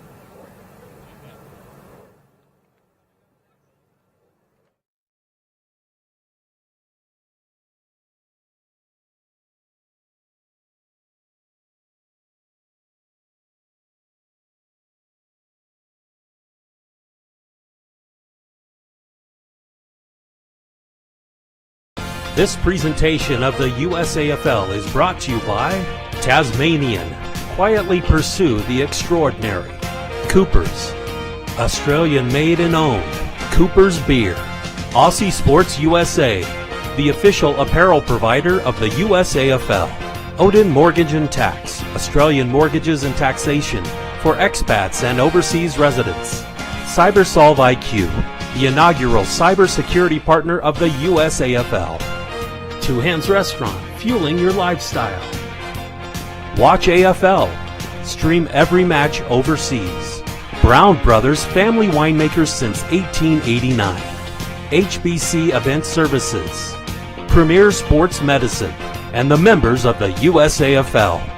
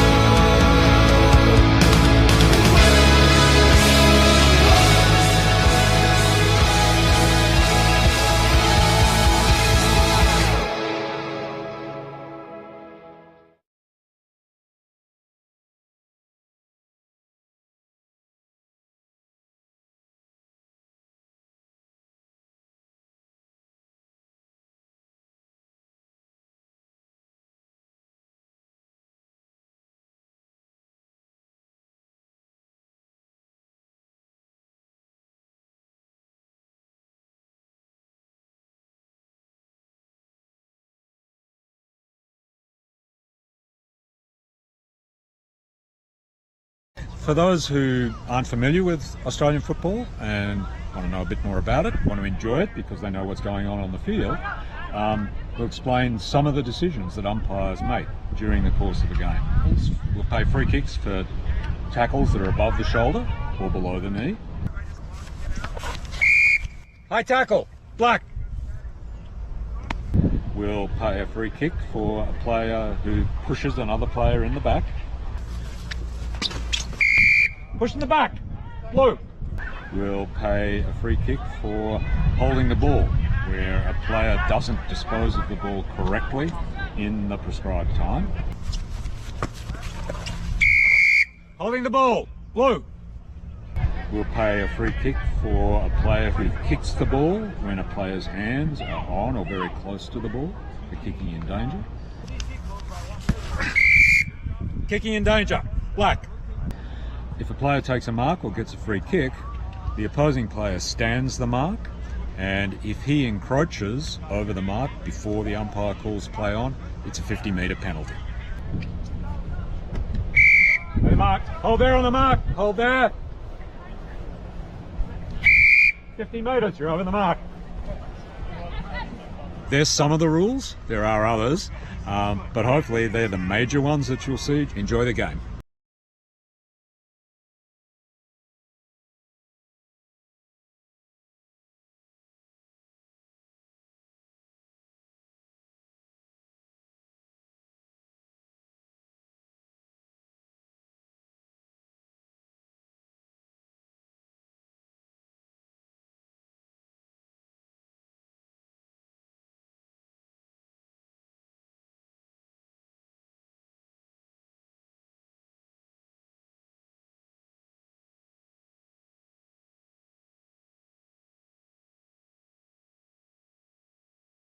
This presentation of the USAFL is brought to you by Tasmanian. Quietly pursue the extraordinary. Coopers. Australian made and owned. Coopers Beer. Aussie Sports USA. The official apparel provider of the USAFL. Odin Mortgage and Tax.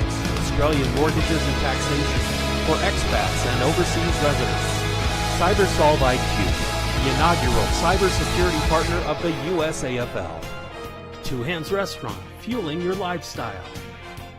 Watch AFL. Stream every match overseas. Brown Brothers, family winemakers since 1889. HBC Event Services. Premier Sports Medicine. And the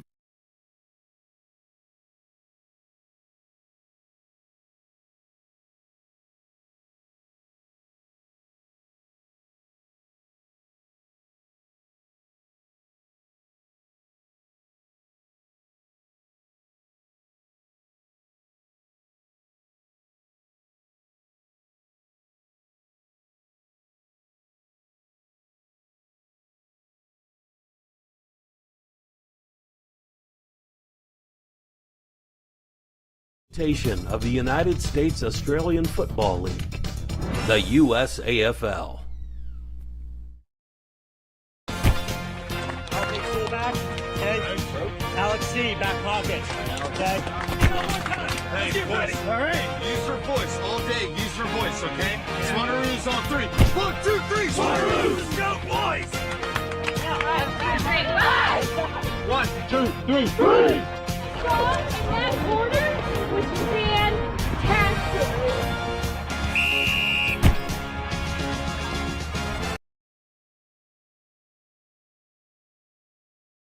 80-degree day in Dublin, Ohio. It's a great June day for doing just about anything.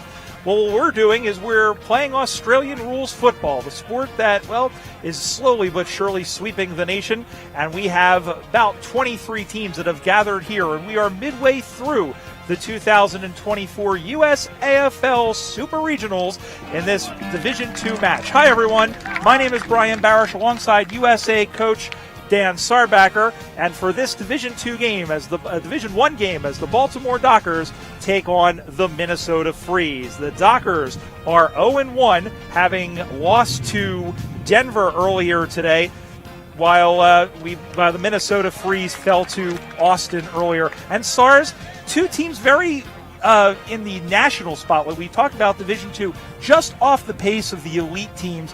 This should be a good matchup because they seem so evenly matched. Yeah, I think both these clubs would have come out of those first games and say, look, those sides we played against were premiers and runners-up, the national tournament number of years running.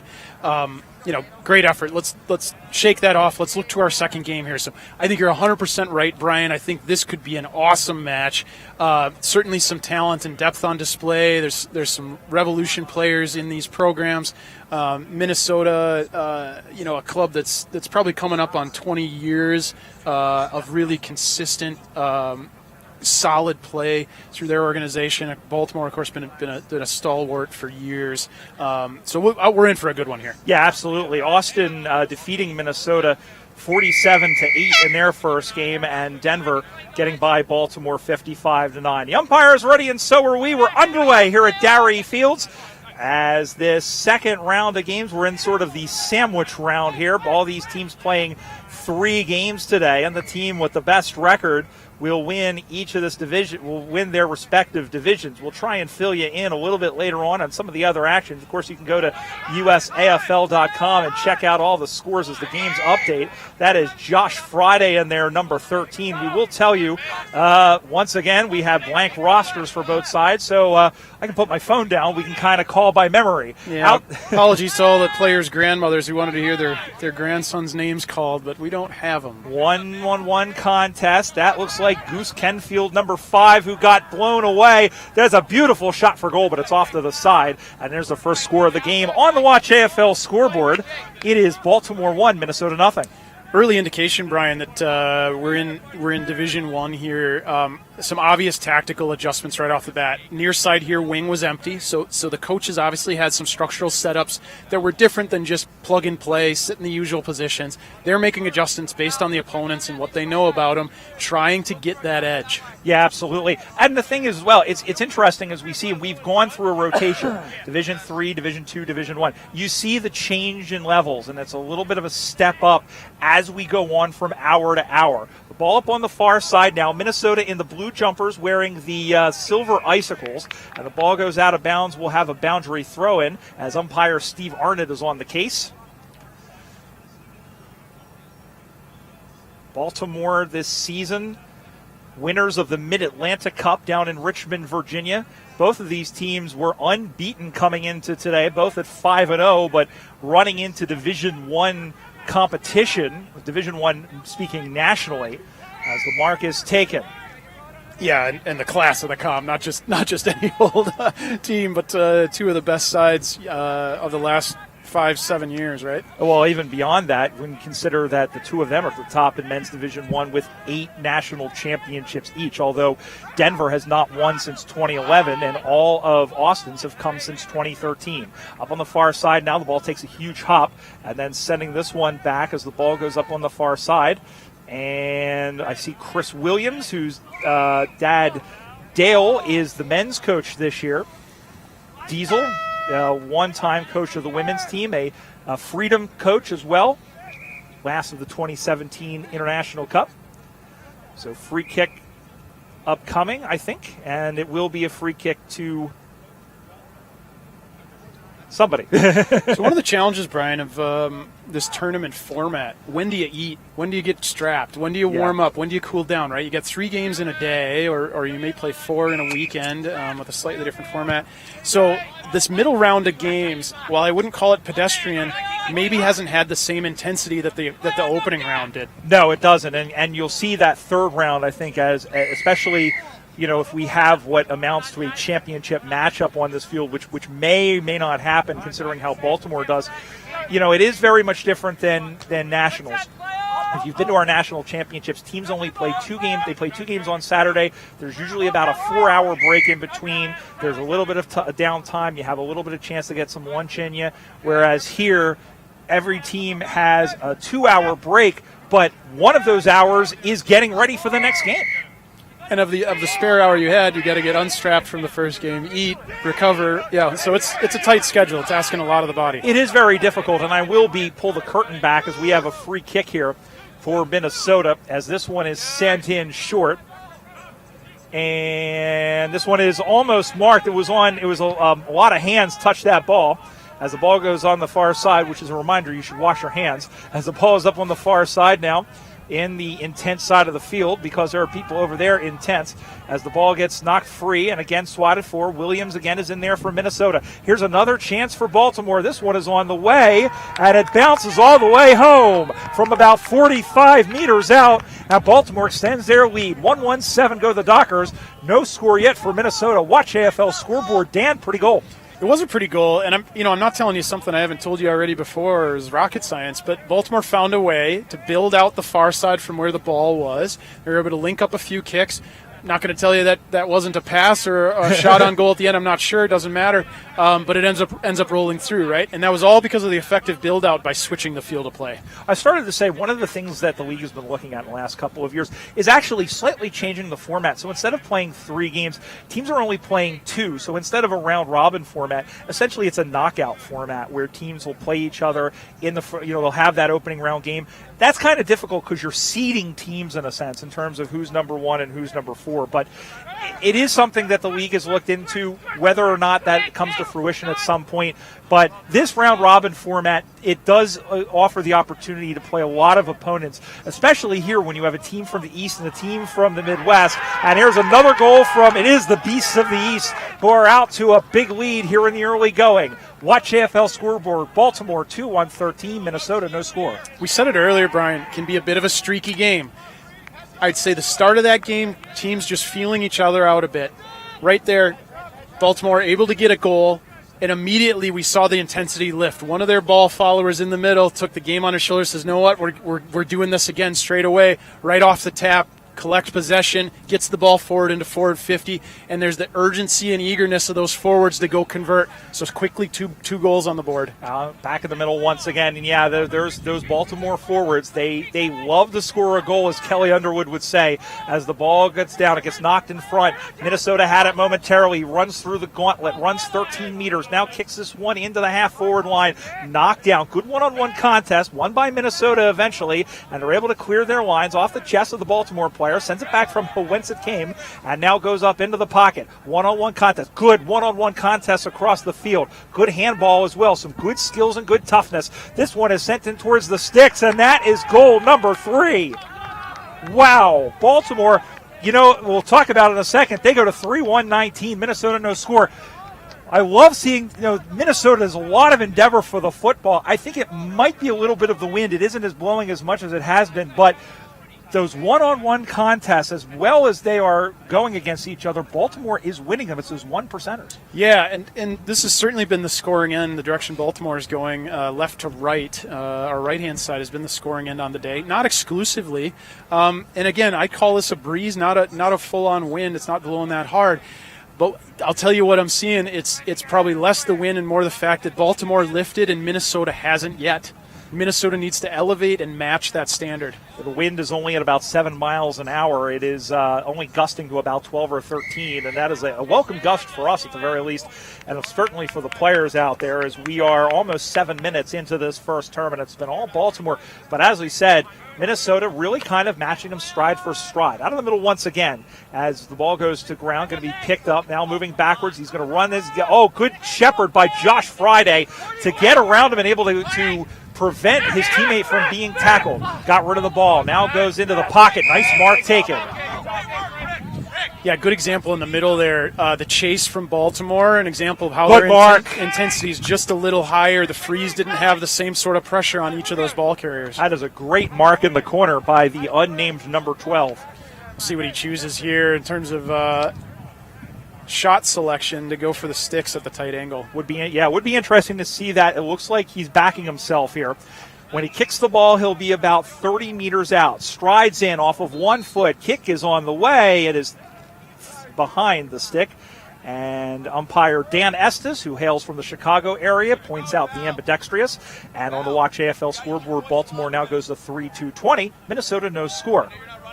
So what I want to see out of Minnesota here is a lift in their pressure, a lift in their intensity. That would help stem the flow that Baltimore's created for themselves, mostly by elevating their own intensity. Yeah, absolutely. I mean, they are propelling themselves, it seems like, and they're the ones that are really kind of keep pushing it to the contest, and that's what's happening. And most importantly, the skills, they're not 100%. We've seen a couple of kicks go astray, but you saw in that last mark for the setup there, they're making good adjustments to overcome that. Yeah, Minnesota's doing a little more ball watching. Baltimore's been a little more intent. Here's a great example. Sent 2 tacklers at that, and they're going to get rewarded for it, question mark. Ellipsis? Yes. Decide? Yes, they did. Ball will be kicked down the ground, and it's tipped off the top, going out to get it now, and he's going to send this one back down the middle of the ground. One-on-one contest, looking for Ryan McLuhan, and then it's shepherded on. Baltimore will retreat. Now they're running forward. Kicks this one up in the middle, center of the ground. Good mark, uncontestable play on quickly. Sends this one into the pocket. No, just at the last minute was Kenfield, or was it Stevens? And we'll have a ball up as he was wrapped up for Christmas, and we'll have a ball up. Ball squirted out there on the halfback line for Baltimore. Just a simple pickup and a U-turn. He just scanned the field, lowered his eyes, and found a 30-meter kick instead of blazing away for 50. And they're getting a ball up restart here in their forward 50. Picking that one up. That's Val Caff as he gets that one off the side. Going to go pick that one up again. Handball looking for a target. Oh, big tackle thrown backwards. And just keeping an eye on who that was. I think that was Chris Williams, who is much the worse for wear. He was at a very awkward angle, SARS. He is getting up, thankfully, but that was a little scary for a moment. He wasn't in a straight line, I'll tell you that. No, it was awkward. I maybe got tipped over backwards and not sure exactly. He's still a little tender, though. You can see he's moving slowly after that. In the meantime, Baltimore has converted on their 4th goal of the game, and that takes them on the Watch AFL scoreboard to 4-2-26. No score for Minnesota. And once again, but one thing I will say is that the hitting in this game has picked up a little bit. It started relatively intense, but it is very slowly, you see, starting to pick up even more. Yeah. I'm not going to sit here and tell you Baltimore's doing everything right, but they're certainly doing more right than the Freeze right now. And on days when things aren't going right, you can always fall back on the work rate and the effort. You can always run, you can always hit, you can always tackle, and then eventually things will start to go your way. Baltimore's sort of just made that happen thus far in this game. Well, and it's interesting. We talked about the first game now. They lost by 46 points in the opening game, and I don't know. I mean, there's still plenty of time to go with that. They're on a pace to kind of erase that against the Freeze as the ball is up on the near side now. Going to pick that one up. Good little shot put in. That's kicking in danger, absolutely. Yeah, no, he was. Sorry, whoever said that. Yeah, will be a free kick. We'll do the arguing for him on the field. Yeah. We heard that one loud and clear. He disagreed, but that was the right call. Absolutely. And that one is marked right in front of Ryan McLuhan, a.k.a. Hanger. Won a couple of premierships for this team as he looks back, cuts to the inside. Oh, he just eludes McLuhan and sends this one down the line, looking for a target and finding one. Really effective 2-on-1 play there. The ball carrier directing traffic. He was in control. The defender wasn't dictating what was going to happen there. Val Cafaholi, originally from Albania, been with this Baltimore side since it was founded in 2018. Kick is up on the way. It stays left, or did it drift in? I think it found the target, and it did. A very difficult kick through the wind breezes. Val Cafaholi, and that is the 5th of the game for the Doc Show. They go to 5-2-28. And still no score for Minnesota. Yeah, nice goal there for Baltimore. He had that sequence here on the halfback right in front of us. Little 2-on-1 handball work. Shed the tackle. The ball carrier was dictating the whole time. He knew what was going to happen. He knew how to make it happen, and he did. That allowed for that lead to materialize and the timing to be worked just perfectly. So that lead, the delivery, the mark, and then the goal. Yeah, absolutely. Yeah, they look really good right now. And again, it's not that Minnesota looks bad. You mentioned that Baltimore is doing more, I think, positively than Minnesota, but they are, the Dockers, finding their spots. This is a 2-on-1 contest, knocked down the ground, 3 orange jumpers around it, and that was an ugly kick. Didn't even go 15, so no mark. Minnesota now working back the other direction. McLuhan, who is about 6'4", was taken down high, and that's a pretty mean feat. Great example there, though. We talked about the Freeze needing to lift a little. They need to get in the contest and the tackles. Well, if you're there first, you're the one getting tackled high, not the other guy, right? Yeah, exactly. I think I may have underestimated him. I think he's more like 6'7", I would say. I don't know. The kick is up on the way. It's going to be short by about 20 meters. And they fight for it in front of the Watch AFL scoreboard. Of course, we should mention Tasmanian, one of our many sponsors, not only for this 2024 season, but on this particular weekend. And a reminder, by the way, that if you happen to watch us and you are somewhere in the neighborhood of Salt Lake City, Utah, we will be there in the town of Farmington for the Western Regionals, featuring teams from up and down the West Coast. And should be, just as this day is, a pretty entertaining and hopefully fun day of Aussie Rules football. Yeah, more quality sides out there as well. Awesome that it's in Utah. I think that could be just a fantastic venue. Should be beautiful out there. And like you said, thanks to Tasmanian. Had a beautiful bottle of Shiraz a week or two ago. So big thanks to them for sponsoring. In front, as McLuhan is putting pressure. Here comes the pressure by the Freeze now, trying to squeeze their first points of the game. But a good clearance by the Dockers. He's got 20 meters and all sorts of room. Has a bounce, has a look, has a second bounce. Able to get it back, but was corralled by Williams. Just got the ball away. And a great snag as well. Runs by 14 meters. And you hear umpire Dave Bryant with the call behind it. There was a bump behind the play, and it will be a free kick. You're not allowed to bump. You can only bump somebody within 5 meters of the ball. Yeah, the shepherd had actually already occurred. It was his second shepherd that got laid. It dumped him on his butt, and he made sure the umpire saw it, yelled loud enough. But I think that was actually the right call. It was off the ball. It was behind the play.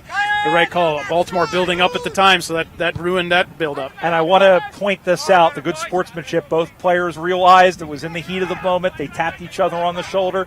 We move on as the ball is now in the Minnesota forward 50. We have a whistle, and umpire Steve Arnott has awarded a quick free kick for Baltimore. They get it the heck out of there. Wounded duck, almost marked by Williams, able to get it. Now tried to pitchfork in. Found Friday on the deflection. Josh sends this one on. Top of the maybe about 80 meters out on the half-forward flank for the Freeze. Up high, 2 jumpers there, punched away with fists of fury, and the ball stays in play. Little soccer kick up on the far side, and the ball goes out of bounds. Again on the Watch AFL scoreboard, Baltimore 5-2-32. Minnesota no score. Brian Barish, Dan Sarbacker here in Darree Fields in Dublin, Ohio, with about 4 minutes to go here in this first of 2 20-minute halves in men's Division I. Just seeing it now, Brian, Minnesota just had a little bit of space to work there on that last sequence. I think it was Williams that didn't intercept Mark, didn't end up dropping it, but collected. Here he is again. They've got a little space to play, right? I'm counting a couple open players. Zach Weaver, if the switch is on. Now they've got some space to work into. We might see some equalization of play here. They just turn it over, however, but you are saying one of the things that we talked about the last game you and I called, when a lot of teams do not There's no mark on that. They'll play on. They're not utilizing this open side of the ground as much. Both teams did a good job of doing that on that last passage of play. Here come the Dockers up now in the middle of the ground. Little handball, big tackle. I think it was high. In fact, it was. Good call, and we'll have a free kick. Yeah, you're spot on, Brian. That switch of play is sometimes so effective. Characteristically in the USAFL, a lot of very direct play with an awesome one-handed mark there in the pocket. But teams that can figure out that lateral switch really open up the field of play and create those lanes to work through. Cafaholi had it, now sends this one in, and this one is sent in across the sticks, and still in play, 2-on-2 contest. That's Weaver, and ball goes out of bounds. Zach Weaver. And every time I hear that last name, I think of UHS. Are you ready, Weaver? Really, really critical tackle there, actually. Probably saved a goal. That was a nice wrap-up. Took him to ground. That allows his teammates to recover, finish off the transition that was happening there at that moment, and wait for the cavalry to arrive, so to speak. A stabby kick at goal, and it's going to be a ba-bam. 6 more points to the Baltimore Dockers, and they extend their lead once again as they go on the Watch AFL scoreboard to 6-2-38. And no score for Minnesota, who have had their chances, but it's been all Baltimore. And we mentioned, Minnesota, there is a second half still to play, but Baltimore's almost to the point where they've erased that first game hole that they dug themselves in for percentage. Yeah, Brian, now you and I have talked about this throughout the day. The tournament format, there's not that same time for adjustment. You say, okay, 20 minutes gone, that's first quarter time. We'll go in, we'll adjust, we'll recover. All right, we got some goals to make up. In this, it's halftime.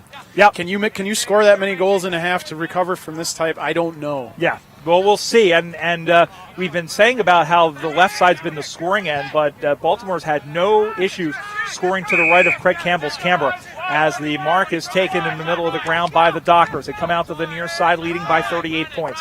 Good mark in the middle of the ground. He's got all sorts of room. He will take that bounce. I'll tell you what, that is it's an effective in the end bounce, but it's been very dicey. And the player who went after that one is still down and getting up slowly. That might be Dan Stevens, I'm not sure. As that one is handball into the middle of the ground. Now looking in front. Again, another opportunity and a goal. And a little extracurricular afterwards. But the fire gets out. There was one of the Minnesota players who were down, but will eventually get back up. And out of all of that, Baltimore has kicked their 7th goal of the game. They go to 7-2-44. Minnesota, no score. That might be our horn right there. It is? And it is. That's probably timely. To be honest, just as the waning moments of the half there were winding down, we had talked moments before Minnesota had lifted. They started to find a little bit of space to work into. But right there before that last pass, it looked like they'd really sort of capitulated. Yeah. It's sort of given up. Baltimore waltzed straight in. And then that little pushy-shovey, argy-bargy afterwards, that's probably a result of some frustration the Frees are feeling at this point and looking at the scoreboard. I don't blame them. I think we all could use a little bit of a break, and they certainly can as well. We'll be back for the second half of this men's Division I game. Again, the score, Baltimore 44, Minnesota nothing. You're watching the 2024 USAFL Super Regionals from Dublin, Ohio, here on USAFL.com. This presentation of the USAFL is brought to you by Tasmanian. Quietly pursue the extraordinary. Cooper's. Australian made and owned. Cooper's Beer. Aussie Sports USA, the official apparel provider of the USAFL. Odin Mortgage and Tax, Australian mortgages and taxation for expats and overseas residents. CyberSolve IQ, the inaugural cybersecurity partner of the USAFL. Two Hands Restaurant, fueling your lifestyle. Watch AFL, stream every match overseas. Brown Brothers, family winemakers since 1889. HBC Event Services, Premier Sports Medicine, and the members of the USAFL.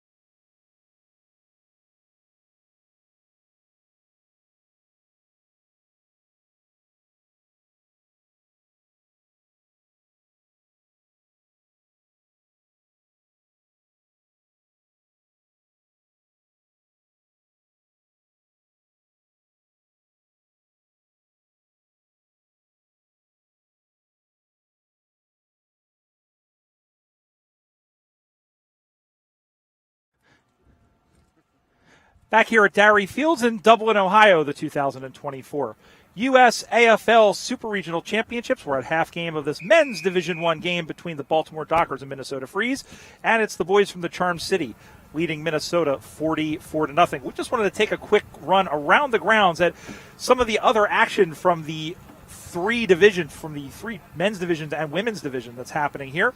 Taking a look at men's Division III earlier today, Chicago defeated Oklahoma 52-0. Nashville over St. Louis 30-4. And in round two, Nashville came back and defeated Oklahoma 59-2, and Chicago beat St. Louis 34-13. So those two teams will play off over on those two teams, Nashville and Chicago, will play in the Division III game that will essentially be a de facto grand final.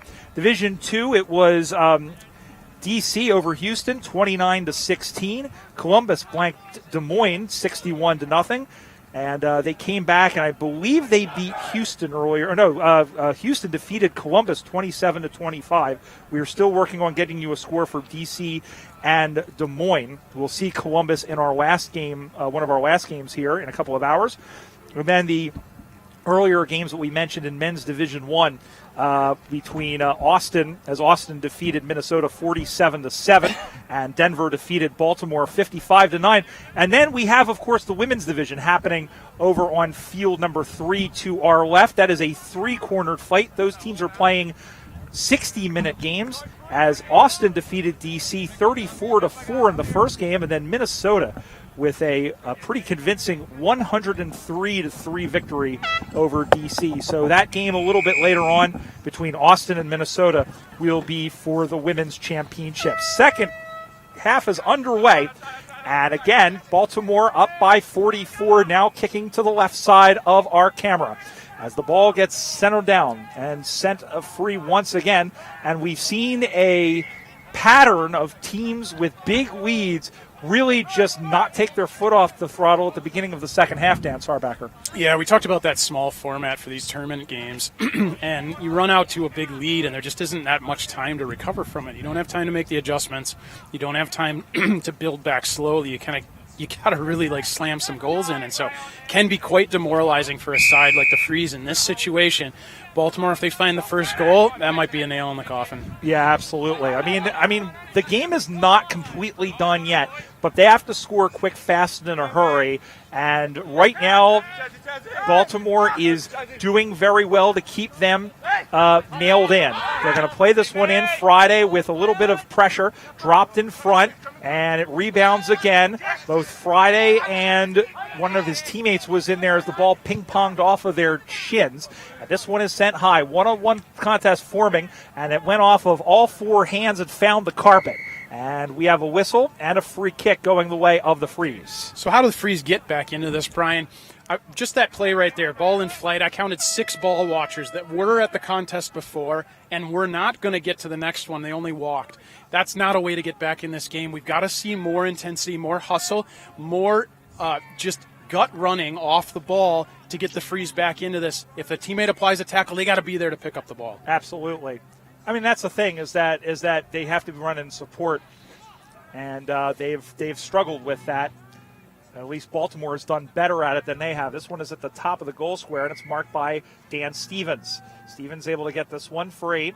Up on the far side, contest forms, and the ball goes out of bounds, boundary throw, and directly across from us. It's one of the hardest things to do as an athlete, running defensively, running when you're losing. It's easier to run when you're running towards a goal, running in offense when you've got a lead because you're scoring, you're generating offensive output. That's a psychological challenge, and when we work with athletes, you've got to overcome that. It really is forcing yourself to run defensively or forcing yourself to do gut running when you're behind. And this is coming when you talk about myself, I didn't do well on defense in this particular reason. And you almost have to leave yourself and find some other reserve, especially on a day like today when it is hot and you're, and essentially right now your fourth quarter of play. And reminder that these teams will play one more game before we say goodnight, as Minnesota will come back and play Denver. And, or rather, Austin will play. Yeah, Minnesota will come back and play Denver, and Austin will play Baltimore. One of those days where I've forgotten my name, let alone the schedule. Fair enough. So, yeah, no damage to the scoreboard yet either way. The play's still mostly neutral. I'm waiting to see which side really decides to dig in and take the bull by the horns here and pull out as a leader and score first in the second half. Ball comes out now up on the far side now. Finally won by Baltimore. He has fins to the left, fins to the right. He's the only bait in town and sends out a worm of a ball. Could have been pushing the back. No call. Try to get it into the middle. No. Now there's a 2-on-2 contest. Wrestling match. Aggro twister, as Bill Robert would say. And now the win is picked up. The ball is picked up. Here come the Freeze in the middle of the ground. Lot of kicks to no one, and it's a matter of who can win the race. This one is kicked, and it is marked in the back left pocket where I keep my keys, which is why my butt hurts. Yeah, another good example there with that Malie in front of us. Freeze had numbers. Baltimore applied just enough pressure to tie him up, and then the second wave of players coming were all Baltimore. No support for the Freeze, so in the end, they're not going to be the ones moving the ball forward. I got a chuckle out of our producer, Cherry Long, so that's all that matters. At least one person got amused by it. 44-0, still the score. Nothing moving, as Sarge just said, through 4.5 minutes or so of scoreless second half football. And again, we have one more slate of games, one more round of games to come. Division 3 coming up next. As we mentioned, Nashville and Chicago. Winner of that will claim the Division 3 title. Nashville having teamed up with DC to winning Division 2 last season.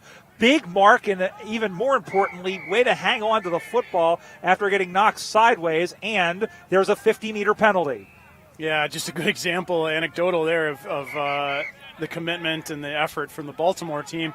Friendly fire in that marking contest. 2 Baltimore guys went in. They ended up with it. Little confusion there from the Freeze. Gives away a free. That was bad luck in the end. It was, and then there's that 50-meter penalty, which is going to bring the ball right in front. And they are going to slam home their 8th of this game. Baltimore 8-50. Minnesota no score. So if I'm the coach or the captain of the Freeze right now, that 50 is demoralizing, but that's not that guy's fault. That was a little bit of confusion, a little bit of mix-up. The mistake happens right before that, right? When there's not enough effort to be in the contest in the first place. 2 Baltimore guys were, 0 Freeze were. That's just indicative kind of the flow of play right now, and Minnesota's really got a lift to try to get themselves involved in more contests. So let's take a step back from this and look at this in kind of a high perspective. I mean, we still have a lot of time to go in this game yet, but this is going to help Baltimore in a sense that we don't know what's happening in the other game. We've got Austin and Denver happening across, and Austin plays Baltimore in the last game. We'll pick that up in a second. Here comes another opportunity for Minnesota, but Baltimore is back to try and get it out. They do now up to the near side. Going to try and long handball across. Now he's got to boot it out of there, and he does. High kick, which will form a contest, and it drops in front and goes out of bounds.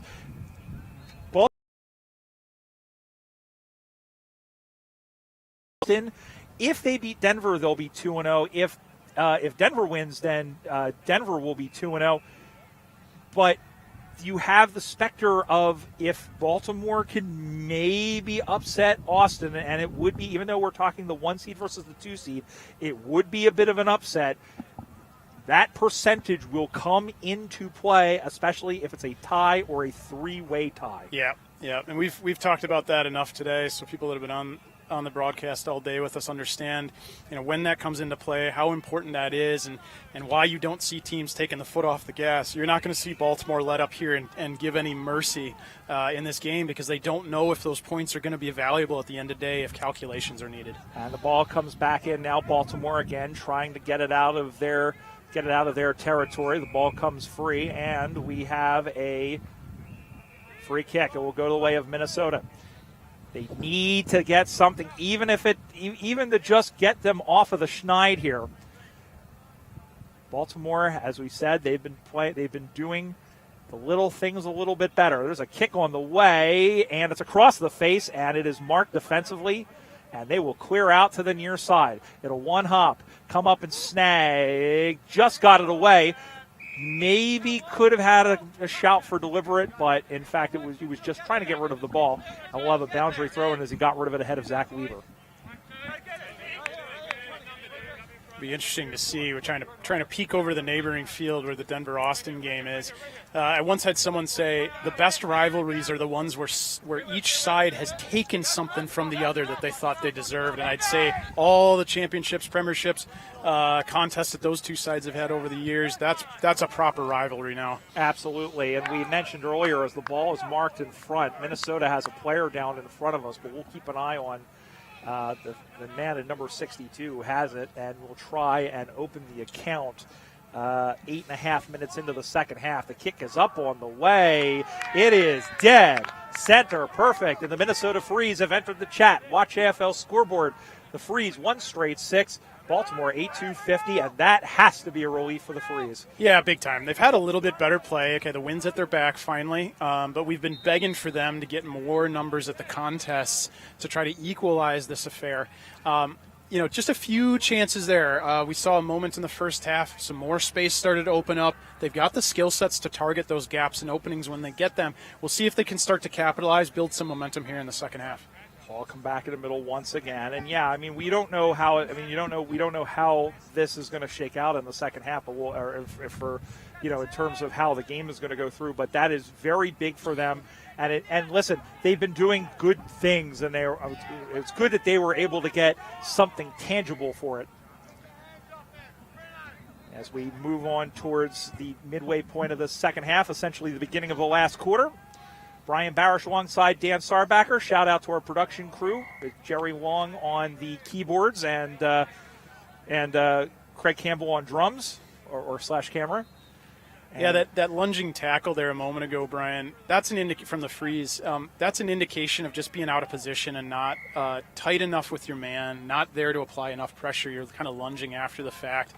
So those little indicators all sort of add up to the Freeze need to find a way to lift their intensity and get more involved around those contests. Yeah, absolutely. Yeah, the intensity, I think, is very slowly starting to come back. You can see a little bit more of a pep in the step, even though for Minnesota, even though they are now on the defensive side here, trying to keep Baltimore from getting that score back. And this one has gone through 4 behind, so they are able to restrict them to just 1 point. Baltimore now goes to 8-3-51. Watch AFL scoreboard. Minnesota 1 straight 6. A reminder, check out all the scores from this day and from across the 2024 season at USAFL.com, Facebook.com/USAFL, Twitter and Instagram at USAFL1997. And, of course, we'll be in Farmington, Utah, 2 weeks for the Western Regionals on June 29th. That will start at 9 o'clock. It will be similar to this, where we'll have all the matches. We're hoping that we'll be able to bring that to you live. Fingers crossed. We were able to slay the Gremlins today to get you some live matches, and hopefully we'll have some as well. And, of course, we have the Transatlantic Cup, Team USA taking on 5 other countries in the men's and the women's in August, as this one is sent on the way. But there is Mr. Dan Stevens, who is back, but I think that's going to get called all the way back. And there was a whistle before that, so it's a free kick. And it will go the way of Baltimore. And one last thing, of course, the USAFL Nationals in Austin, Texas, the week of, it escapes me, I think it's the 12th and the 13th. It's that second week of, I designed the logo. You would think I would remember when that was. This one is sent in towards, it's a one-on-one contest. Minnesota, again, as they've got 2 players there. And the ball goes out of bounds. I just got the thumbs up from Pat Machado that I got the date right. I don't even remember what today is. Well, as you and I are aware, you go to enough of them, and the dates kind of start to the days, run together. The games, everything kind of blends together. And the ball comes back in. As this one comes through, it's going to get picked up. Ball gets finally picked up. That should be kicking in danger. Maybe, no. And it looks like another game of aggro twister has broken out in the middle in the goal square. Punched free. Again, picked up by Williams. Sends that one on. That one had to be caught in self-defense. Went about 13 meters, so no mark. Baltimore gets it back. Handball back. Now running on. Kicks this one inside the 15-meter arc. Defensive mark taken by Minnesota. Really great intercept mark. He's going to get himself in trouble here a little bit. It's clear the Frees don't have much motion off the ball. When a player that takes a mark and wants to play on has to backtrack once or twice, he has no options. It's like watching an MLS player try to dribble out of the back line with 3 players. So by MLS, I mean Philadelphia Union. But, that's an inside joke as the ball goes in the other side. Listen, when you pay $2,000 for a mediocre team, for season tickets for a mediocre team, you make jokes. Not everybody will get them. But, that is kind of my I guess that's my thing, is giving non sequiturs. Anyway, the ball is up on that far side once again on the Watch AFL scoreboard. It's 8-3-51 to 1 straight 6. Ball comes back the other way. And it's a nice mark rising above the pack, and here they come. They are misers. That is Val Cafaholi sending that one in. Good bounce. Takes that one in. Maybe that was Cafaholi. I don't know. We don't have names or numbers. No, that is number 9. Friday comes up and makes a good catch defensively. Wasn't paid, though, as it comes out to the near side. 3 orange jumpers converge. Now set up the Shepherd on Weaver. Sending this one in, and it's marked over the top. And here come the Frees back the other way, Sars. Yeah, I'm curious to see if they can actually break this region kind of right in front of us here, and the answer is going to be no, because there's yet again another intercept more. The last 5-8 minutes, Baltimore has been able to set up on this line and has acted like a wall that every Freeze kick just bounces off of. They have not relented anything in their defensive half, Baltimore. The great orange wall of Ohio. Maybe Maryland, who knows, as the ball goes in the middle of the ground. And this one is a little stabby kick, wouldn't have been paid anyway. Goes to ground, going to be picked up by Cafaholi. Handballs it up over the top. Little shovel pass picked up on a hop, runs to 45, and goes bang. Wow, that was pretty smooth as smooth, silky chocolate. Yum, I'm hungry. As another goal on the scoreboard. Baltimore goes to 9-3-57, and Minnesota is still stuck on 1 straight 6. Baltimore coach has to be really happy with that. As I mentioned, a lot of rebounds happened here in this midfield range. Frees were trying to get out time and time again. Baltimore kept intercept marking, rebounding. There they found a switch of play that opened up the far side. Run actually came from way on the halfback line to get that handball and then eventual shot on goal. So some good gut running off the ball, things we talked about the Frees need to be doing. Baltimore is, Minnesota isn't. You're seeing the results on the scoreboard. Absolutely, and that's the thing as well, as you mentioned the run through the back. A lot of good coaches teach that, and good players, especially the ones who are full of run. There's a lot of halfback players that generally play that could play on the ball. That's where you use their speed. There's no, if you're watching Aussie rules for the first time, there's no restrictions on where you can go. There's no offsides. So players generally will roam as the situation develops. A guy who will play on the forward line, he will sometimes, or the back line, he will sometimes have license to follow the play. And sometimes it's just easier to follow the play, even if you have a player out of position. He'll get back there, or she'll get back there eventually. Deepest penetration the Frees have seen in a while here, and actually comes off the back of an intercept mark. Good individual effort there, diving catch that thwarted yet another rebound from Baltimore. Now the Frees are seeing some penetration, probable shot on goal. I think this is well within his range. He'll step in. When he kicks, he'll be from 50 meters out. It's going to be short, and it's knocked down in front. Baltimore trying to get it the heck out of there. Going to be paddled out. Good job. He's going to try and tap it onto an advantage. Friday plays Detective Friday as he tries to get the ball down in front. Now is able to whip that one out to the near side. Going to be picked up on a hop by Weaver. Here comes Zach Weaver. Shot for a goal on the way. It's going to be short and intercept, and that fizzles into nothing. That previous set shot, I was a little disappointed he didn't take a really big run up. He had the time. He got himself set. He kind of short-stepped it and was a little close to the mark. He didn't get a full leg swing. I thought he had probably 10 more meters in that kick if he'd run up properly. I think overall, if you look at American players, that might be one of the most important skills that you need to learn that I don't think the American players, not all of them, some of them have gotten it down, but knowing when to take those extra steps back, because it does, it's sometimes hard to judge when you're going to kick, but you need as much momentum, especially when you're about as far as he is out, to kick that ball.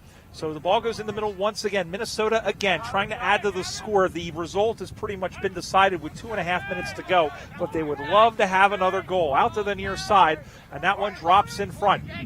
So Baltimore is going to go to 2-0, or Baltimore rather is going to go to 1-1, and Minnesota is going to drop to 0-2.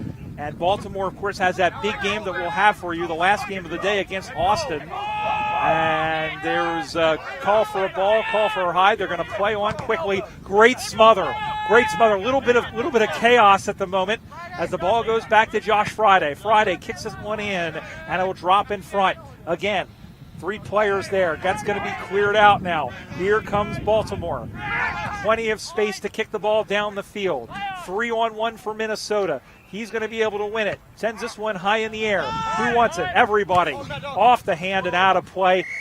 Full marks for effort, sir. And the ball goes out of bounds with 90 seconds to go with the ball game. Just there at halfback, Minnesota had numbers, but it was largely because Baltimore kicked into a 1-on-3. So there you saw a good example, a good result of when you have numbers there, good things happen. The ball goes out of bounds as everything has gone flying. The wind is starting to pick up a little bit more, SARS, and we haven't had this big of a gust in some time. You've mentioned that the gusts have really only been topping out at about 15 miles an hour or so. But it hasn't been it's been slightly affecting play. It hasn't been like it's been at Nationals the last couple of years. As this one is up high. Knocked down Friday. Good don't argue, but he ran into a Docker sandwich. And it will be a free kick. There was an opportunity for a handball here with number 50. He saw him, I thought, looked right at him, but didn't use him. And he should have, could have broken him free. I think through the course of the game, the inability for the Freeze to really provide that consistent support of extra numbers, players aren't expecting it to be there and they're not looking for it. And so it's this thing that sort of piles on in a downward spiral. Well, you know what Sheldon Cooper says, if ifs and buts were candy and nuts, we'd all have a Merry Christmas. There is the aforementioned number 50 who takes the mark right in front of all of us, and here's the handball to a cutting Weaver. Weaver, little chip kick in, looking for Williams. Williams saw it go past his hands. 2 defenders there. Is that our field? Yes, it is. And that will do it. Well, yet another comprehensive victory here on Field 2, this time to the Baltimore Dockers, who just very much have kept their championship hopes alive here in Men's Division 1. The final score, the Baltimore Dockers, 9 goals, 3 behinds, 57 points. Minnesota, 1 straight 6, a 51-point victory. So now Baltimore goes into this final game at 1-1 against Austin. If they can win, and we don't know what the other score is at the moment, Austin had a pretty big victory in the first game. If Austin would have won that game, then there's a chance for them to win. Denver not out of it. Same thing if Denver wins.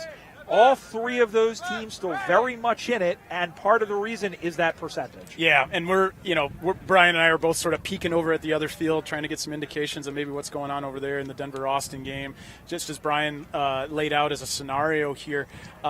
Until that results in, we won't really know exactly what chances Baltimore had, but with the result they just got, 57-6, certainly gave themselves a really, really good opportunity. In the end, they didn't do everything perfect, but on days where your skills aren't perfect, you're not executing as well as you'd like, the thing that's in your control, gut running, getting numbers to the ball, working in packs, hunting the ball, they did that way better than the Freeze, and it showed up.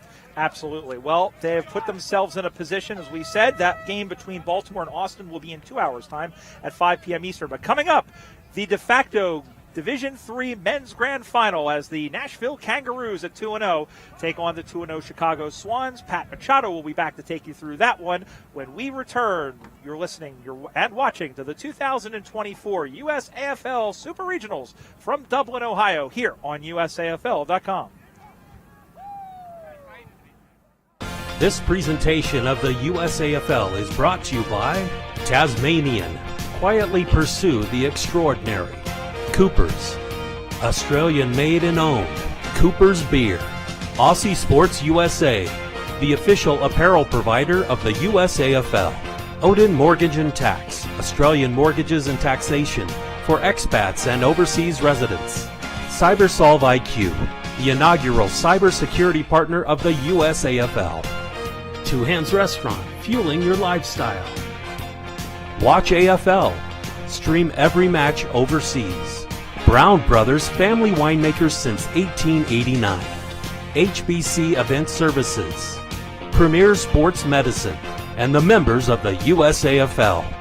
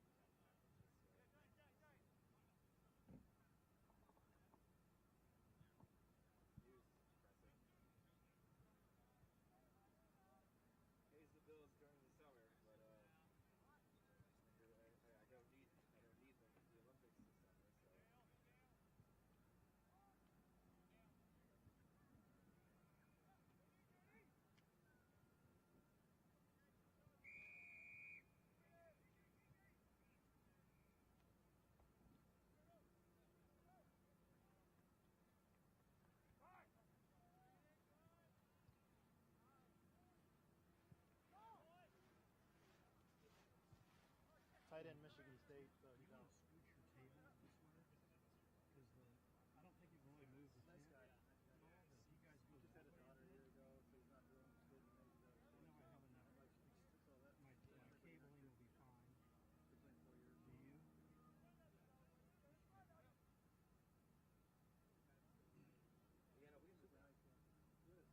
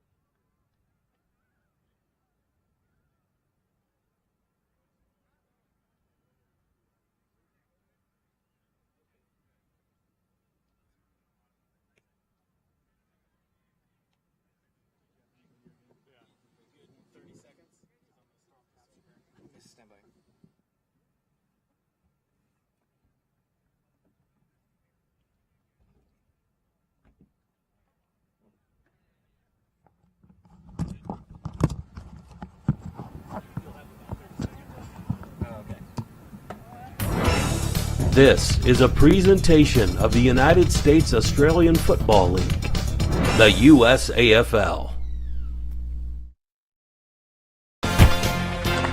Fullback. Okay. Alex C. Back pocket. Okay.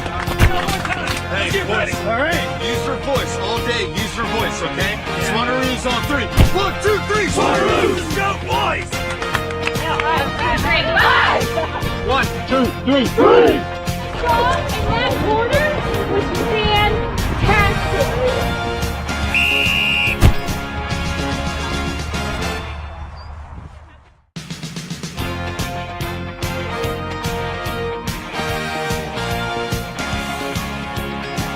The USAFL presents the 2024 Super Regionals.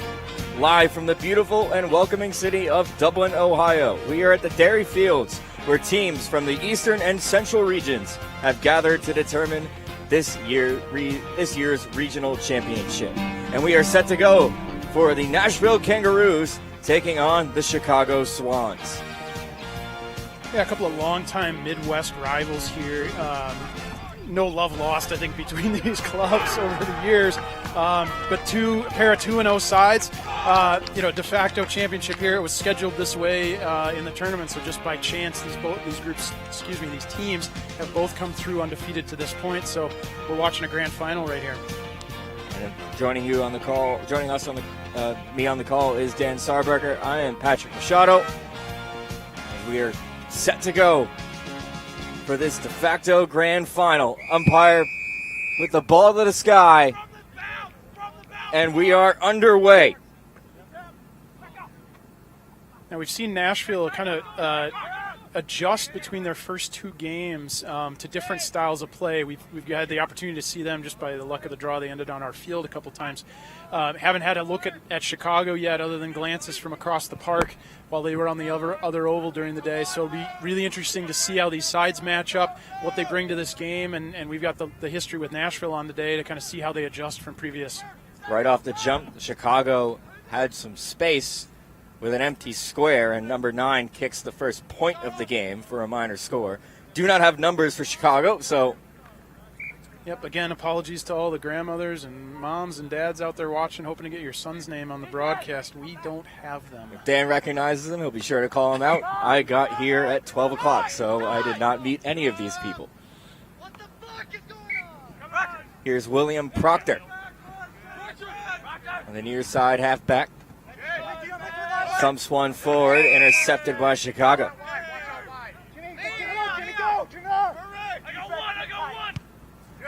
Directs traffic. Kicks one to half forward. Takes a bounce right towards the boundary. Able to keep it in for a second.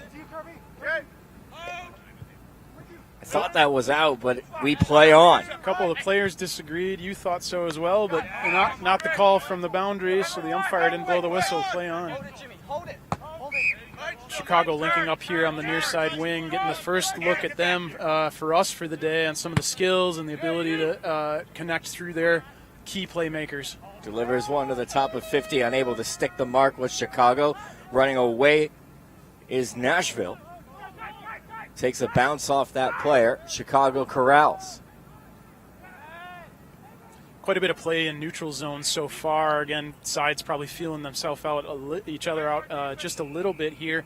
Not going to tip it in anyone's favor. Again, the breeze is light, maybe a 1 or 2 goal breeze on the day. Chicago kicking towards the scoring end right now.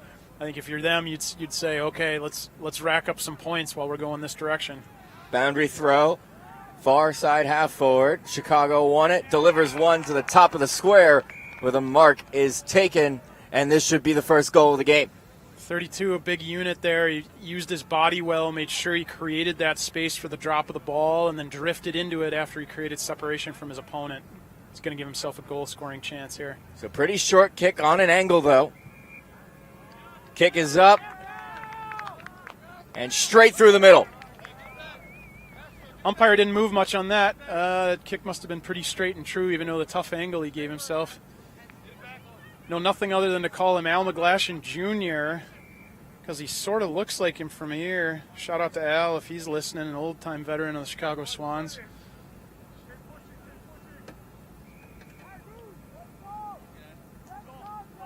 Maybe Al will even take that goal in his all-time tally. He'd probably be happy enough with that. So that goal brings Chicago to 1-1-7, and Nashville yet to score. And it bounces forward towards Chicago again. Nashville takes it out as everyone had overrun the ball. Brendan Feely turning. Here's Chicago escaping from the center of the ground. Off hands, unable to stick the mark was number 50. And good fend off, dropping the ball. The umpire will call holding the ball. The players called it well before the umpire, but the call eventually does come. Again, apologize, we don't have the names. Number 9 here has been effective in a number of plays. Obviously one of the key playmakers with Chicago. Quite a bit of stuff's gone through him already. And then just some great individual effort with the tackle there. Near side half forward, one more kick inside 50. As they flood the center of the ground, finds a man on a lead. Well done by number 44 to find the open man. Al McGlashan Jr. on the lead again, number 32 there. It's obviously not his actual name, but we don't have the roster again for Chicago, so apologies. But great lead. That all created by that tackle with number 9. Nice delivery. We'll see how he does on this angle. Sprays it across the face into the forward pocket.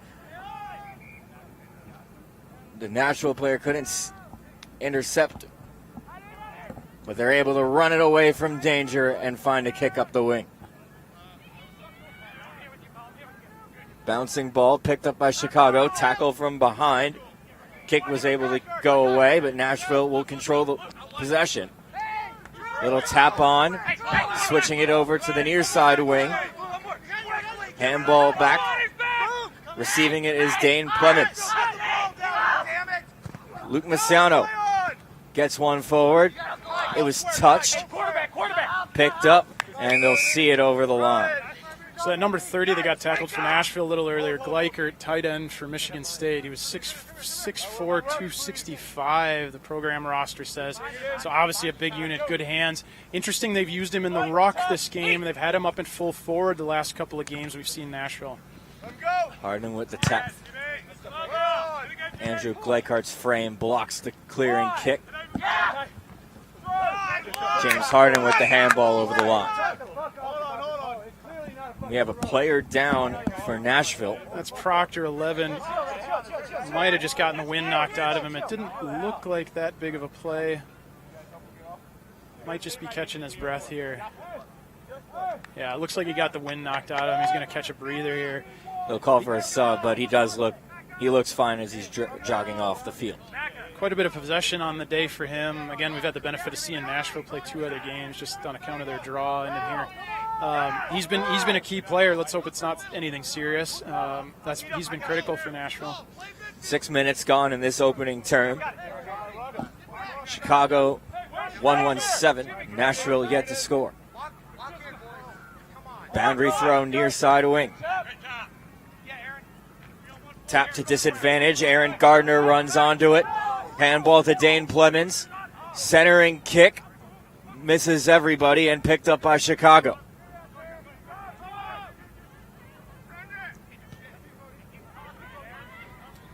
Kick to clear the lines. Goes into the center of the ground. Very friendly bounce to gain some territory. That switch of play benefited Chicago there. It wasn't necessarily intentional, the way Nashville had kind of worked the ball into the forward 50. Chicago works forward, now Nashville on the rebound. Chicago out of defense. Finds a player just on the edge of 50. Little short ball. Takes a bounce. Good hustle by Nashville to get there. Chicago player couldn't stick the mark. And now Nashville will have a chance to go on the attack inside 50. Ball spills free. Gets a kick towards goal. That will not have the angle on it, and it goes out on the full. Curious to see how Chicago treats this kick in. And they go near far side, near to the boundary. They're going to try to build up there. 2-on-1 contest. Nashville player ripped from behind. Let's see if we get a tackle or a sling tackle on that. That's certainly what it looked like, and it will be a free kick to Nashville. So a tackle applied, but it was a sling tackle. No regard for the tackled player's safety in that. Flinging him around like a rag doll is against the rules. Kickoff hands. Players go to ground. Chicago able to clear the contest up the far side wing. Takes a bounce and over the line. So Pat, we talking about that tackle. Correct form in something like that is wrapping a player up and dropping your hips as opposed to grabbing their jumper and swinging them around in a circle. It's different than American football where you just have to get the guy to the ground in any fashion you can. In this, limited between the shoulders and the knees of where you can grab, you've got to consider the player's safety and take them to ground safely and in a manner. So usually it's coached as wrapping and dropping the hips as opposed to looking to fling them or smash into them like American football. And something that's become a lot more important in the game in the last couple of years as well. NFL, AFL, everybody's worried about concussions and player safety, head safety, and frankly the fans want to see the stars on the field. They don't want to see them injured, and so the leagues do try to sniff out those dangerous type of tackles. Science can be a wonderful thing sometimes. That ball hits the behind post, and we'll get a throw in deep inside the Chicago attacking 50. Actually, rather, it'll be ruled out on the full. Thought that may have took a bounce, but it will be free kick for Nashville.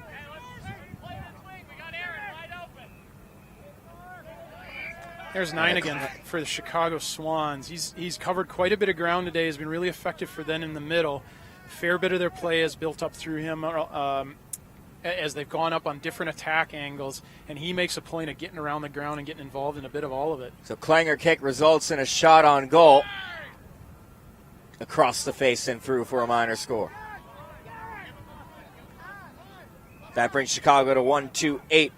Nashville yet to score on the Watch AFL scoreboard. Nashville's defense holding pretty well. It's most of a bend, don't break scenario here.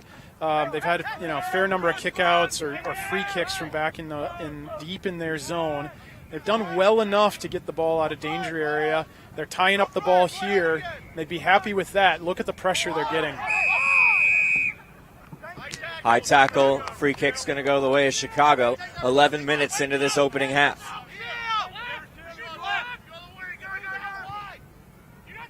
Little short kick. Looking to the far side wing. Right idea from Chicago. Change the point of attack. They look to switch the ball a little bit there. A lateral pass first, but it wasn't executed well. Not being able to mark that ball, put that player under the pump, and now you see the result. Ball up instead of clear possession. Chicago with the tap to the line. Able to keep it in. Now here's Nashville. Little kick by Brennan Feely. Doesn't go very far. Intercept mark taken out of the defense for Nashville. Nashville would be good to just slow the pace a little bit here, find an opening that they like, maybe switch the direction a bit instead of slamming it right back down to where the traffic has been. Pendergrass kick. And almost marked for Nashville. Couldn't hold on to it.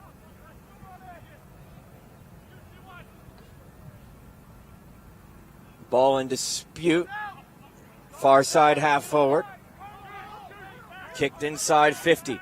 Now the race is on to the line. Holding the ball. Good defense from Chicago to thwart the Nashville opportunity. He's asking for a push from behind, but in reality, he didn't play quick enough, didn't have enough urgency. That there hasn't been that much free time, that much free space for these players today. I wouldn't say it's just rabid pressure, but there's been pressure almost any time someone picks up a ball. They have not had free run. So a very low-scoring opening half, but here comes Chicago with a lot of space inside 50. Skyward kick. Takes some bounces, and Nashville will take it out of danger. Chance wasted by Chicago there. Proctor had it go off his hands. Able to get the ball away from the Chicago player. William Comstock now back into the corridor. Takes a bounce. into the hands of Chicago. Handball over the top. And Chicago will have free reign down the near side wing. Here is Nashville out of defense. Little small kick, only red jumpers around.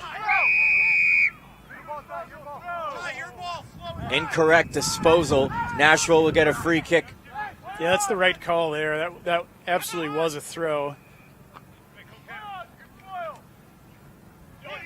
Some good desperation from the Chicago defender there. Kangaroos unable to do anything with that chance. Good defense by the Swans. That ball out of the reach of both those players in the one-on-one. Has a crack for goal from way outside. Here again, Pat, another opportunity for Nashville. Reset, figure out a structure where they can start to free up a player, where they can collect a mark and get numbers around them so they can start to run and work this ball forward. Kick dies in the middle of the air. Takes a bounce, and here is Chicago once again. Out of half forward on the far side. Little line drive kick on the outside of the post. Players yelling at him to take their time as it goes out on the full again for the Swans.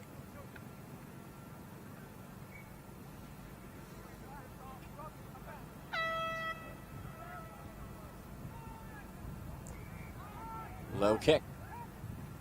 Nashville played it off the body of a Swan. And back again comes Chicago into their 50. Players tumble to the ground.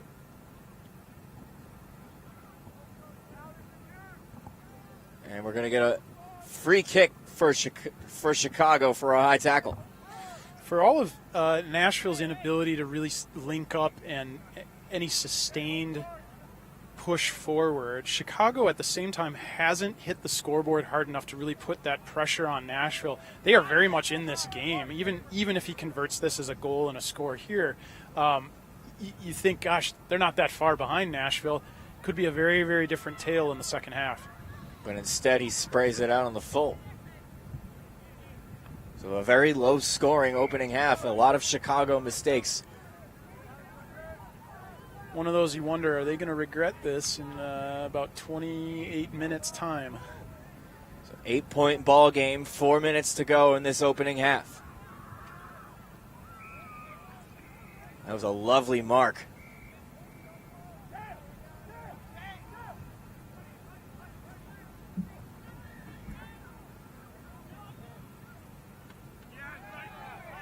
Off hands. Andrew Wang from the Cleveland side playing with Nashville this weekend. Umpire balls it up. Punched forward straight into the hands of a Swan. Clearing kick. Only white jumpers around, but it takes a bounce towards the boundary, and Chicago will take that result. If I'm Chicago, I'm looking see if we could hit the scoreboard once, twice more yet before the half.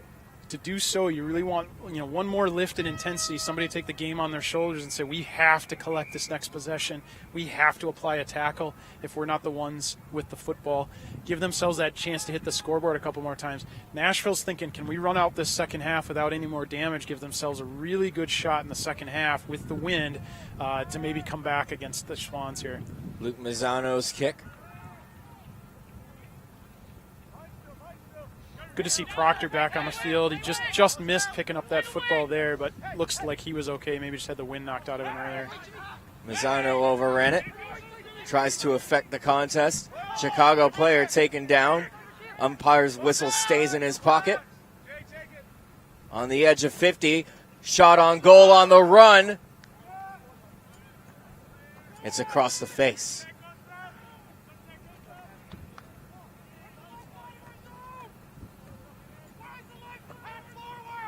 Chicago now out to 9 points. 2 minutes to go in this opening half.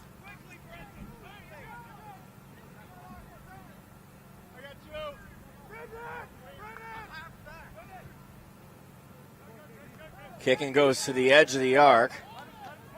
Free kick's going to go the way of Nashville for pushing the back.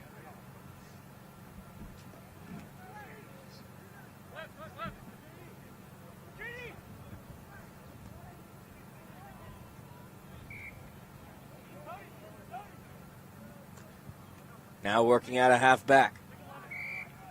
There they able to chain some good marks together, our Nashville. Yeah, they're able to find Gleichert. They've been fairly effective on that kick boundary-wise off the halfback line. What they've struggled to do is move the ball forward in that chain the next couple of steps. That boundary kick, that second boundary kick gets tough. There's so much traffic. It's hard to make that really effective. It can be a strategy if you then go and tie up the next boundary throw. Here they end up giving up a free kick on the full. Great effort diving to mark that ball before it touches the ground. Works out for the Kangaroos. Here's Saul Camarena. Dying seconds of this opening half. Under a minute to play. Here's one to the edge of 50. Just overran it was the Kangaroo. Now they rush the ball carrier, but able to get the kick away was Chicago. Friendly bounce for the Swans. Picked up on the run. Little small kick. Bounces to a one-on-one. Turns around, takes the shot. This will take a bounce and then go over the line. Good example of transition play and what can happen when teams get stretched out. That was the deepest penetration the Roos had in a while into the forward segment of the field for them. But what that does is it stretches out their entire side. Chicago rebounds, actually moves the ball very, very quickly up to forward line, had another shot at goal, off the mark in the end, but just the opening up of the structures on the field because of that transition towards the Roos forward end allowed Chicago to rebound quickly. And that was the last action of the opening half. So at the end of 20 minutes of play, it's Chicago on the board with 1-3-9. Nashville Kangaroos yet to score. 1-2-8. We'll double check that score at halftime. In summary, in the first half there, we started talking about it a little bit. You got to wonder if you're the Swans, did we do enough there with the wind? I think they had the better bit of play, but did they really tighten the clamps on the Roos effectively? Maybe not. Nashville might come off pretty happy with that effort against the wind, saying, okay, we didn't play our best, but we held firm enough to keep the game within reach. 2 straight kicks, and Nashville's at the front. So setting up for a great second half of play. Columbus was able to mount a comeback earlier that they were unable to finish. This is a lot smaller of a margin for the Kangaroos.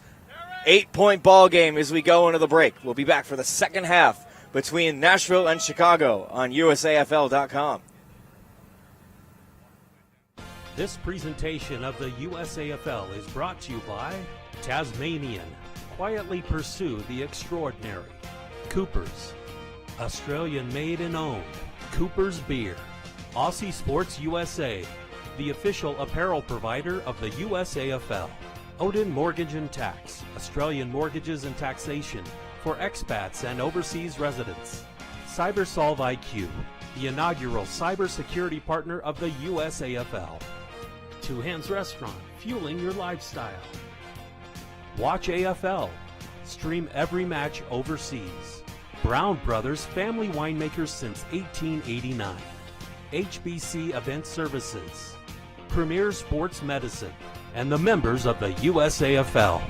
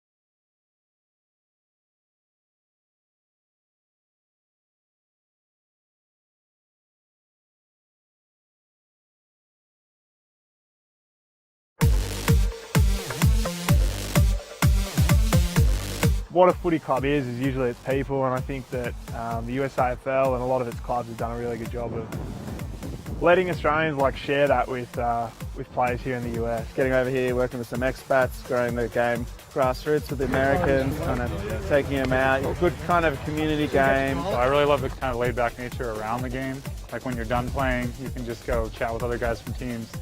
But when you are playing, no one has a problem with you going hard, which is awesome culture in the sport. For myself, I was just really looking for a competitive league, but just something different than something I played growing up. So I found the club and it really early embraced me, and it kind of turned into more of a community that plays a game together than just a team that goes out, plays a game and goes home. There's a duty of care for your teammate and also for your opponent. And I think that resonates with people. Now you really need to have decent play right across the board. So the skills have sort of caught up. The Americans have caught up, and they make a big part of how good you're going to travel this year. It's not so much an Australian. Guys who are more mobile, guys who aren't, you can find somewhere for them. And there'll be a level for you, depending on the size of the club, there might be a first and a second, so you can find your level, find your home.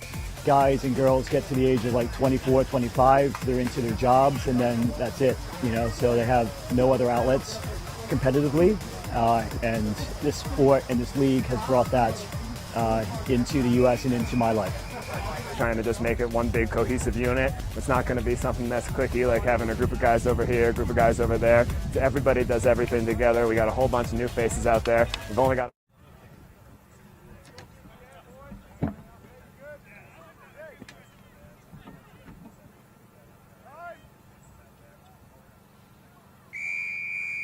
back for the second half between the Chicago Swans and the Nashville Kangaroos. Patrick Machado and Dan Sarback are on the call. It's Chicago 1-3-9 and Nashville yet to score as we start this second half of play. Yeah, you can tell by the third game of the day, legs are tired, bodies are fatigued. Those players came out really fast from halftime. I think just wanting to get this over with. Don't want to just sit around in the sun any longer. Keys to the second half, I think if I was coach or captain of either of these sides, I would have had the guys in a tight circle saying, who's got anything left in the tank? Who's going to step up and win this game for us? Because the chocolates are sitting right there to be had. Trophy goes home to the winner here. Who wants to dig down and take the game on their shoulders and go win this for us? It takes nothing more than that first hard tackle to get the team fired up and going. We'll wait and see here in the first couple minutes, opening minutes of the second half, who's got that in them. And to your point, you mentioned that the pace kind of quickens up as you're trying to keep your legs into it. And mental mistakes are the story. Players are telling them to take your time and slow down. That's kind of tough to do when you're in your third game of the day. Yeah, perceived pressure's there. You know your legs are tired and you're probably a step slower than you were at the start of the day because of that fatigue. And you perceive pressure coming from maybe faster than it was. And so that leads to mistakes. Camarena had his kick blocked. And this should be out on the full for Chicago. Would have been deliberate or out in the full either way. Yeah, we talk about mental mistakes. That's probably one right there. He had somebody to help Shepard, could have taken the time to pick up the ball. Even if he was under the pump, he had a handball option. Instead, tries to soccer it off the ground, kicks it out on the full.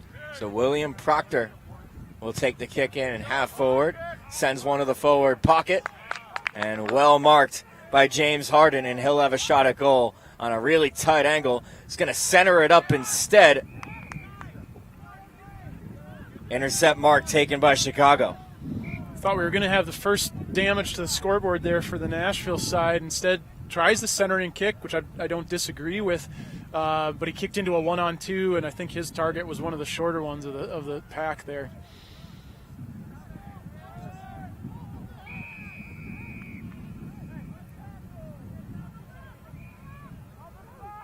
Umpire stops the play. It'll be a free kick for Nashville. Sends one inside the 50. Couldn't take the mark as he was backing up was the Chicago player. Gets a boot to ball. It's on the ground and it's through for a minor score. So Nashville hits the scoreboard. It's 1-3-9 we have confirmed for Chicago. Now one behind for Nashville on the Watch AFL scoreboard. 8-point ball game. keep an eye on the players. You'll start to notice this. It takes them longer to get up off the ground after contests, things like that. That's that fatigue setting in. It becomes a mental game at this point. Can you will your body to make that next run, that next tackle, make that next lead to provide options? Otherwise, the structure breaks down, the game gets really stagnant, and the opposition will run over you. Skyward ball on the edge of the center square. It'll be a low contact going the way of Chicago. Yeah, diving, sliding below the knees is illegal. That there, an example, that contact below the knees results in a free kick for the Swans. Boots one forward to a one-on-one. Well spoiled by Nashville. Down. It'll be a downfield free kick.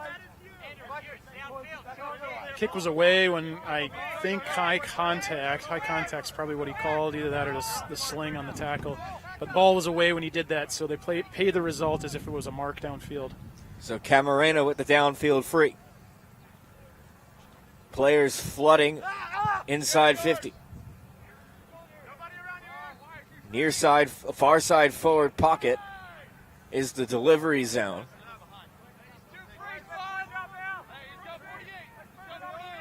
And it's through for a behind. Now a 7-point ball game. 2 behinds for Nashville.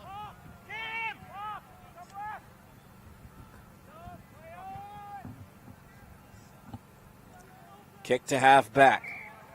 Well grabbed by Chicago.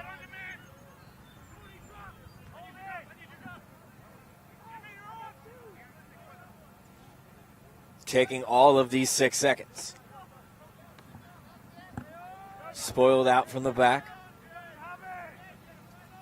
Players in the ball go to ground along the boundary. Picked up by Chicago. Nashville wanted a throw. It goes unpaid.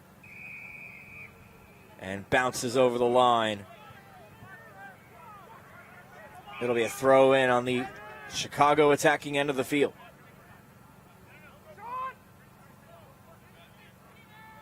Again, Pat, I'm waiting to see somebody lift the intensity of this game a little bit with a tackle or a sprinting lead, something to break this open a little bit. Both the sides are a little lethargic. You'd think in a game that's worth hardware, they'd be more keen and more eager. Somebody's just got to dig down and find it somewhere. The coach ought to be screaming about that. Ball now locked up inside the attacking 50 for Chicago. Their first big chance of this second half. Thumped forward. To disadvantage, Nashville will clear it. Bouncing ball goes from one end of the center square to the other. Handball by Wang. Gets it back. One-handed corral. Has to spin around. Ball through the wickets of William Proctor. And picked up by Dane Clemens.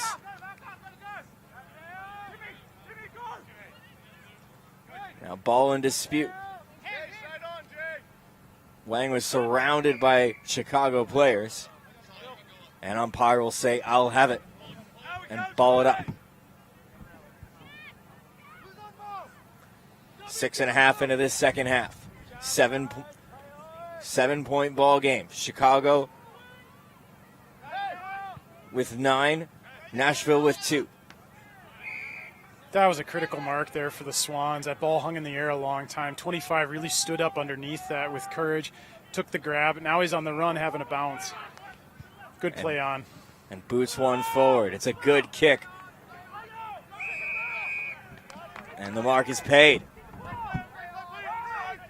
This is probably out of his range. He's got to find an option. And Plays on quickly, had a runner on the lead. Plays on, goes for goal. This one will drift right. Doesn't clear the line, and Nashville will run it out. Thumping drop punt. Takes a bounce backwards. Proctor tracks it down. Hurried kick. Far side wing. Finds a runner. A bounce. A kick to 50. Off hands. Kick on the run on a very sharp angle. And through for another minor score. An example of that fatigue setting in, that big long kick out of the back for the Kangaroos lands in the center bounce circle with nobody contesting it. Players had plenty of time with that ball in flight, but it's getting harder and harder to run without the football. That's a psychological thing as you fatigue, but you're seeing it. You're seeing it play out here on the field. Both sides pretty fatigued. 1 point ball game from the Darree Fields in Dublin, Ohio. 8 minutes into this second half. Chicago 1-3-9. Nashville 3 behinds.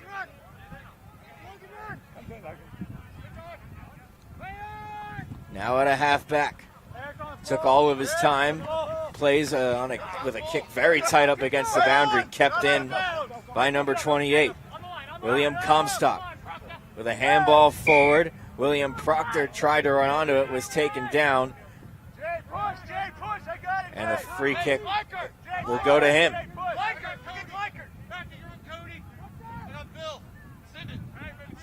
Trying to get some movement there in the forward line. A few leads materializing. They're still trying to target those big forwards. Well defended by Chicago, though they'll have to settle to a congested kick.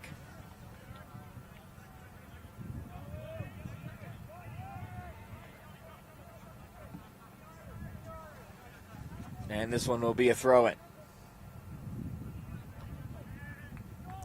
Off the hands of the Nashville player. Desperate defense from Chicago to avoid conceding a goal that would tie this game up. One straight kick in it at this point.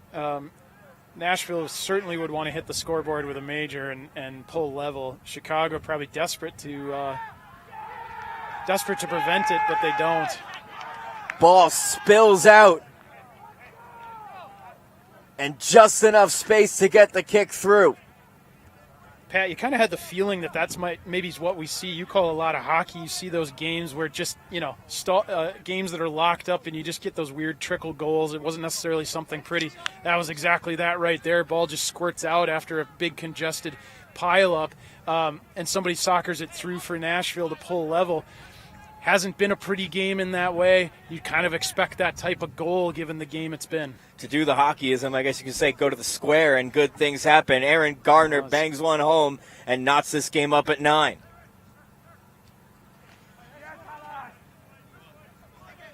Halfway through this second half, we are all square.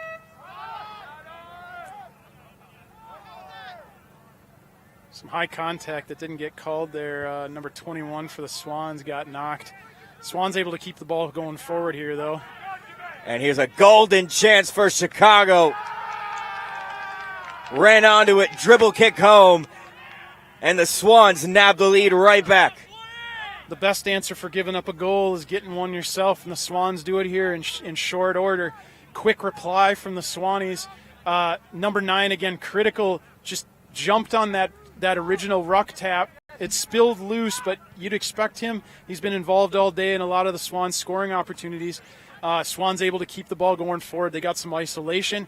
Were able to run on, and a crafty finish actually to not kick high, but rather low and dribble that across the line, given what the defender was pressuring. Only one Kangaroo inside the 50. No chance for him to get back. Chicago hit the front once again. It's 2-3-15 to 1-3-9.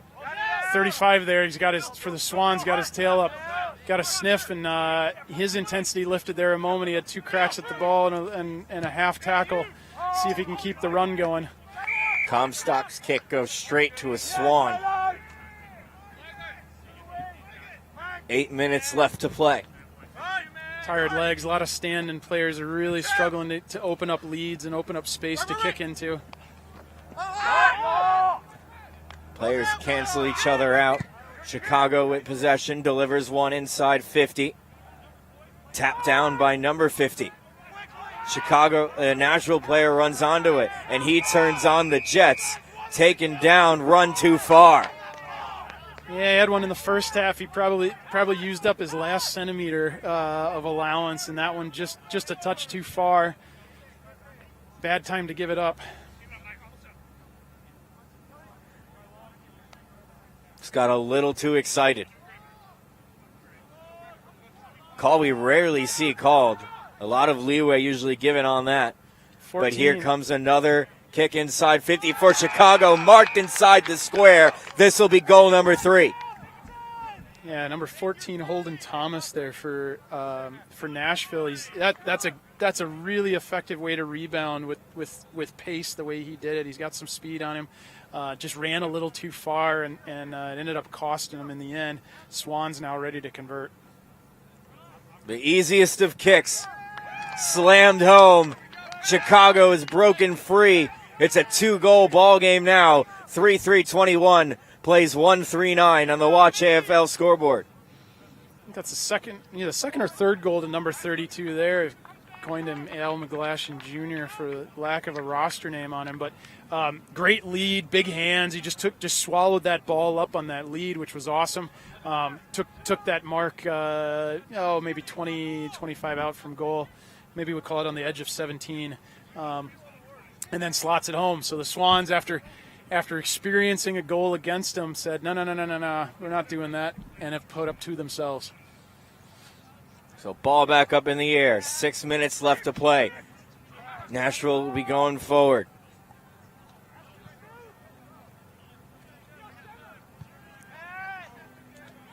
Chicago delivers one inside 50. Bounce stays inside the boundary. Does find the line. If you're Nashville here, it's not more complicated than trying to build out safely. A little bit of lift of intensity, make sure you pick up the ball first, and if you don't, apply a tackle to tie it up again. Lovely tap back, but he's immediately wrapped up, and it'll be a ball up. That's exactly the result we just talked about. So they didn't get first use of the ball, but they tied it up instead. That's a great result. Here they might have a better opportunity to get out. And gets the clearance away from stoppage. Clemens tapped it to himself. McLean now up that far side wing. 2-on-2 battle. Here's Cody McLean once again. Little handball just inside 50 now. Sprays that one wide. Another behind for the Kangaroos. Oh, they'd want that one back, but really most everything up to that point was quite good. We talked about that restart back there. They didn't get first possession. They tied it up again until they got a better chance. Then they got first use of the football. Were able to link up through Gleichert in the middle. A couple of handballs. They switched the play, switched the point of attack here to the near side. In the end, only out for a behind. Bad luck there, but actually really nice sequence from the Roos. Long kick off that kick in. Picked up by Saul Camarena. Handball out wide. James Harden delivers one into the pocket. Has to run onto it and save it at the line. But ran out of room. And they'll throw it in deep inside the Nashville attacking 50 with 4 minutes to play in this second half. Nice sequence of handballs, 2-on-1 handballs there. And the Roos were going into 50. The kick let him down a little bit. He kicked into the pocket, probably sprayed it a little off his boot. He'd want that more centering, give themselves a chance. Little volleyball tap to the line. And we'll do this throw in all over again. Proctor, as you'd expect, one of the standouts and on the national team list, collecting a fair bit of the football again. He was there, the one carrying it over the line. Chicago well positioned to play for stoppages here.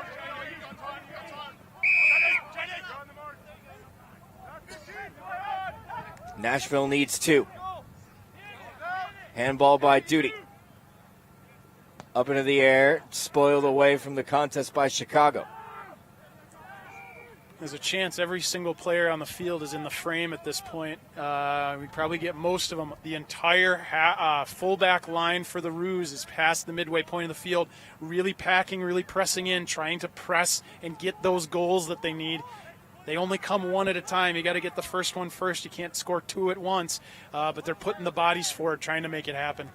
Nashville was awarded a free kick. Dane Clemens will go back and have the shot. And it was blocked by the man on the mark. Couldn't elevate it over him, and that's big.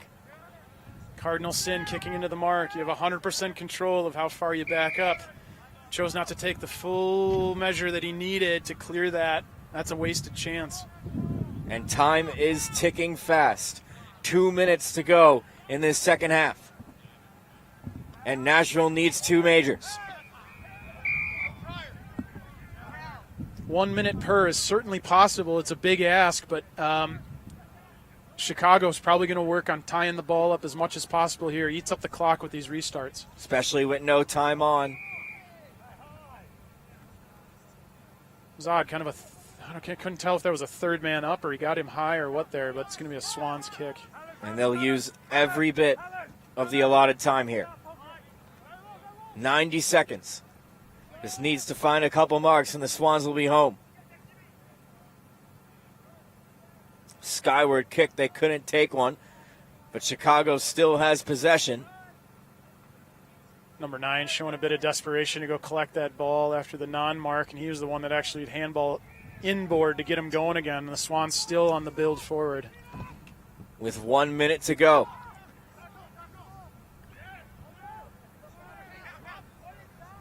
Ball in dispute inside 50. Chicago player just got the handball away, but the receiver was on his way down.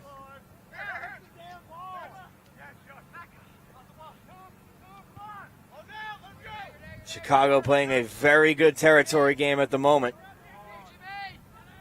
Far side forward pocket. Under 30 seconds to go. Gets a kick towards goal.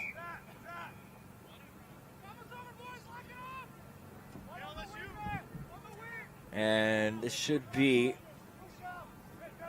a boundary throw. But the Swans are home. Just a few seconds left in this game. Siren goes, and the Chicago Swans defeat the Nashville Kangaroos 3-3-21 to 1-4-10. Yeah, fun game to watch. We know it's late in the day. Bodies are tired. The athletes are fatigued.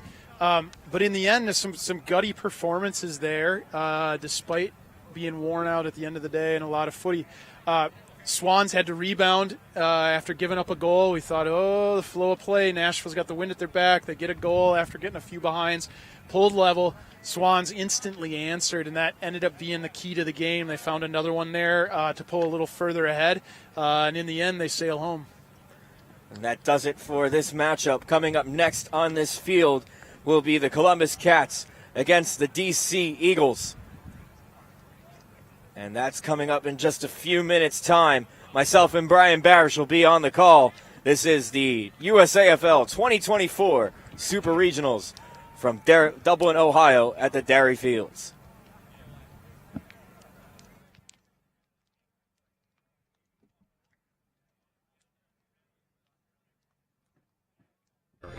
Cooper's, Australian made and owned. Cooper's Beer. Aussie Sports USA, the official apparel provider of the USAFL.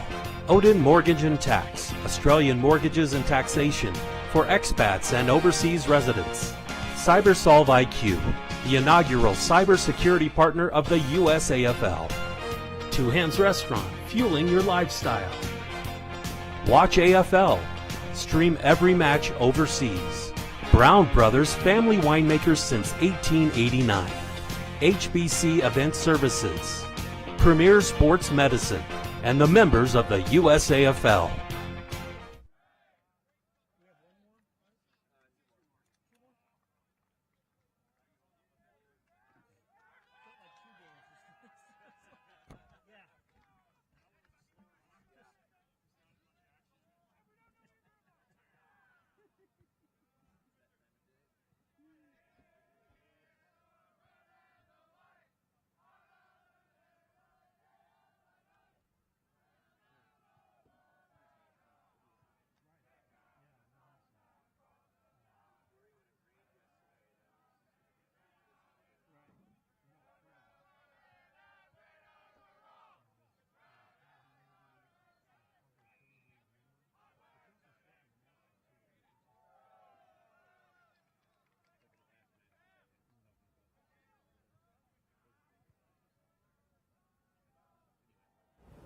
every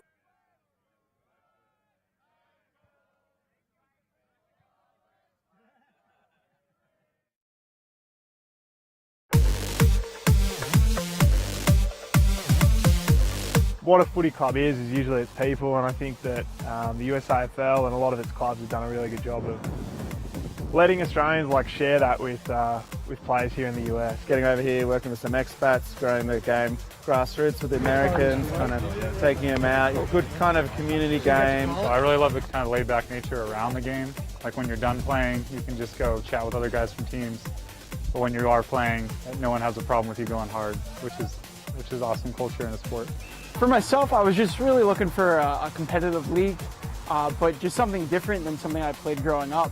So I found the club and it really early embraced me, and it kind of turned into more of a community that plays a game together than just a team that goes out, plays a game and goes home. It's a duty of care for your teammate and also for your opponent. And I think that resonates with people. Now you really need to have decent play right across the board. So the skills have sort of caught up. The Americans have caught up, and they make a big part of how good you're going to travel this year. And it's not so much an Australian. Guys who are more mobile, guys who aren't, you can find somewhere for them. And there'll be a level for you, depending on the size of the club, there might be a first and a second, so you can find your level, find your home.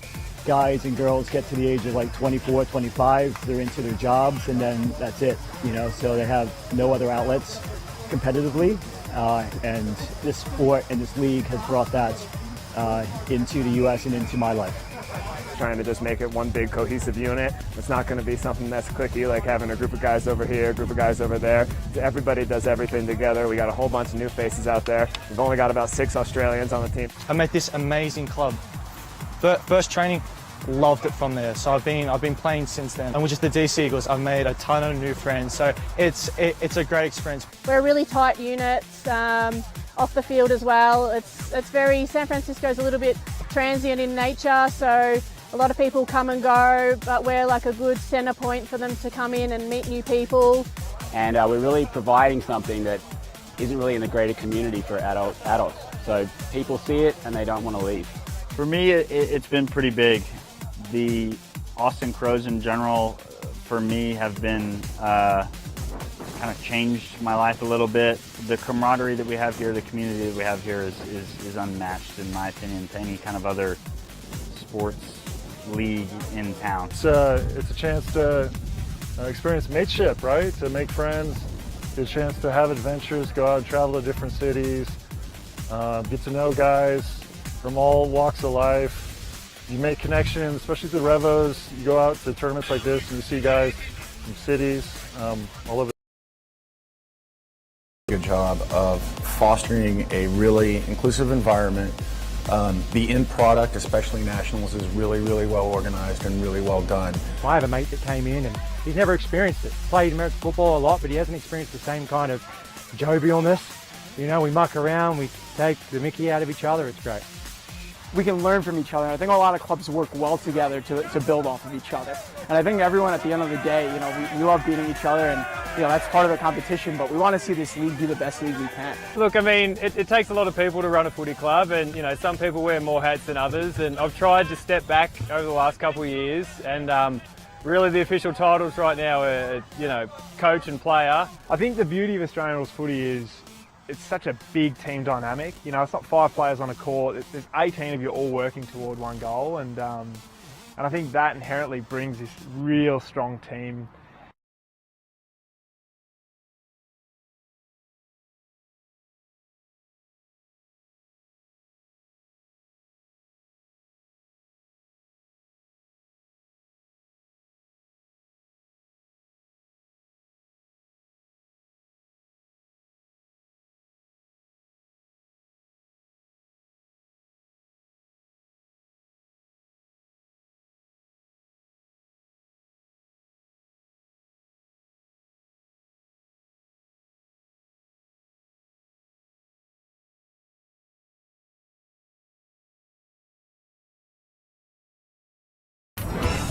This is a presentation of the United States Australian Football League, the USAFL.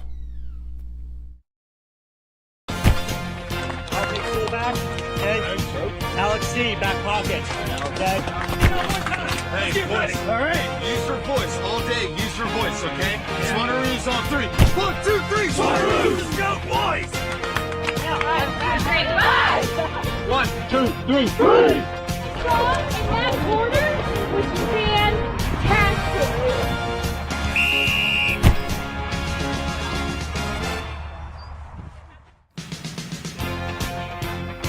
We're here in Dublin, Ohio, the jewel on the banks of the Scioto River in central Ohio, just to the west of the city of Columbus, a beautiful city with beautiful architecture, welcoming people, and home on this day to the 2024 USAFL Super Regionals as teams from across the eastern and central regions of this league for this sport, which has warmed so many hearts of across a number of generations, be it on ESPN or not. And, of course, it is as warm as the weather here as we get set for the last 2 games of the day here in Dublin. This is the last game of Men's Division 2 as the DC Eagles take on the Columbus Cats.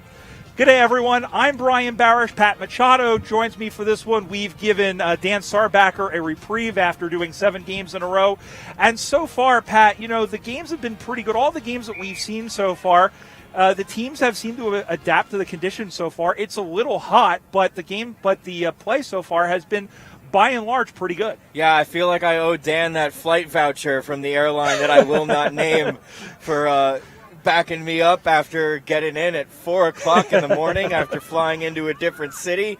But it's been an absolutely wonderful day of footy. Could not have asked for better weather than we have ever had. And the wind has kind of died down across the day, something that has plagued a lot of the national tournaments. The only one that I've been to, you've told me it's happened in years past. This is just the best day for footy we could have asked for. Yeah, we've been keeping an eye on the conditions just about the entire day. The winds haven't gotten any stronger than about 15 miles an hour. Right now, they're actually blowing into the commentary position, and it's been kind of inconsistent. I'll tell you what, it's nice, though, when it is 80 degrees out to get a little bit of that wind, and I'm sure those players will appreciate that as well. As we get set, the DC Eagles are 2-0. They will wrap up this Men's Division II Regional Championship with a victory. It would be their 2nd in a row after teaming up with Nashville a season ago, while the Columbus Cats looking for their first regionals victory since they won the Eastern Regionals in Division II back in 2018. And Pat, what's interesting, you saw Columbus play a little bit earlier today. They really had to fight and scratch for that victory against Houston. And I'm interested to see what kind of how they'll do in this particular game against the top team in the group. Yes, and we talked a lot about it with Dan the last game. This is the 3rd game of the day for both of these sides. So it's going to be very scrappy as we get towards the final stages of this contest. And the thing you could have characterized a lot of last game was mental mistakes, not even the physical mistakes, but perceived pressure, thinking you have less time than you actually do. Yeah, we've seen that a lot really over the course of, as we mentioned, over the course of this day. And that's been how some of the better teams that we've noticed over the course not only of this weekend, but really all the tournaments that we've done and all the games that I've covered, it's a matter of the team that applies the most pressure and creates the most mistakes usually tends to win. And both of these teams are good at that, especially Columbus. They have a number of quick players. Their captain going out right now in Clyde Simpson. Derek Shotwell, who has come across, he's bidding for a national team bid. And the other factor to this, Pat, we have to mention, we mentioned the national team, the USA Revolution men, the USA Freedom. We've been talking about it all day. They're going to Toronto to take part in the Transatlantic Cup, the AFL Transatlantic Cup. There are a lot of players. This is their last bit of resume to possibly make or break their chances of that team. Yeah, the big anticipated event going on in Toronto this summer in August. First international footy competition since the pandemic. A lot of these players have waited a long time to play for a chance to be on the national team for one of these contests. And I am so excited for it. I am so disappointed I will not be able to make it. but it is an event that a lot of people have been looking forward to for a long time. It really is, especially when you see who's taking part in it, teams from Europe, and of course we have a new team in Colombia coming up from South America, their first international foray. Just some last-minute instructions here. The Eagles are in the blue jumpers. They're heading from right to left on your device of watching choice. The Cats are in the white and blue. And here to get us started, the first half, direct from New York, here's Pat Machado. And it's a firing open to this contest, immediately cleared out by the DC Eagles. Play over at the far side of half forward, delivered inside 50, off hands. Centering ball, umpire spotted something. It'll be a free kick the way of the Eagles. Some players clamoring for advantage. Umpire will bring it back. And the first shot on goal will go to DC.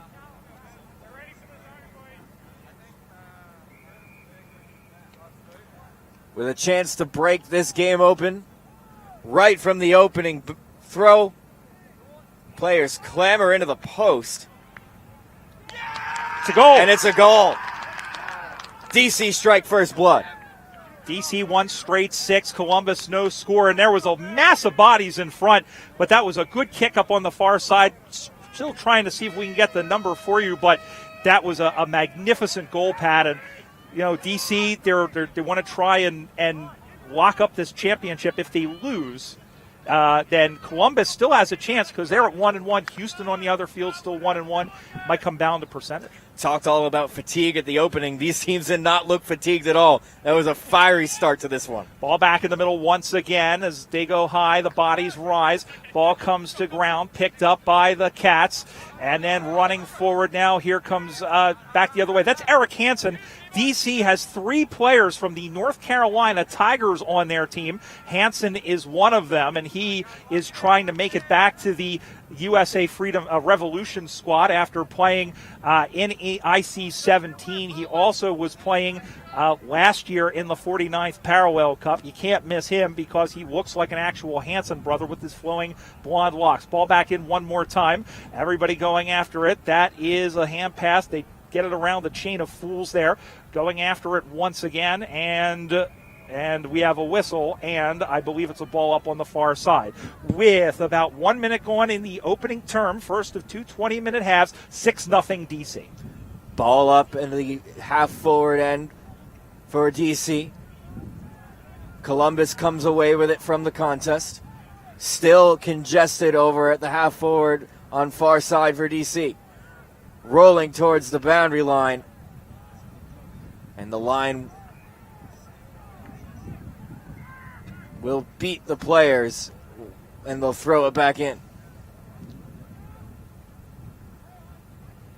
Cats number 28, Dennis Steinbach, won that ruck contest. DC got the clearance, and it's through for a minor score. 117 plays no score. Watch AFL scoreboard. Our thanks to them. Our thanks to Tasmanian and all of our other sponsors that you're seeing rolling across your screen. Thanks to Jerry Long. Out to the far side they look. And it will be a slow roll for the fullback. Now he goes and puts the ball into play. Up the left, the right-hand side, off the left foot. Nice mark taken over the back by Stork McClure. He is also gunning for a spot back in the national team program after missing 2017 with an ACL injury. Up on the far side now, DC able to put the clamps on for a moment as the ball comes up running around. McClure is in there once again. It's like a rolling mall tumbleweed situation, and we have a whistle, and it'll be a free kick. The Cats now will have the chance to enter inside 50 for the first time. The Cats playing here at home for the first time since the 2014 Nationals when they lost to LA in the Division II National Grand Final, hoping to come away with with a trophy here today. As the ball goes in off the pads, looking around now, a big wild handball over the top. Hansen is in there for DC, and that one is kicked. It is rolling ever so slowly towards the line. And I think there was a call before that. In fact, I think the ball may have gone out of bounds, and in fact, it is going to be a boundary, either a boundary throw-in or a free kick. It's a free kick to DC in their back left pocket. So DC will get out of defense. Delivers one to the edge of the center square, and it was taken along the boundary. This one will be a 50-meter penalty. So DC will march all the way to the opposite 50. Could not spot what that was for. Yeah, I think he didn't give the ball back straight away. And if you're new to footy, you have to give when a free kick, you have to give it back to the player. You can't give it back to the umpire. You have to give it back to the player on the ball. So kick took a bounce as they run inside the 50. Takes a look towards goal. 2 straight goals for DC. Watch AFL scoreboard, 2-1-13 Eagles, no score Columbus. And this is what DC does and why they're good at playing on that upper side. They have a good mix of Australians and Americans, and we're seeing some of that there. But one of the things that I like about their play, they're good at the link-up play, and you see how they are in defense. They didn't get flustered. They picked up the ball, and they were able to release and hit in transition. It took a while, but that 50 really burned Columbus. That did too, yes, and you can't be giving away to a team like that. Columbus has bounced between Division II and Division III for the last couple of years. I would say that is about what they are, like right on the border in the national level. As the ball comes out to the near side now, going to pick that one up is the big man, and going to cycle back around is Zane Zovac. That is an awesome name, double Z. Up on the far side now, DC still maintains it. Shotwell is in there, I believe, and the ball goes out of bounds, and we'll have a boundary throw in. Again, on the Watch AFL scoreboard, it's 13-0, and DC, again, with a win, would wrap up Division II in the Super Regionals for the second consecutive year. Ball comes back into play one more time. DC, again, corrals it, able to try and send this one in, as this one is sent across the way. Big Buzz, he's going to get called. It was a high tackle. It was high contact as he came across the shoulders. I think he was just going after the ball. Nothing malicious in that, but DC earns a free kick all the same, I think, although, yeah, it is in fact a free kick, and it will go to the 29 in Henry Shore. So he'll back up as if he's going to take the set shot. It'll be about 45 out on an angle. Goes the drop punt, will die just short of the line, and it's touched through for a behind.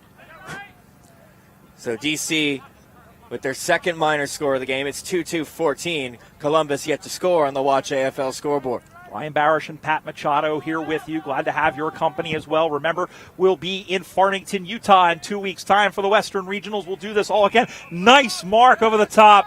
Beautiful, beautiful pluck in defense, and now they'll play it across the middle. A nice spearing pass to Paul Lashir. Lashir, the former Baltimore Docker, and he too on the national team radar. And now they'll go and try and scramble the Jets in front. This kick will come from about 40 meters out. As we wait, again, the Eagles and these two teams have played each other pretty consistently over the last couple of years, with Columbus moving into the Eastern region as Shear sends this one on the way. It's a good boot. And even though the player in front celebrated, it is between the big stick and the little stick for 1 point and only 1 point. Watch AFL scoreboard somewhere over there says DC goes to 2-3-15 and Columbus no score with about 13 minutes to go in the first half. So it's been all DC here in the opening half. And it goes straight to the Eagles again off the kick in. Play on quickly. Takes a look towards goal and fires across the face for a behind. 2-4-16 now the DC Eagles go, as that's the second time Columbus has turned the ball over off the kick in. Yeah, they got to be a lot smarter with that. So we'll try this again. Plays on from the square, going to go near side this time. 2-on-1, lovely grab there by Stokely Onuba. Been very impressed. It was William Lack who got his hands on the football first. Unlucky for young Stokely. So DC back inside the 50. Off the hands of a cat, spills out to an Eagle. It's across the face for another behind. Matthew Woodrup with that look towards goal. Columbus will put the ball back in the play. 2-5-17. Watch AFL scoreboard. Columbus no score. Columbus just kind of hanging around. If they can weather this early storm, we'll see how they go in the second. Although it must be said, Pat, not much of a breeze at this point. So right now it is basically all on skill, it seems like. Here they come as the ball gets retrieved, and he runs through the post and will play on. Left-footed kick out the right side, and taking the mark nicely over the top was the man there in Brad Bruns.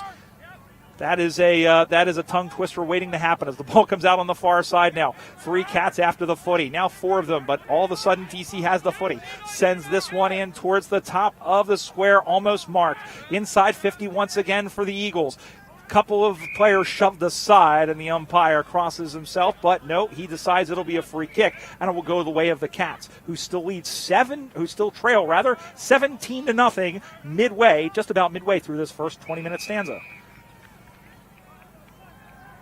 So just waiting for Columbus to take this kick now. Umpire calls play on, goes into the corridor, heavily congested, intercept marked by DC's Keith Phillips from North Carolina. Yep. And one of the best players, I think, to come out of that program in some time, Pat. Just really athletic. He was a college athlete, and you know he's going to be wearing red, white, and blue in August. This will be from about 45 out, directly in front. For the Eagles' third. It'll be touched across the line, just dies short of the goal line, and through for a minor score. So it's 2-6-18 now, the DC Eagles, and the Columbus Cats yet to score. But a lot of times, Dan and I talked about this a bit earlier, Pat, a lot of times you look at a score 2-6 and you go, well, these people need a compass. They really don't. There's been a lot of good pressure, a couple of deflections in front. Columbus is keeping themselves in the game with good pressure around the goals. They have bent, but they have not broke. There is still plenty of time to go. And it's not a case where you're going to rue the missed opportunities, because these are opportunities that the DC defense created. Absolutely, because, I mean, they're really manufacturing them, and that is why they are at where they are in this position. They played good defense all day. Ball is up on the far side now and has gone out of bounds. We'll have a boundary throw in. Once again, our thanks to Tasmanian, our main sponsor, as well as some of our others, including Cyber Sense IQ and Odin Mortgage, as the ball goes up on the far side. And, of course, we have some others as well, as this one is handballed in the middle. Visit Dublin for all of their hard work. He runs into the middle of the ground, kicks this one up on the way, and that has bounced through for a minor score off the foot once again of Keith Phillips. The young man is up and about. 7th behind of this particular game for the Eagles. They go to 2-7-19. I think they might be one behind over there, but it's 2-7-19. No score for Columbus. And a game that's been played almost entirely in the DC forward 50. Wanted to go to the far side wing. Plays on out of the square and will eventually go there. And there's a start, able to link up with a Cat. You need another one. The Cats are going down the line here. First string of marks together they've been able to manufacture. That kick dies in the air and will roll over the boundary. It'll actually be considered out on the full, and the free kick will go the way of the Eagles. Yeah, tough luck there, and just when it looked like they were starting to string something together, they got to get more than 3 kicks together. The Cats, of course, born in 2008, originally called the Jackaroos, and their women's team, the Gillaroos, that became the Cats 10 years later. This one is up high as this one bounces through, going all the way back and trying to get to it. Big shove out of the way. That was Barkowiak. A soccer off the ground. Oh, my goodness. What a fantastic goal. Soccered off the ground right into his breadbasket. He followed the play and splat that one home. I think that was whack once again. It's the 3rd goal for the Eagles. They go to 3-7-25.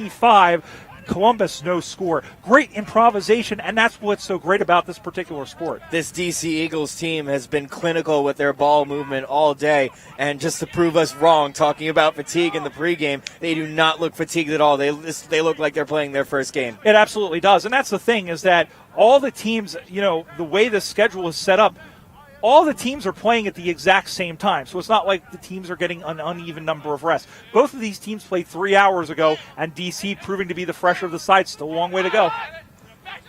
Out of the ruck. Picked up by Luke Meyer of the Eagles.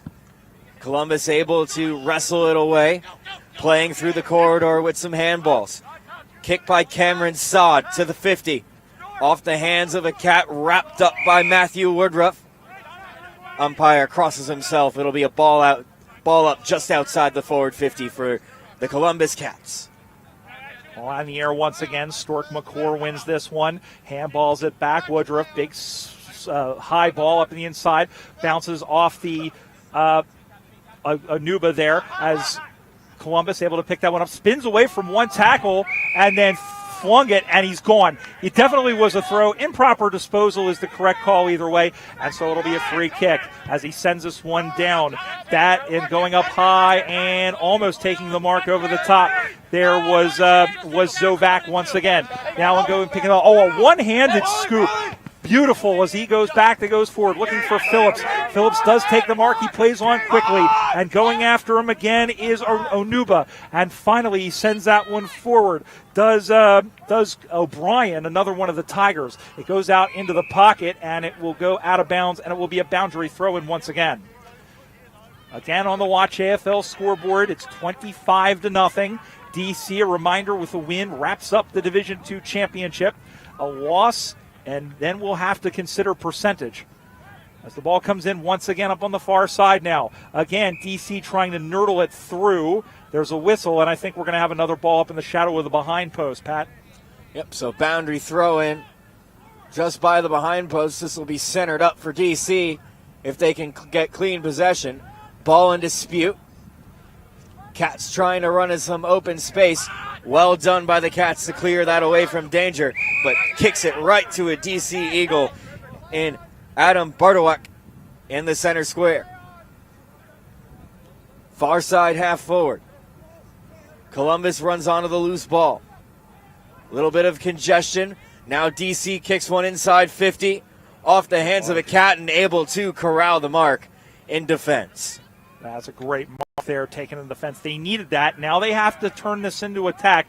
The one thing they've been having trouble with is penetrating this center line. That's a good mark that's taken by McClure. He's going to go back and send this one down the line. And another nice mark. That's two in a row. Let's see if they can get a third one. Now up on the far side, again looking to spread things out. Again, he's going to take his time. He's going to go back. And now he's told he's got to play on. Everybody kind of moving forward slowly. Lots of whistles. And I think they've turned the ball over. In fact, they have. So now DC with the footy on their other side now in the half-back flank, trying to send that one up on the wing, in front of all the people there. And a good crowd has turned out here in Dublin. Not only the teams, but a lot of friends and family and curious onlookers. We had somebody drive up 6.5 hours from Nashville. Probably still a little bit easier than your ordeal. He doesn't want to talk about it. As the ball comes back in, up on the far side now. And again, here come the Eagles through the middle of the ground, sending that one in and sending that one forward. And the ball has gone out of bounds once again. Watch AFL scoreboard. It's DC 3-7-25. Columbus, no score. Brian Barish with Pat Machado here today. Boundary throw, far side half forward. Tossed back into play. DC with all the offense here in this opening half. Couldn't keep it in at the line, and they'll do a throw in again from exactly the same spot. Flung back into play. First service goes to Columbus. He's wrapped up immediately. No prior opportunity, and a ball up in a ground stop deep inside the forward area for DC. Saw what you did there. Yeah, I've been planning that line ever since 6 o'clock when I was sitting on the tarmac yesterday. They'll throw it in once again from exactly the same spot. Congested here in the forward territory for DC. Finally, they break through. Kick to the top of the square. It's marked by Columbus. right on the goal line. Ryan Riesecker was Johnny on the, like a porta potty. He was Johnny on the spot and was able to cut that pass off at the pass. Out to the near side, looking for Shotwell, and Shotty takes the mark right at the navel level. I will tell you right now, he'll be wearing red, white, and blue come August. He did very well in the Parallel Cup last year. Sends this one up on the right. 2-on-1 contest, now 2-on-2. DC almost won it until that big fist of fury came knocking it out. Picked up there by Alec Dooley, and he is Gone. Gone. A great job. Oh, no, they're saying dangerous tackle. Well, Dooley ends up getting the free kick. That, I think, could have gone either way. And so, as they say in cricket, that's umpire's call. Out to the near side, one-on-one contest. That's Matthew trying to get around Shotwell, but DC ended up winning it. Foster knocks it into the middle of the ground. Now it's picked up. Juking free there is Luke Meyer, the former Roo, sending this one into the top. And DC, there's two men in front. That one off the side. It looks like it was deflected off the foot of Henry Tutshore. And the ball goes out of bounds and will have, I believe, that is halftime. Okay, we didn't hear a toot, but the umpire has called halftime, and my watch says about the same. So that is, in fact, the end of the first half with the score. The DC Eagles 3-7-25, and it looks like they are adjusting it now. They were a point behind. So we are right, as we generally are, 3-7 to no score. And Pat, DC, all the play on their side of the field, but I think Columbus did enough defensively to keep themselves in the ballgame. Yeah, they have, and not for nothing. That side of the field has been the hot side of the field all day. It's where the wind is going, although it's not much of a factor in this matchup. We'll see. I mean, everyone follow these trends, right? Are you tied after two? What's your record? That side has been the hot side of the field. Columbus's defense has kept them in it. It's going to have to turn into offense in the next 20 minutes. Yeah, exactly. And again, DC wins the division with a victory. If not, Columbus, if they can win by enough, maybe get some help from the other field with Denver playing Houston, they might be able to pip the trophy away from the Kings of the Beltway, so named. We'll take a break and come right back for the second half. You're watching the 2024 USAFL Super Regionals from Dublin, Ohio, here on USAFL.com. This presentation of the USAFL is brought to you by Tasmanian. Quietly pursue the extraordinary. Coopers. Australian made and owned. Coopers Beer. Aussie Sports USA. The official apparel provider of the USAFL. Odin Mortgage and Tax. Australian mortgages and taxation for expats and overseas residents. CyberSolve IQ. The inaugural cybersecurity partner of the USAFL. Two Hands Restaurant, fueling your lifestyle. Watch AFL. Stream every match overseas. Brown Brothers, family winemakers since 1889. HBC Event Services. Premier Sports Medicine. And the members of the USAFL.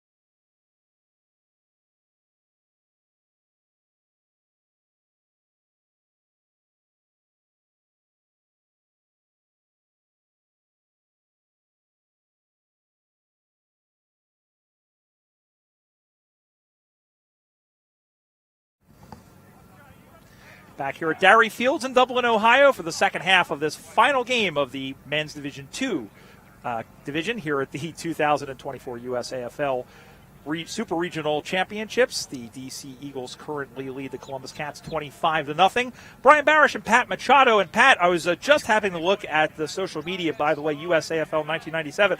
We have a pretty well-known sports figure, former Ohio State punter, former Philadelphia Eagle, and current Pittsburgh Steeler Cam Johnson is in the house with his son Mac.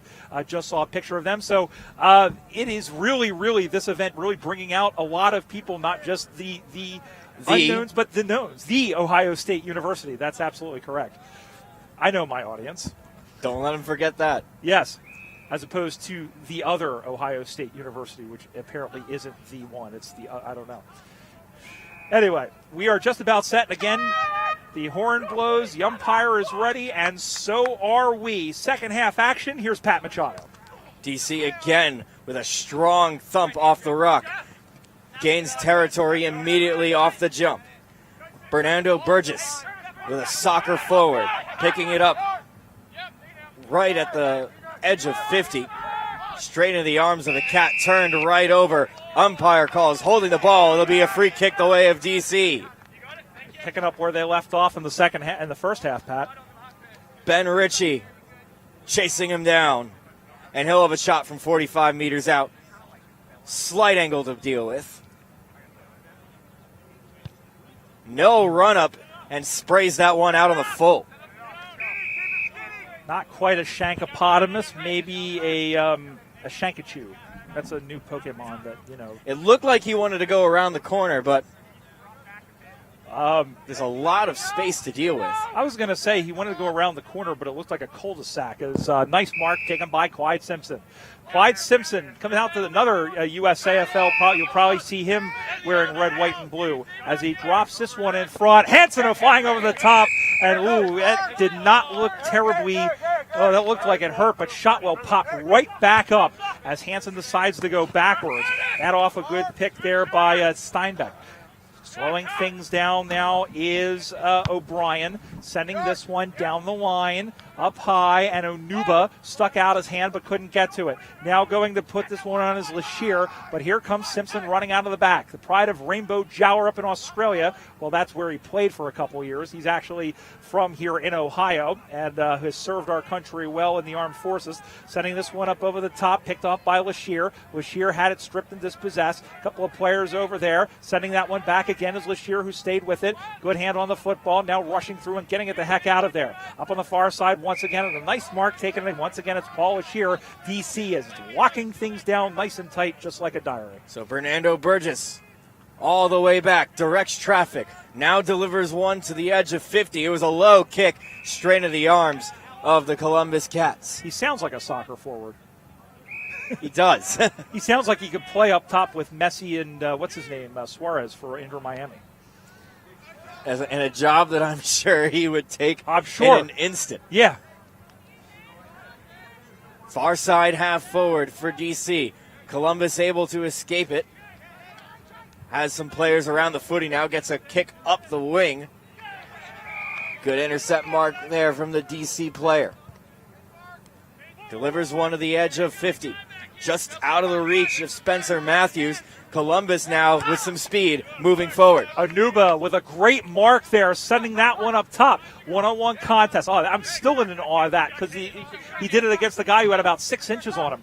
Ball is locked in there, cryogenically frozen, just like Walt Disney's head. We've already used that, but we don't care. It's a long day, and sometimes these are going to get reused.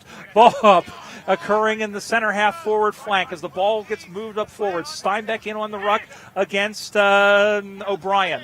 Now they go out on the far side. Again, they're trying to push it forward, shove it forward. Again, throwing his back in there is Sam Grossman. That's who I get my salami from, out on the near side, and possibly my corned beef. Nice picked off the other way. It picked off by the unlisted 27, who goes down, looks high in the air. One-on-one contest, now 2-on-2. Picked up and cleared out by DC, but not all the way out. Cut off of the pass, and now sending that one back once again was Dooley. Dooley to the top of the goal square.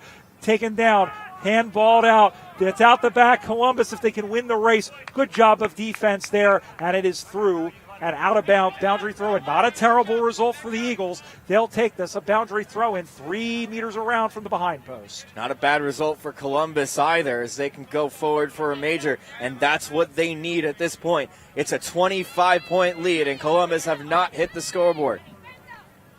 Thrown back into play. On the lead is one of our number 4s as it rolls towards the boundary, and they'll throw it back in once again. That's Derek Shotwell. He is he's the one wearing the old school Cats jumper number 4, with the old font. So another chance for Columbus to hit the scoreboard. Take it, almost tried to take that on the full out of the ruck. Spills to Mark McClure. Clearing kick up into the air from DC. The Cats will chase it down. Unlisted 27. Blocks the kick. Good smother to keep it in the zone of attack for Columbus. Umpire crosses himself. Near side, half forward. Columbus trying to score. Hockey announcer came out a little bit as the ball goes high in the air. I would have called that too. Picked out of the air by Dooley. Just got the ball free. Here now is Onuba as, again, Lashir kind of throwing his back into it. Hansen able to clear that one out. Picked off by Simpson. Goes through, sends that one back high in the air. Panic settling under it. And it's marked nicely across the way by Brad Bruns. Bruns with the football now, sends that one up the far side, and it's picked off once again. DC Arm Misers sending that one back the other way is Tom Matthew, the former Columbus Cat, against his own team. Up the far side now, and here they come, sending this one in forward to the forward line and sending that one. Stayed in the field of play, bounces inboard, one-on-one contest, took him down without the football. That could have been a throw. It evens out. Great smother in front as Columbus trying to lock things down. That was off the foot of Lashir. Again, they push and shove, and it rolls through for a behind. And umpire Dan Estes points out one finger saying, I'll have one drink, please. And I could go for one, too. Watch AFL scoreboard. DC 3-8-26. Columbus, no score. 6 1/4 minutes gone in this second and penultimate half. I'll be doubling down on that motion tonight. You've earned it. You've absolutely earned it. Go ahead. The intensity has picked up big time in the second half of what's already been a pretty high-intensity game. 26 points approaching the midpoint of this second half. Ball in dispute on the ground. Cats looking to move it forward. Good hand by a streaking DC defender out the back. Taken down. Ball on the ground. No one can gain possession of the football. Soccered to the far wing by Patrick Gallagher. Moved forward. And Columbus is now out. Empty goal square. Hail Mary shot across the face. But Columbus finally hits the scoreboard. One behind are the Cats. One place, 26 on the Watch AFL scoreboard. And probably, you would have to say, Pat, probably could have taken his time, a couple more steps, maybe look for an option, but that's okay. They're finally off the schneid. It took them a little more than 27 minutes of this 40-minute game to do so. Just under 13 minutes to go as they walk up the far side now. Big mark over the top by Stork McClure. He winds it up. He sends it back from whence it came. They send this one looking out the back. The defender there in Seth Sternberg, the former president of the DC Eagles, but it does just go through, and now Columbus has entered the chat. They go on to 2 behinds. It is a 4-goal difference between the teams. DC 3-8-26. Brian Barish with Pat Machado. That really is the hot side of the field, is Columbus looking much better on their attack motions. Players cancel each other out on this near side. Handballed over the line. They'll throw it in. Good pressure on this near side, and we're starting to see Alex Dooley, number 41, starting to see him get more involved in the play, and it almost looks like 2 separate halves. Columbus has come out the hotter side here in this second term. Flung back into play. Misses the ruck. Both ruckmen, and DC will get the clearance away from that contest. Overrunning it was Derek Shotwell. Now it's inside 50 for the Eagles. Running onto it was Alex Foster. Still dealing with a major congestion jam around him. Far side, just inside the 50. Little chip kick by Thomas Matthew into the pocket. Soccered back into the congestion area. And taken in defense was the Cat. Don't see the call yet. It'll be a free kick the way of Columbus for high contact. Yeah, I think the trailing official may have called that, judging by the play official, but I think they both were in agreement, so it wouldn't matter. But that's okay. They turn it over. Does Columbus, the DC, Lashir off the foot of Phillips in front. And that one scatters across the face, and a very inaccurate, at least on the scoreboard. But Columbus, I'll tell you what, they've been affecting it well. Watch AFL scoreboard, 3-9 plays, 2 behinds. It is a 25-point lead for the DC Eagles. Here at the Men's Division 2, the final game, final round 3 game. Again, if DC hangs on and wins, they win their second straight Super Regional Championship. If Columbus wins, we go to percentage. Up on the far side now, and trying to get this one free, trying to get this one out of the offside there. Again, Dooley is involved in the play. Again, so is Keith Phillips. And again, it is a rolling maul situation. Columbus gets it. Shotwell emerges from the chaos. Going over the top. Onuba, 2 bites of the cherry, but couldn't hang on to the pits. Ball goes to the ground. He'll get that one again. The intensity and the hustle is starting to pick up as Columbus has not given up one iota. Sending this one back down the line, the Eagles. It'll roll, it'll skip, it'll hop. Now everybody converges on the football. Shoved out of the way, no call. Going back to picking that one up once again. He's taken down from behind. And the whistle, and we have a ball up right on the edge of the center square. Watch AFL scoreboard, 3-9-27, plays 3 behinds. Columbus needs to move it forward quick, moving into the later stages of this second half. Able to clear it away from the contest, but picking it up is Luke Meyer in defense. Bangs one inside the 50 to a one-on-one. Bounces just short of the contest. Tapped forward towards the line. Picked up by number 5 for the DC Eagles, the unlisted number 5. They'll find the boundary line and throw it in. One of those things where you kind of have to know where you're on the field, and it was a great move. The problem is that he was maybe about 3 meters over from where he needed to be to take that. Boundary thrown will occur about 40 meters out from the DC target. They're okay with the ball being locked in on this side because it will ebb time away, and we have about 8 minutes and 20 seconds to go. Off the top now as they handball it around, looking into the middle and going to play this one across the face. It'll one hop, just stay and play. Long handball up over the top, though it wasn't an accurate one, and there are 2 DC players there. Going to be able to cut this one away. The kick is up on the right side, and the pack forms knocked down in front. They converge on it quickly. Who will emerge from it? Soccered off the ground. Oh my goodness, what a goal. Give that one to Henry Shore, and he may have just done that to the victory for the DC Eagles. They go on to 4-9-33, and Columbus 3 behinds, and that is a coup de grace for the ages. That is a crucial goal for DC, and one that might put this one in the bag for the Eagles. Columbus with some great attacking pressure early in this second half. DC on their first major foray forward, able to create something out of nothing. It squeaks through all those legs and through. Yeah, we've seen a lot of really good goals today, Pat, and that's another one. We've seen a couple dribble like Eddie Betts or like Leon Davis from the pocket. I mean, the goals, there have been a lot of goals today, and some of them have been worth the price of admission. Ball comes to ground. We're underway again. DC Armisers, left-handed by Phillips, gives it to number 5, sends this one in to a wide open man in O'Brien. And O'Brien will take his time. Why not? He'll have about 30 seconds that he can ebb off the clock. Down to 6:45 to go in this game.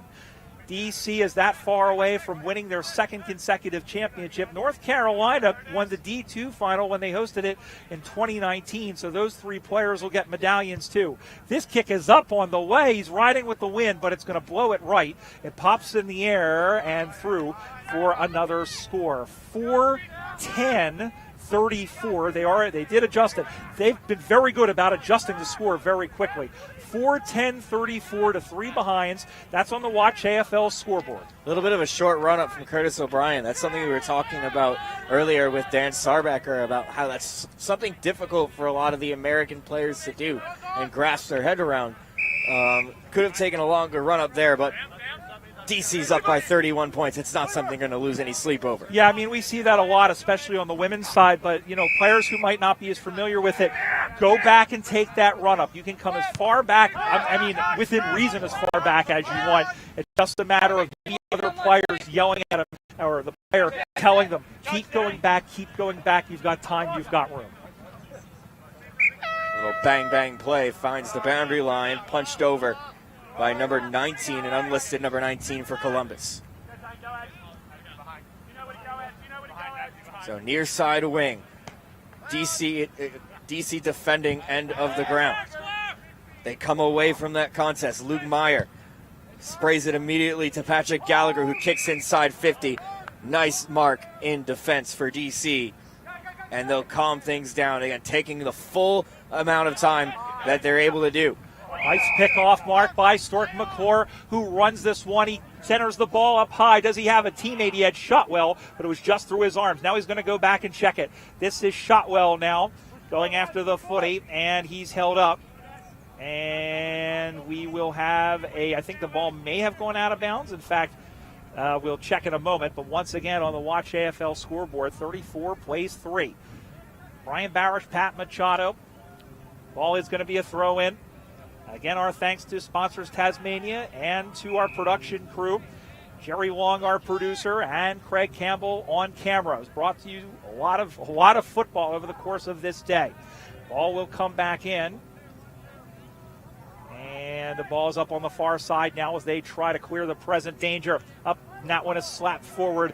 Nobody is there. People converging from both sides of the field. And that one is run on, and it's going to be picked up. Left-footed kick. Who's down there? It's 4 players, 2-on-2. Ball goes to ground. Picking this one up is Foster. Left foot outside of the boot, but it just falls behind. And now the kick's becoming a little bit more inaccurate. But again, good pressure, and that's what's causing it. That was a great hustle from Bernardo Burgess to even get to that contest. Absolutely. 4-11-35 plays 3 behinds. Watch AFL scoreboard with 3.5 minutes to go until DC wraps up the division title. Everything's got to go forward for Columbus. Congested at the edge of the square. Drops to Zane Zovak.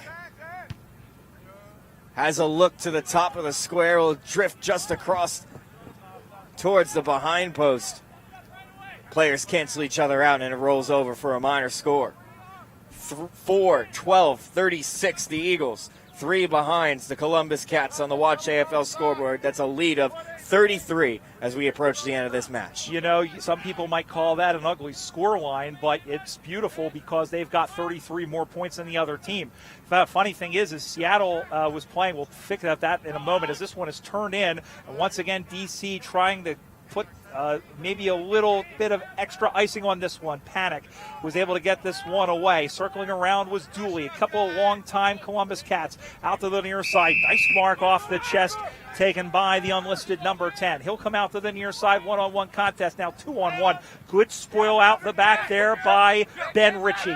Now they send it back the other way, and that one is forward and off the chest. Tries to paddle it on and does. He's pushed off the ball there, the man in Woodruff. Now going and picking that one up. Looking is Phillips. Phillips with a no-look handball. Shaking a little bit and getting away with Zovak. Zovak going deep.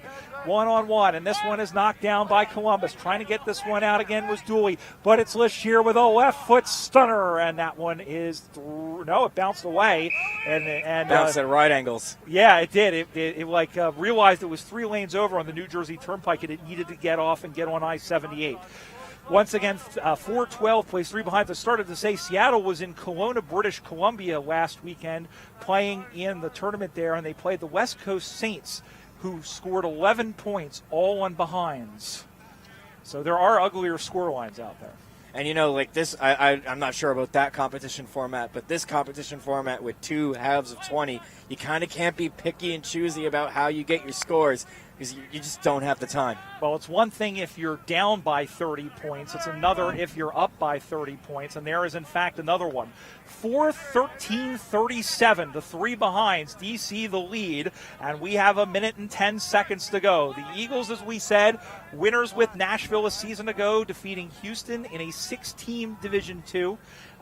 In the grand final in a very hot, I think we all were ready to go home after that one. They had thumped them by about 50 points in that grand final. I know it's in my phone somewhere, but it will be a free kick on the way to D.C.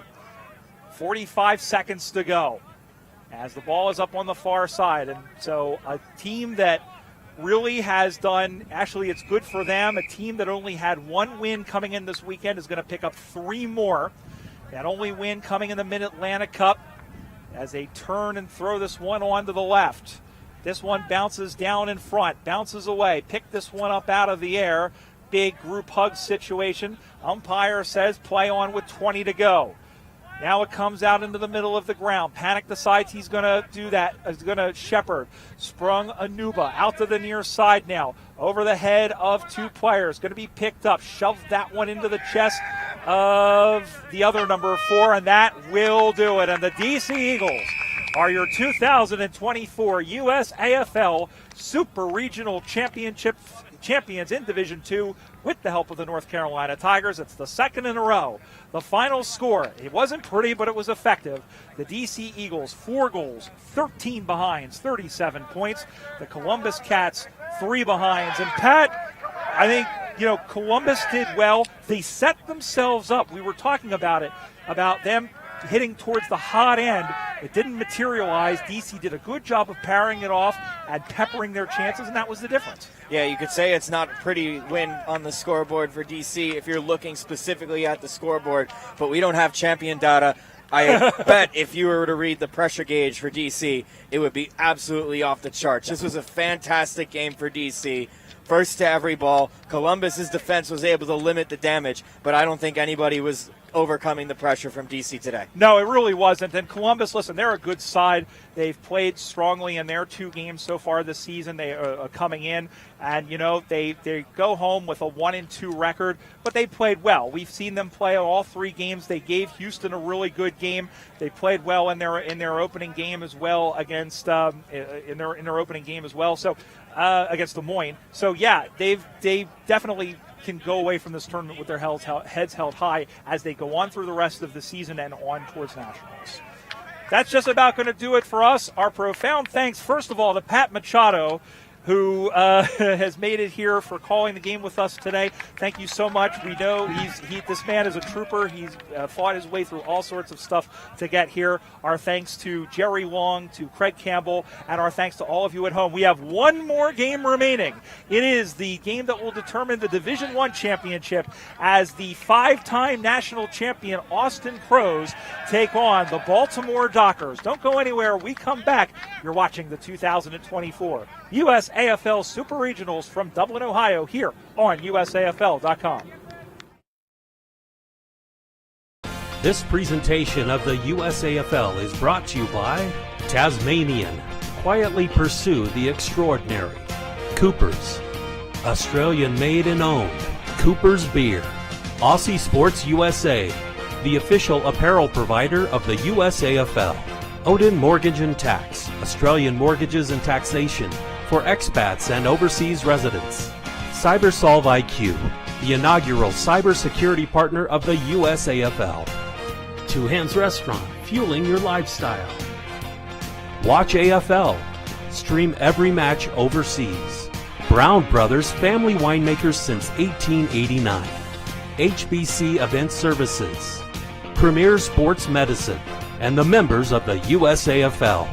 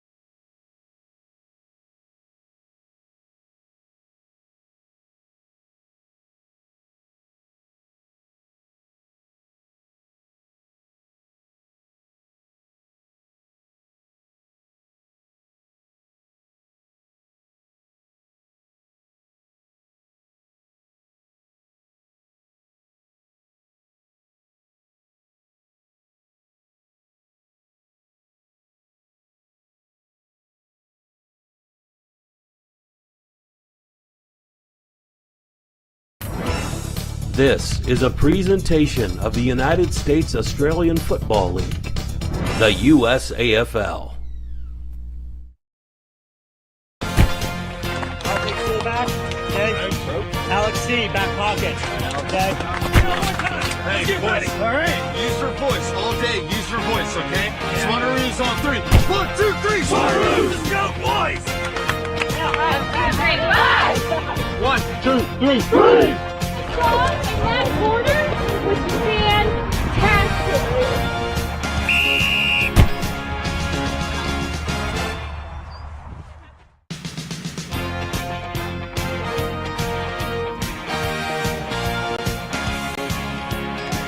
Back here in Dublin, Ohio for the 9th and final game of the 2024 USAFL Super Regionals.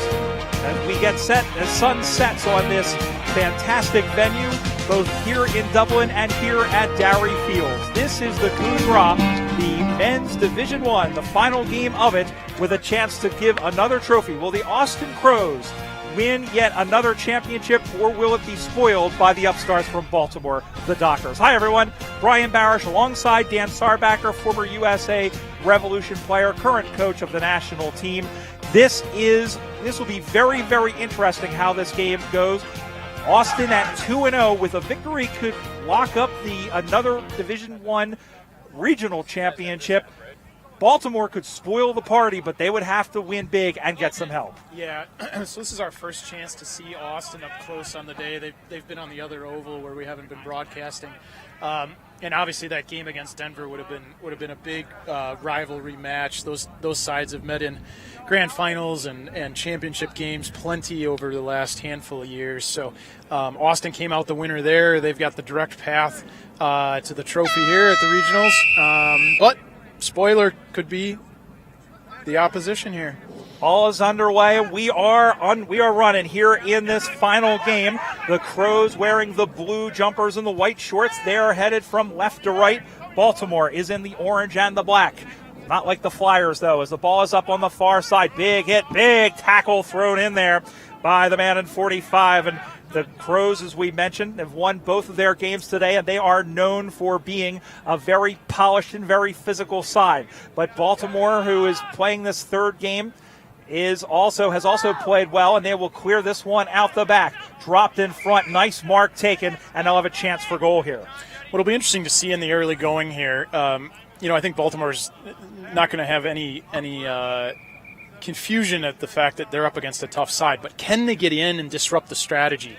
What are the Crows doing that Baltimore can get in and start to disrupt? What are the structures that they want to execute on, and can they start to get in and blow those up?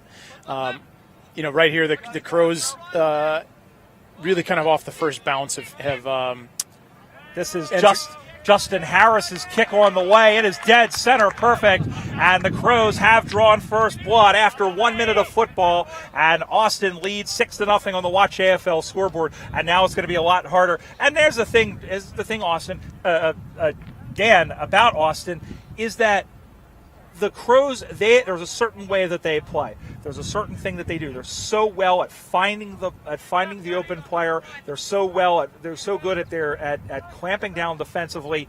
I mean, Baltimore's in for a real test. Yeah, but they've got to lift themselves here and get in these contests and not allow Austin to do what they want to do and dictate the terms of this game. Great example right there. That tackle laid. Let's do another ball up. That's a win for Baltimore right there because Austin wasn't able to execute that tap the way they wanted. Exactly. You want to disrupt as much as you can, and really kind of throw them off their game. It is possible. Ball drops in front. Going to be picked up and cycle around as Stephen Barr finds the former LA Dragon and Ryan Hitch. Hitch in a ride. This one dropped in front. Going to be cleared out by Baltimore. There's the 21. He gets this one free, and this one is out in front. Now going back to pick up and being taken down. Ball cried the crowd. No matter. There is Sebastian Aguiari, all 5'6" of him, the former president of the USAFL, number 14, will have a ball up. And we got to mention Seb because he spent 7 years as president of the USAFL, guided this league through the pandemic, and he came over and said hello to me, and it's great to see him back. He said he retired about 5 years ago, but he's still out there playing. Yeah, it's hard to get fully out. I think a lot of veterans that say, "Oh, yeah, it's time to retire," and then end up getting a few more games every year. And yeah, great to see him out there getting a run and selected as a starter here. Yeah, absolutely. Ball comes in once again. We'll take a look at how these teams have fared so far today, as that one is pumped forward by Harry Kerr, who won Division 4 best and fairest a season ago, rather the reserves division a season ago at Nationals. And this one is sent down the line, almost diving, and did he take that? No, he didn't. Going after that one was Rob Pasolo. Watch AFL Scoreboard 6-0. Quick look at how this has gone. Austin beat Minnesota 47-7, and then that close game against Denver 45-31. Remember, it was the Bulldogs who defeated the Crows in a win after the siren last year to snatch the championship away from them. Yeah, I said this before on a broadcast. Any good rivalry relies on each side having taken something from someone else that they thought they deserved. And I'm sure that year the Crows thought, oh, we had that in the bag. Denver comes back, wins that regional competition, and the Crows end up winning the premiership of the USAFL that year. So they've each drawn blood, and I'm sure there's no love lost between those sides. Not at all. And you know what? Since 2015, when this regionals format has started, only twice have the Crows not won the regional championship. 2017, when they lost to the then Dallas Magpies in Little Rock. As this one comes up in the middle, the hitch was shoved out of the way, but no call. As that one pops in the air, 2-on-1 contest. The Crows have it there, able to skittle this one out to the far side. Big shove, and then going down, picking that one up, going and trying to run on with it, and big tackle. He was taken down without the footy, no call. Pops that one up high in the air. Big shovel pass back on, off the foot of 27, who we don't have here, as this one comes back into the middle of the ground. Another big shove, and Baltimore trying to push this one forward. Again, still down 6-0. They've managed to calm things down a little bit after that early slap to the face. As he spun around, ball, cried the crowd. Ball, says the umpire. Free kick to the Austin Crows. Yeah, you're right. I think Baltimore has steadied a little bit. I still think they're not getting the numbers around the contest they'd like to see. Austin's been able to move the ball a little more freely. The Crows are just looking, the Baltimore side's just looking for those chances to pick up loose balls. If they get more numbers at the ball, they might be able to run out in packs a little better. Baltimore lost their first game to Denver 55-9, came back and beat Minnesota 57-6 in a game that we've had all three of their games so far. There's one is high in the square, knocked down, and a free kick in front. And it will go the way of Austin, and they'll have a chance to extend their lead, Sars. I thought it was a bit generous to pay that. I don't know that he actually had his hands in front. He, in the end, as they all came to ground, maybe had contact with the football. Was that Steve on the mic on the whistle there? I think might have a little generous. So maybe the footy gods overruled on this and just awarded the behind. Yeah, ball don't lie, as we say. 117. Watch AFL Scoreboard. No score for the other team. That would be the Baltimore Dockers, the orange team, again referencing Kelly Underwood, as they look around and go out to the near side, and the mark taken nicely. Baltimore able to create some space. Austin happy to kind of cut them off in the middle, in the halfback flank, and trying to do so, but it's picked up by Bryn Hansen, former Philadelphia Hawk, native of Perth. As the only person I know besides Val Cafaholi, he's the only person I recognize. Jesse Galston out there, former Boston Demon. But worth mentioning again, we do not have any roster names or numbers for Baltimore, so we're sorry if your friend / family member is not mentioned. There's a nice intercept mark taken all the way, almost in the trees there, by Mike Montgomery, number 36. Nice build-up there by Baltimore. Had that kick out to the boundary. They went back in corridor, which was great. Switched the field from there. So nice sequence on the build-up, just not quite connecting on that last link. 7 minutes gone, still 7-0, and you think Baltimore would be pretty happy with where they are right now, considering the difference in sides. Division I, 5-time defending national champions in Division I against a team that has battled valiantly in Division II, made the grand final in 2019 on debut. And there is a mark taken. Go in the middle of the ground. Here's Stefan Barr. bar, black sheep, have you any wool, sends this one for two bites the cherry, and Campbell takes the mark. Grant Campbell, the Peter Dacos of the USAFL and a longtime stalwart. He should slot this one, you think. The mark is about 35 meters out. Campbell strolling in. The kick is up on the way. It is just off to the side. And no, it's there for a goal. The optical illusion of the goalposts, and Grant Campbell has kicked Austin's second of the game, and a polite applause across the ground from Austin. They go to 2-13, no score for Baltimore. A little surprised they didn't get around him more. It was a nice play, it was a nice lead, nice mark. He kicks the goal. Just watching the warm-ups, in combination with what I just saw there, a few guys kind of lollygagging around. I wonder if Austin thinks they have this in the bag. Yeah, I don't know. You might be right about that. And the thing is he kicks so many goals, does Grant Campbell, that perhaps he was very much of the opinion that it's just another day at the office. Well, he executed, and that's what matters. The points are up on the scoreboard, and you're not taking them away now. A lot of teams have had trouble with that here today. Baltimore wins the tap and to advantage, and now looking around, able to get away from one tackler, able to get away from two tacklers, as Hitch was able to disrupt the play. Aguiari is in there as well. You know what? He's not just a sentimental favorite. He's doing extremely well as he picked one up and across. This one is intercepted out of the sending this one out on the right side, and almost got paid the mark. Should have, in my opinion, but it was Thomas O'Sullivan. As the ball goes into the middle of the ground, he had it, and then it hit off the Baltimore player's head. He gets a second chance, however, goes into the pocket where it's marked. He's going to run in, does Grant Campbell.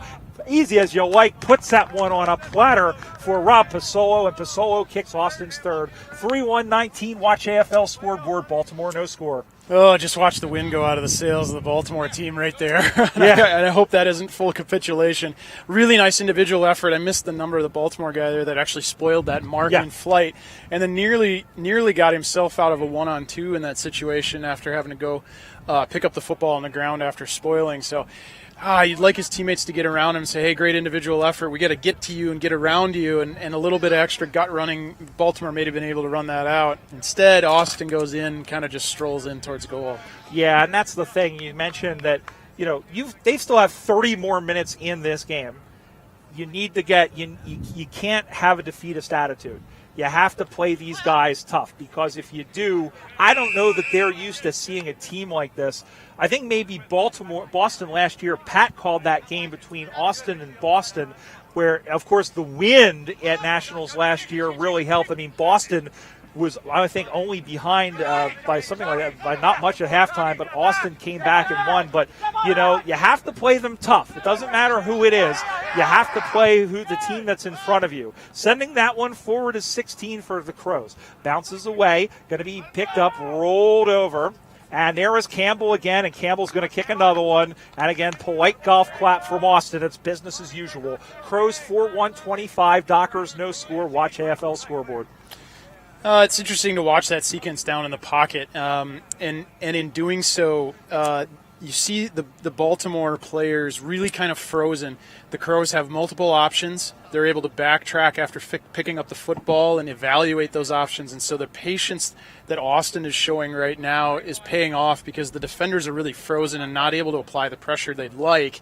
Austin finds a way to thread the ball through, and they're getting these chances on goal. Campbell's going to have a field day. Absolutely, and that's the thing, is that he's so good, and I don't know that they have an answer for him. They might have to sacrifice some of their better players sort of in the middle of the ground and tag him as the ball gets sent down up on the far side. Once again, Austin trying to clamor in for yet another score, and the ball goes out of bounds once again. The Crows, as we said, 8 national championships. They've won 5 in a row. That's more than anybody on the men's side has won in a row.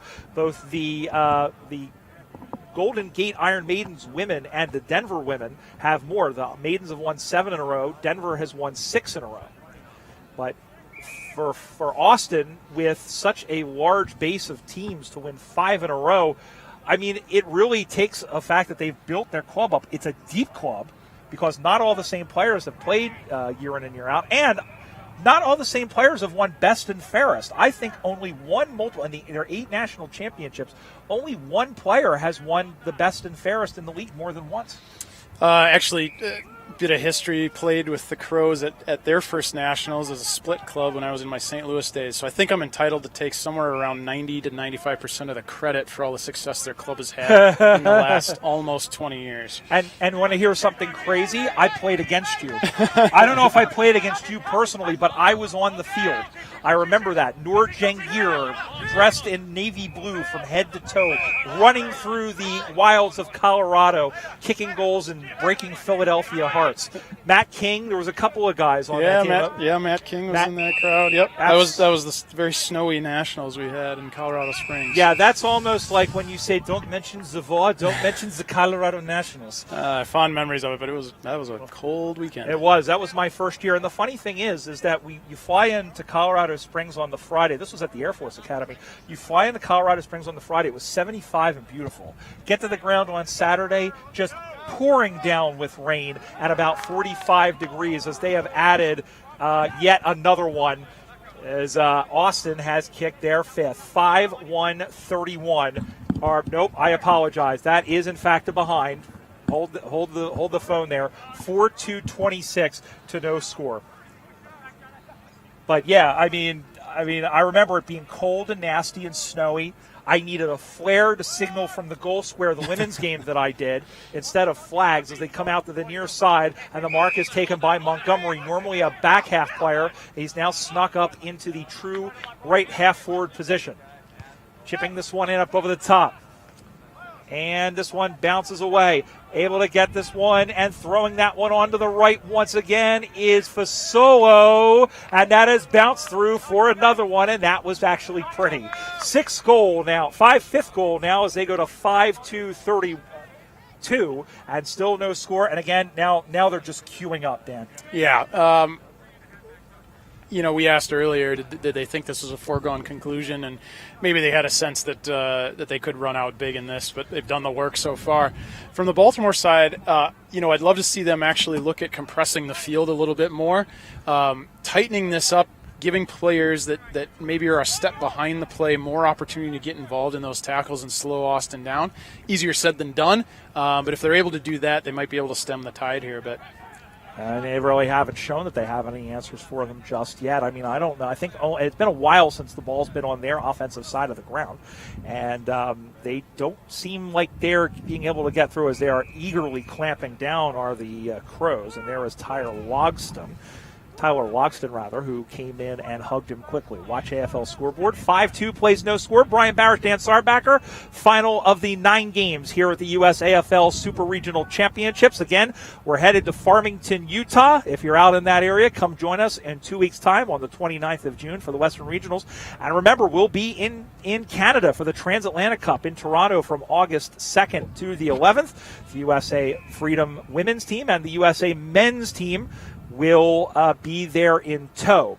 And should be a fantastic week of football, and in a place I haven't been to in a while, in Toronto. I've heard really good things about it. And not only that, but we're going to be playing on the only dedicated Aussie Rules Oval in North America at Sam Smith Park. Oh, fun. I didn't realize that location was hosting. I hadn't really paid attention to that portion of the tournament yet, but yeah, that's super exciting. I've played more games in Toronto than I can recollect, frankly, against the Canadians over my career, and actually quite a few different facilities that we've used over that time. And really looking forward to the European sides coming, Colombia from South America, revisiting our very, very old and deep rivalry with the Canadians. So yep. It'll be good. Appreciate them hosting. Yeah, it's really an awesome event, and just working with some of the folks down in AFL. I mean, they're always a joy to work with, considering that they come down to nationals a whole lot. Obviously, with the Parallel Cup and Racine last year, as Austin again moving forward and looking for another score. Yeah, I mean, we have a really good relationship, especially with the folks in AFL Quebec up in Calgary. This new AFL Atlantic, seeing the game spread there, really happy with what they're doing. As this one is sent on the way, there is another one, and you can give that as a circling around, and I see there is a guy with a number on his back, and all that matters is that they've kicked a goal. 6-2-38 for the Austin Crows, no score for Baltimore. Baltimore trying to make some stuff happen there, so connected a kick out of the back, tried to play on, didn't see or hear the pressure that was coming there, and Austin's just been hot on it all day. They really haven't given much space for Baltimore to play. Applied the tackle, rewarded the free kick, results in a goal. I'm not going to tell you it's a 6-goal breeze because it definitely isn't. But Austin's kicking with the wind this half. Not sure the wind is going to help. Unfortunately for Baltimore, they're outclassed and outmatched at this point. 2 minutes to go in this first half. We'll tell you while we have a second that the winners from the other divisions, the DC Eagles just locked up men's Division 2. The Chicago Swans alongside the Virginia Lions won men's Division 3, and the Minnesota Freeze defeated Austin to take out the women's division. Let's go back a bit. They've actually won 4 straight Central Regional Championships. Won the Central Regionals in 2019, won the 2022 Regionals alongside Philly and a couple of other teams, and then winning last year, winning the Super Regionals, defeating Denver in the final game, and Minnesota looking again like they're on a collision course with Golden Gate in the grand final at Nationals this year. Class side, they've built up that program. They keep recruiting. Just really impressed with the consistency they've had over the years. I think they're hoping to really crack through and bring the flag home this time, but it's looking like they are a class side in the comp, and probably some expectation that they make the grand final at Nationals again, that Minnesota women's team. Ball goes out of bounds. And yeah, they've been, I think, after beating Golden Gate last year and after coming within a goal of ending that long streak, and they've been doing a lot of hard work. They've been doing a lot of work in the gym. Both really their men's and their women's team have. So, I think they're expecting that they are good enough to win the grand final this year, and they're going to be well represented up in Toronto. They had 10 members of the national team last year in the Parallel Cup, and so we'll have to see how they do as the ball tumbles out of bounds once again. Yeah, I know. The way this game's gone, Brian, we can't help ourselves and start looking forward. This weekend's always such a great litmus test for what we might see at Nationals. Who are the sides to keep an eye on? How are sides faring compared to the way they went last year? So we're getting a taste, aren't we? Yeah, we absolutely are. And, of course, we have a new USAFL poll, which will not take into this weekend into account. That'll be for the July poll, but it'll be interesting to see. I mean, Austin will probably remain number 1. You'll probably still see Denver at number 2. That is halftime here in this final game of the day, the final game of men's division round 1. The score: it's the Austin Crows, 6 goals, 2 behinds, 38 points. The Baltimore Dockers, no score. Will return for the second half, the final 20 minutes of the day here from Darree Fields in Dublin Park, and you're watching us. It's the other way around. Darree Fields in Dublin, Ohio, and you're watching it on USAFL.com. This presentation of the USAFL is brought to you by Tasmanian. Quietly pursue the extraordinary. Coopers. Australian made and owned. Cooper's Beer. Aussie Sports USA, the official apparel provider of the USAFL. Odin Mortgage and Tax, Australian mortgages and taxation for expats and overseas residents. CyberSolve IQ, the inaugural cybersecurity partner of the USAFL. Two Hands Restaurant, fueling your lifestyle. Watch AFL, stream every match overseas. Brown Brothers, family winemakers since 1889. HBC Event Services, Premier Sports Medicine, and the members of the USAFL.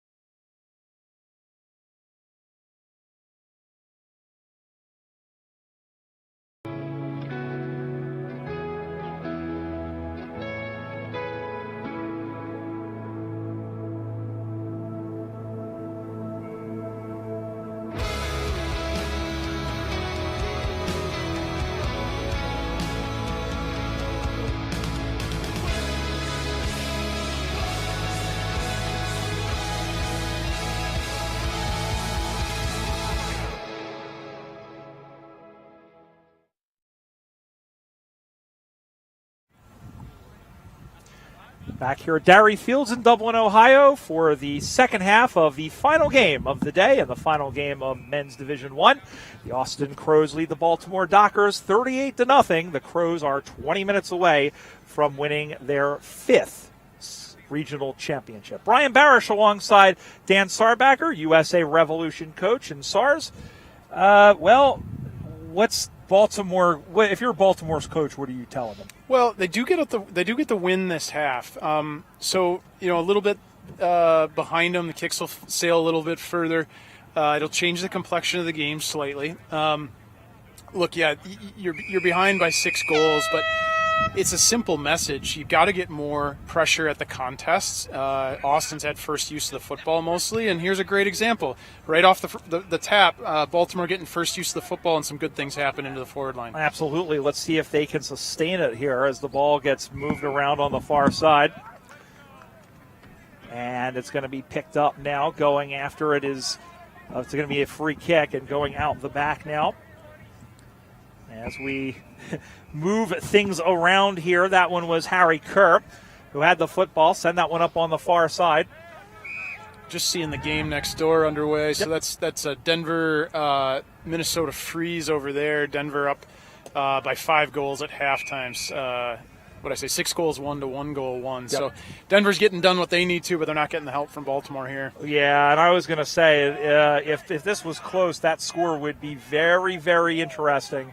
But they're going to add more points to the scoreboard here. It is, however, going to be a behind as that one tucks just inside the goalpost, just outside the goalpost, and through for another behind. 6-4-40 for Austin. No score for Baltimore. As this one comes out to the near side. Nice mark going up and taking the mark there was Zach McKinney. Zach's been around. Former Dallas Dingo, lately of Seattle, and it's funny. We'll watch him. We'll ride with him on this kick. The kick is up on the way. It looks like it's tailing left, but in fact, I think he may have it did just tail left and through for a behind. Watch AFL scoreboard goes to 6-5-41 to no score. Yeah, Zach McKinney, really talented footballer in the Revo list. Correct me if I'm wrong here. Somebody I'm sure at home will know better than me. I think might have played B-grade amateurs over in Australia a couple seasons ago. I think that was the level he was at. So really talented footballer. He's a great kick. He's a good user of the football. He's one of the standouts on the Revolution program. Yeah, and had a great goal in the Parallel Cup last year. Yeah, and one the Revos needed. Yeah, for sure, in a close game. Especially as this one is kicked on the way. I have a story about him, by the way, about that, as that one is marked right down in front, and Austin looking to score another one. Again, it's Campbell, and Campbell's going to go back and do something he's probably done about a couple of 1,000 times in his long career, not just here, but back in Australia. And that is fix his shoes, go back, and kick one from dead in front. He's such a talented player. In a lot of ways you wouldn't normally recognize. I mean, his positioning, his timing on leads is just impeccable, and that's what makes him such a great forward. Is he's nearly impossible to cover. You get that big booming kick out of the midfield there. I can't see exactly who that was. Is that number 2? Yeah. Just a thumping kick. That delivery was just massive, and granted, spun his opponent there, and only took 3 steps basically to take that mark as the ball finished its flight. It just his timing was superb. James Bates is who that was. Thank number you. 2. Yep. Ball comes back in the middle once again. Down on the Watch AFL scoreboard at 7-5-47 to no score as the ball gets knocked free in the middle. And so the story I want to tell about Zach McKinney is that his mom, basically didn't realize that he was coming home from Australia. And his mom follows the USAFL socials, and he was listed as being on the Revos, and he didn't want to spoil the surprise, so we actually blocked his mom for a week from the social media so that she wouldn't know, and the surprise was intact. Of course, it took me a while. I kind of forgot that I had blocked her, and he had to reach out to me again and be like, "Hey, can you unblock her?" Yeah, okay. we don't want to block our fans. No, not at all. Some of our biggest fans. No, but that was really, really cool, and the fact that he came home and he ended up kicking a goal, and I mean, and that's the thing. Austin, they've got a lot of talent. They don't need Zach McKinney. He is so good. They've already got talent up and down the park. When you add him to it, it's just like adding another log onto the gasoline fire. Yeah, a lot of depth on the side. We were kind of marveling earlier at what the interchange looked like, and some really talented football players there and guys in the national team list. So, but funny story. That's hilarious, and great opportunity to give a shout out to all the parents and family and friends tuning in to see the players and hear the players' names called today. So, hi to everyone at home that's listening and tuning in. And our thanks to everybody who's stuck with us through 8 hours. We've gotten it. And I just want to thank, again, the two gentlemen to our right. But before, I'm sure we will, but Craig Campbell, who we discovered last year in Olathe at the Super Regionals. And I told Doran James after 3 games, I said, we need to hang on to this guy. He was really good. And he joined us for both halves of the Parallel Cup. And then Jerry Long, the guy who does my footy picks, switching into a different role, doing production. And we slayed a couple of gremlins here today, but we've done very, very well. We've got a lot of really good feedback about this, and we hope you've enjoyed this at home. We're spreading our wings a little bit in terms of what we're bringing to you, and we hope that you're enjoying either watching your friends and family or if you're just a fan of Aussie rules on either side of the Pacific. We hope that you're enjoying watching the sport of Aussie rules in the United States as this one gets sent down over the head of J.P. Kirby and then kept in. Little handball going to get it. Picking that one up was Mr. Christian Merritt as the ball gets henned back over the top. Picked off by Kirby. He got the ball ahead and Harry Bates is going to throw himself in there. Ball gets knocked free. Again, going to pick that one up. Sliding in safe at third base was Mike Montgomery. Handballs it back on to Merritt. Merritt, another former USA Revolution player. That one gets knocked down for Solo, and that one was volleyed out of the air, almost kicking in danger. Hitch able to send that one back in for Austin, and the ball is taken by Barr, who plays it, has a bounce, has a look, has a shot for goal, and it's there. Another goal, the 8th of the game for Austin. Barr with his first, 8-4-52 to no score. Yeah, Baltimore was attempting to build out here on the near side, and they had connected the one pass, looked to work up the boundary. Ultimately, they ended up kicking over the lines into nothing, and didn't have enough in the tank to run onto it. So, ended up as a turnover, and Austin through a series of slick handballs ends up working the ball back up the same near side boundary here. Find that inboard pass and the entry, and ultimately switched play and found a goal out the back way. Second year in a row we've had a blowout for the final game, although I will tell you that the humidity is a lot less this year, so it didn't feel as torturous to call this game as it was to call that game, and the mark is taken once again, and that is Pasolo again. We haven't called, I was just thinking, we see Nolan Cox there. We'll talk about him in a moment. The kick is up on the way. It's fading across. Almost marked. Was off his fingertip, but he's going to roll around, give himself some room, Stephen Barr, and kick his second in a row. And that was a highlight reel goal by the coach. 9-4-58 Austin. No score for Baltimore. But let's go back to Nolan Cox for a second. Haven't really called him much in this game. They haven't really needed to talk about this much. But what a player he's turned out to be. And I'm sure there's a couple of people that might joke, although they're two different players, he's almost as good as his brother, if not maybe a little bit better. Yeah, obviously tough to compare. Yeah. Learning the game in two very different environments. And getting utilized in different ways. Actually, so maybe one of the reasons we didn't mention him, he didn't start in the ruck. They had him off the halfback line initially, so a bit of strategy there about where they wanted to use him, probably to stabilize as a tall in the halfback line.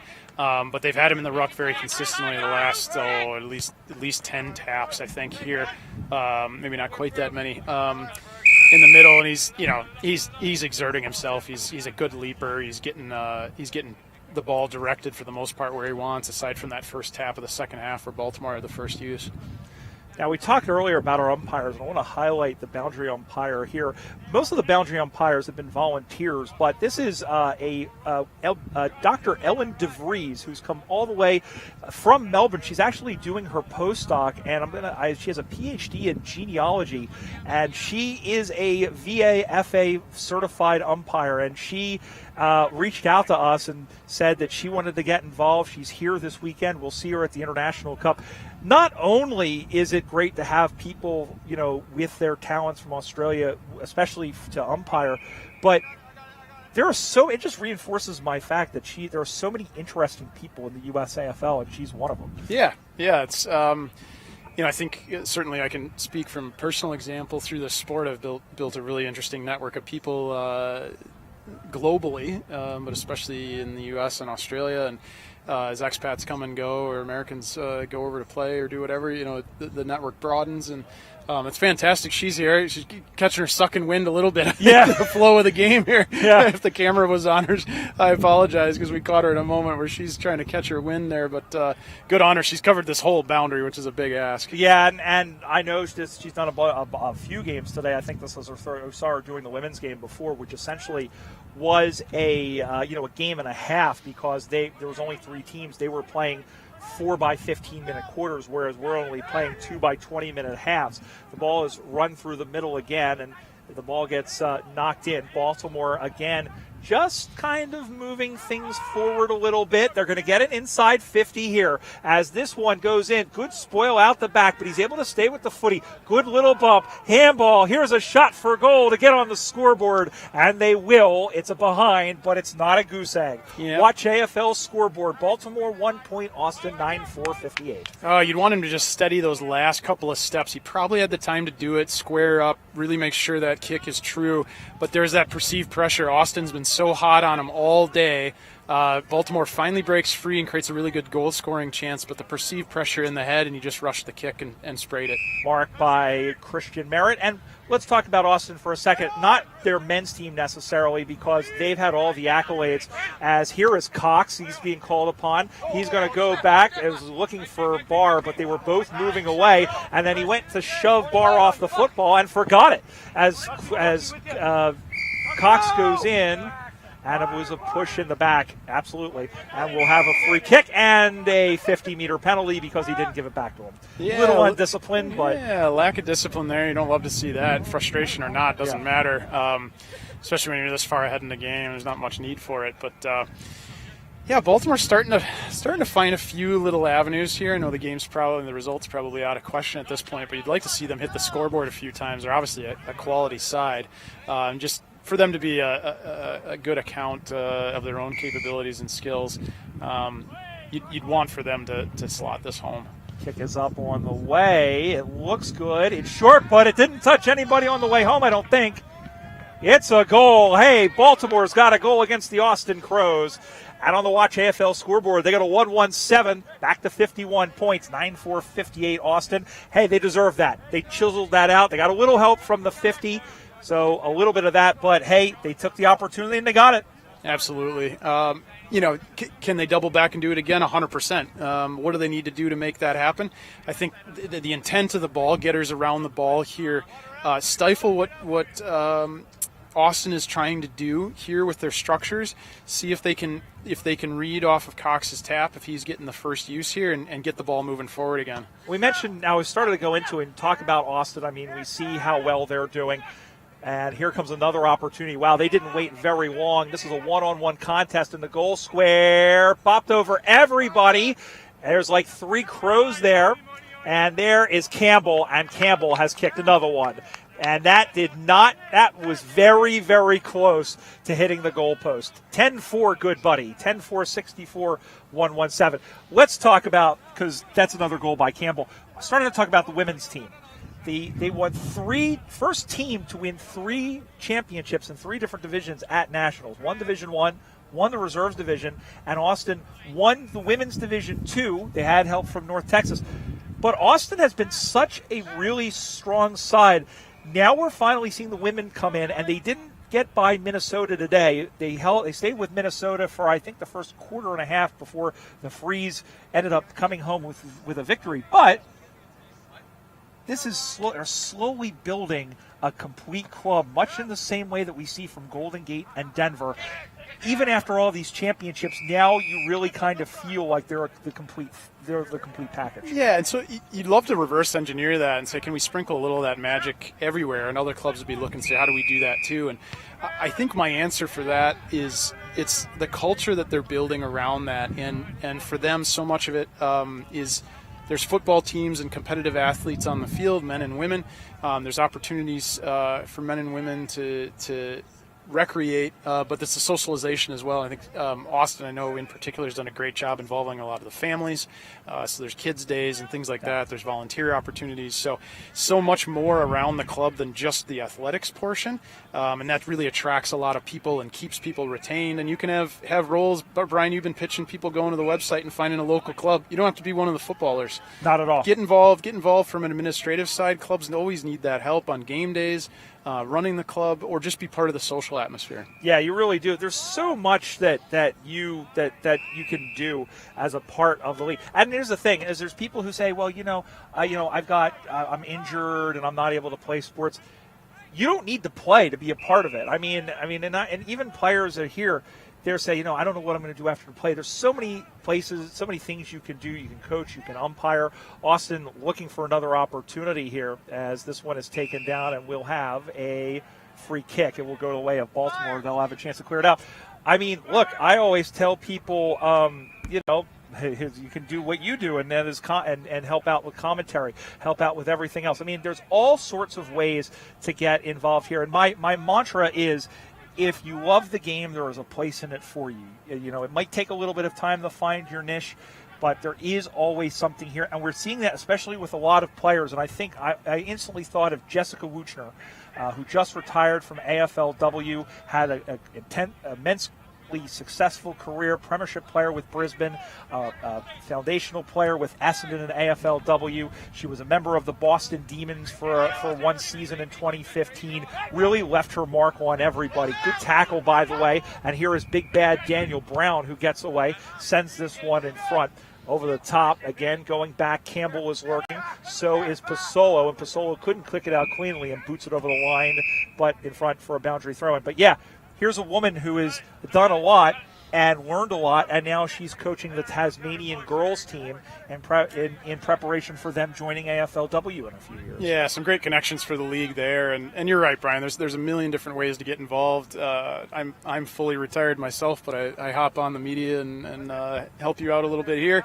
Shout out to the Wisconsin Wombats Club. It's my home club now. Those boys come and train in my barn in the winter and come have a few beers in the basement. So we're trying to get that culture and club atmosphere built up there in Madison.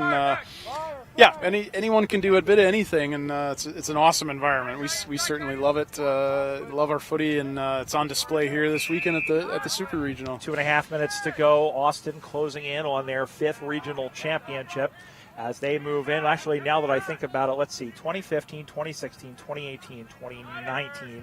22. Yeah, so this is actually their 6th, and that one goes through. And another goal for Austin. Watch AFL scoreboard 11-470 to 117, and now it's all over bar the shouting, or it has been for some time. And look, Baltimore, we've said this a couple of times, I think Baltimore knew coming in they were in for a stiff test. I think, and you can look at it two ways. It's like, yeah, look, you're going to get, you figured that this kind of result probably was going to happen. But I like to think that you can learn something about playing a team like this, even if it's something relatively small. There's only so much you can learn losing by 63 points, but there are some good things here that they have done against the best team in the league. Absolutely, and there's a reason Baltimore was in the Division I here. There's an enormous amount of talent in this division, and coming from a really wide swath of the country, combining 2 regions here for us today. So, awesome result. Again, we talked earlier, this is a great sort of preview for us, litmus test of where clubs are at this point in the season. What are we, about 4 months out from Nationals, or 5? Do my math properly till October. So, yeah, they're mid-season now, and we're getting a sniff at what we might see in Austin in October. Yeah, absolutely. And Austin. Look, they've handled Denver well today, and it's interesting to see what ends up happening with the seeds, with how Denver does when they come in, and so Austin really stamping their authority on this. But we've seen across all the divisions, there's a nice goal, I think, absolutely.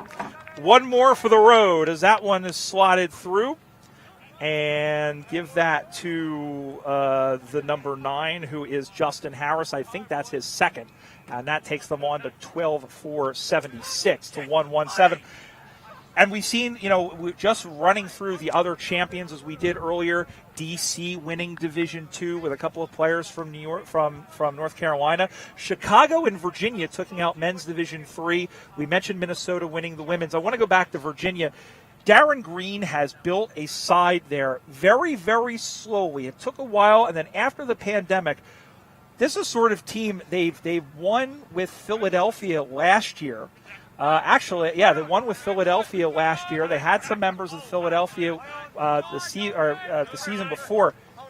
They are in a place where I think if they can bring a full Division III side, will they win? No, but not necessarily. But I think they could really kind of challenge. Yeah, I think that potentially could be a real competitive side in that division, and that's a real common sort of growth cycle we see. Those clubs get started, a little bit of traction.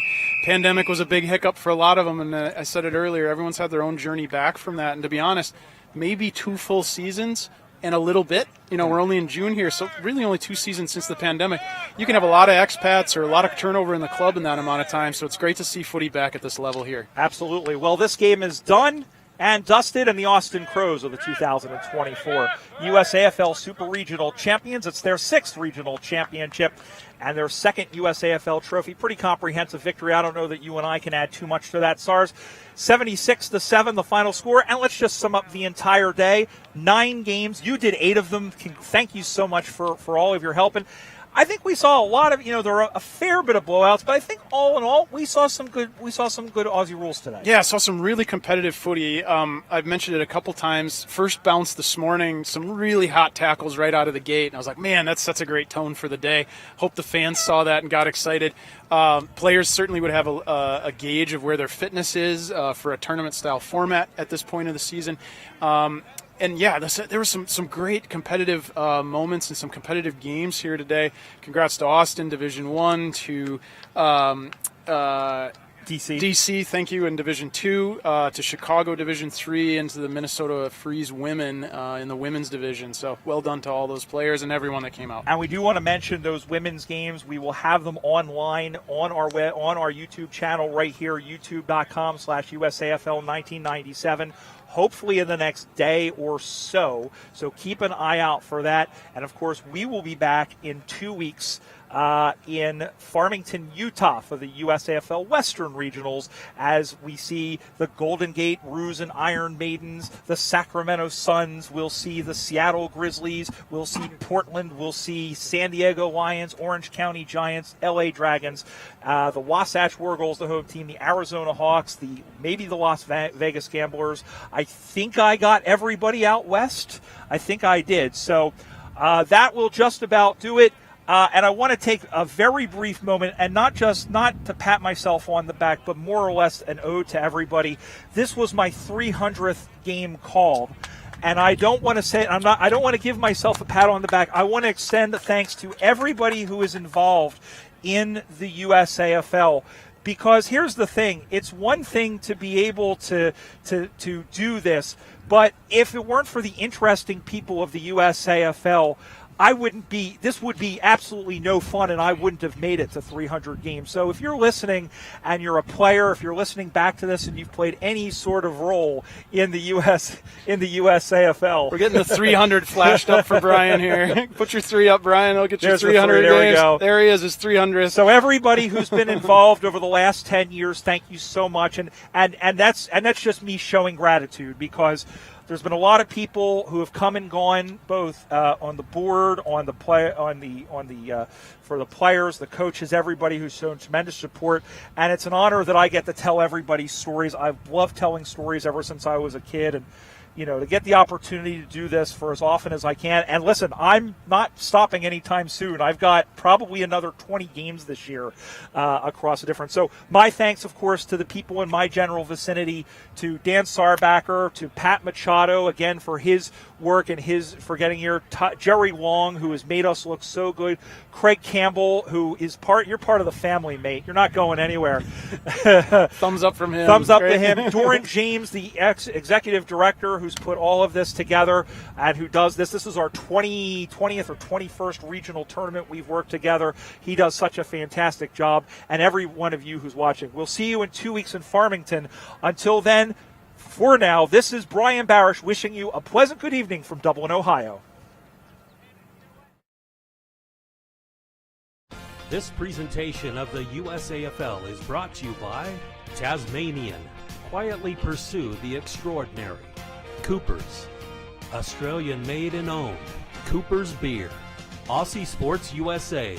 The official apparel provider of the USAFL. Odin Mortgage and Tax. Australian mortgages and taxation for expats and overseas residents. CyberSolve IQ. The inaugural cybersecurity partner of the USAFL. Two Hands Restaurant, fueling your lifestyle. Watch AFL. Stream every match overseas. Brown Brothers, family winemakers since 1889. HBC Event Services. Premier Sports Medicine. And the members of the USAFL.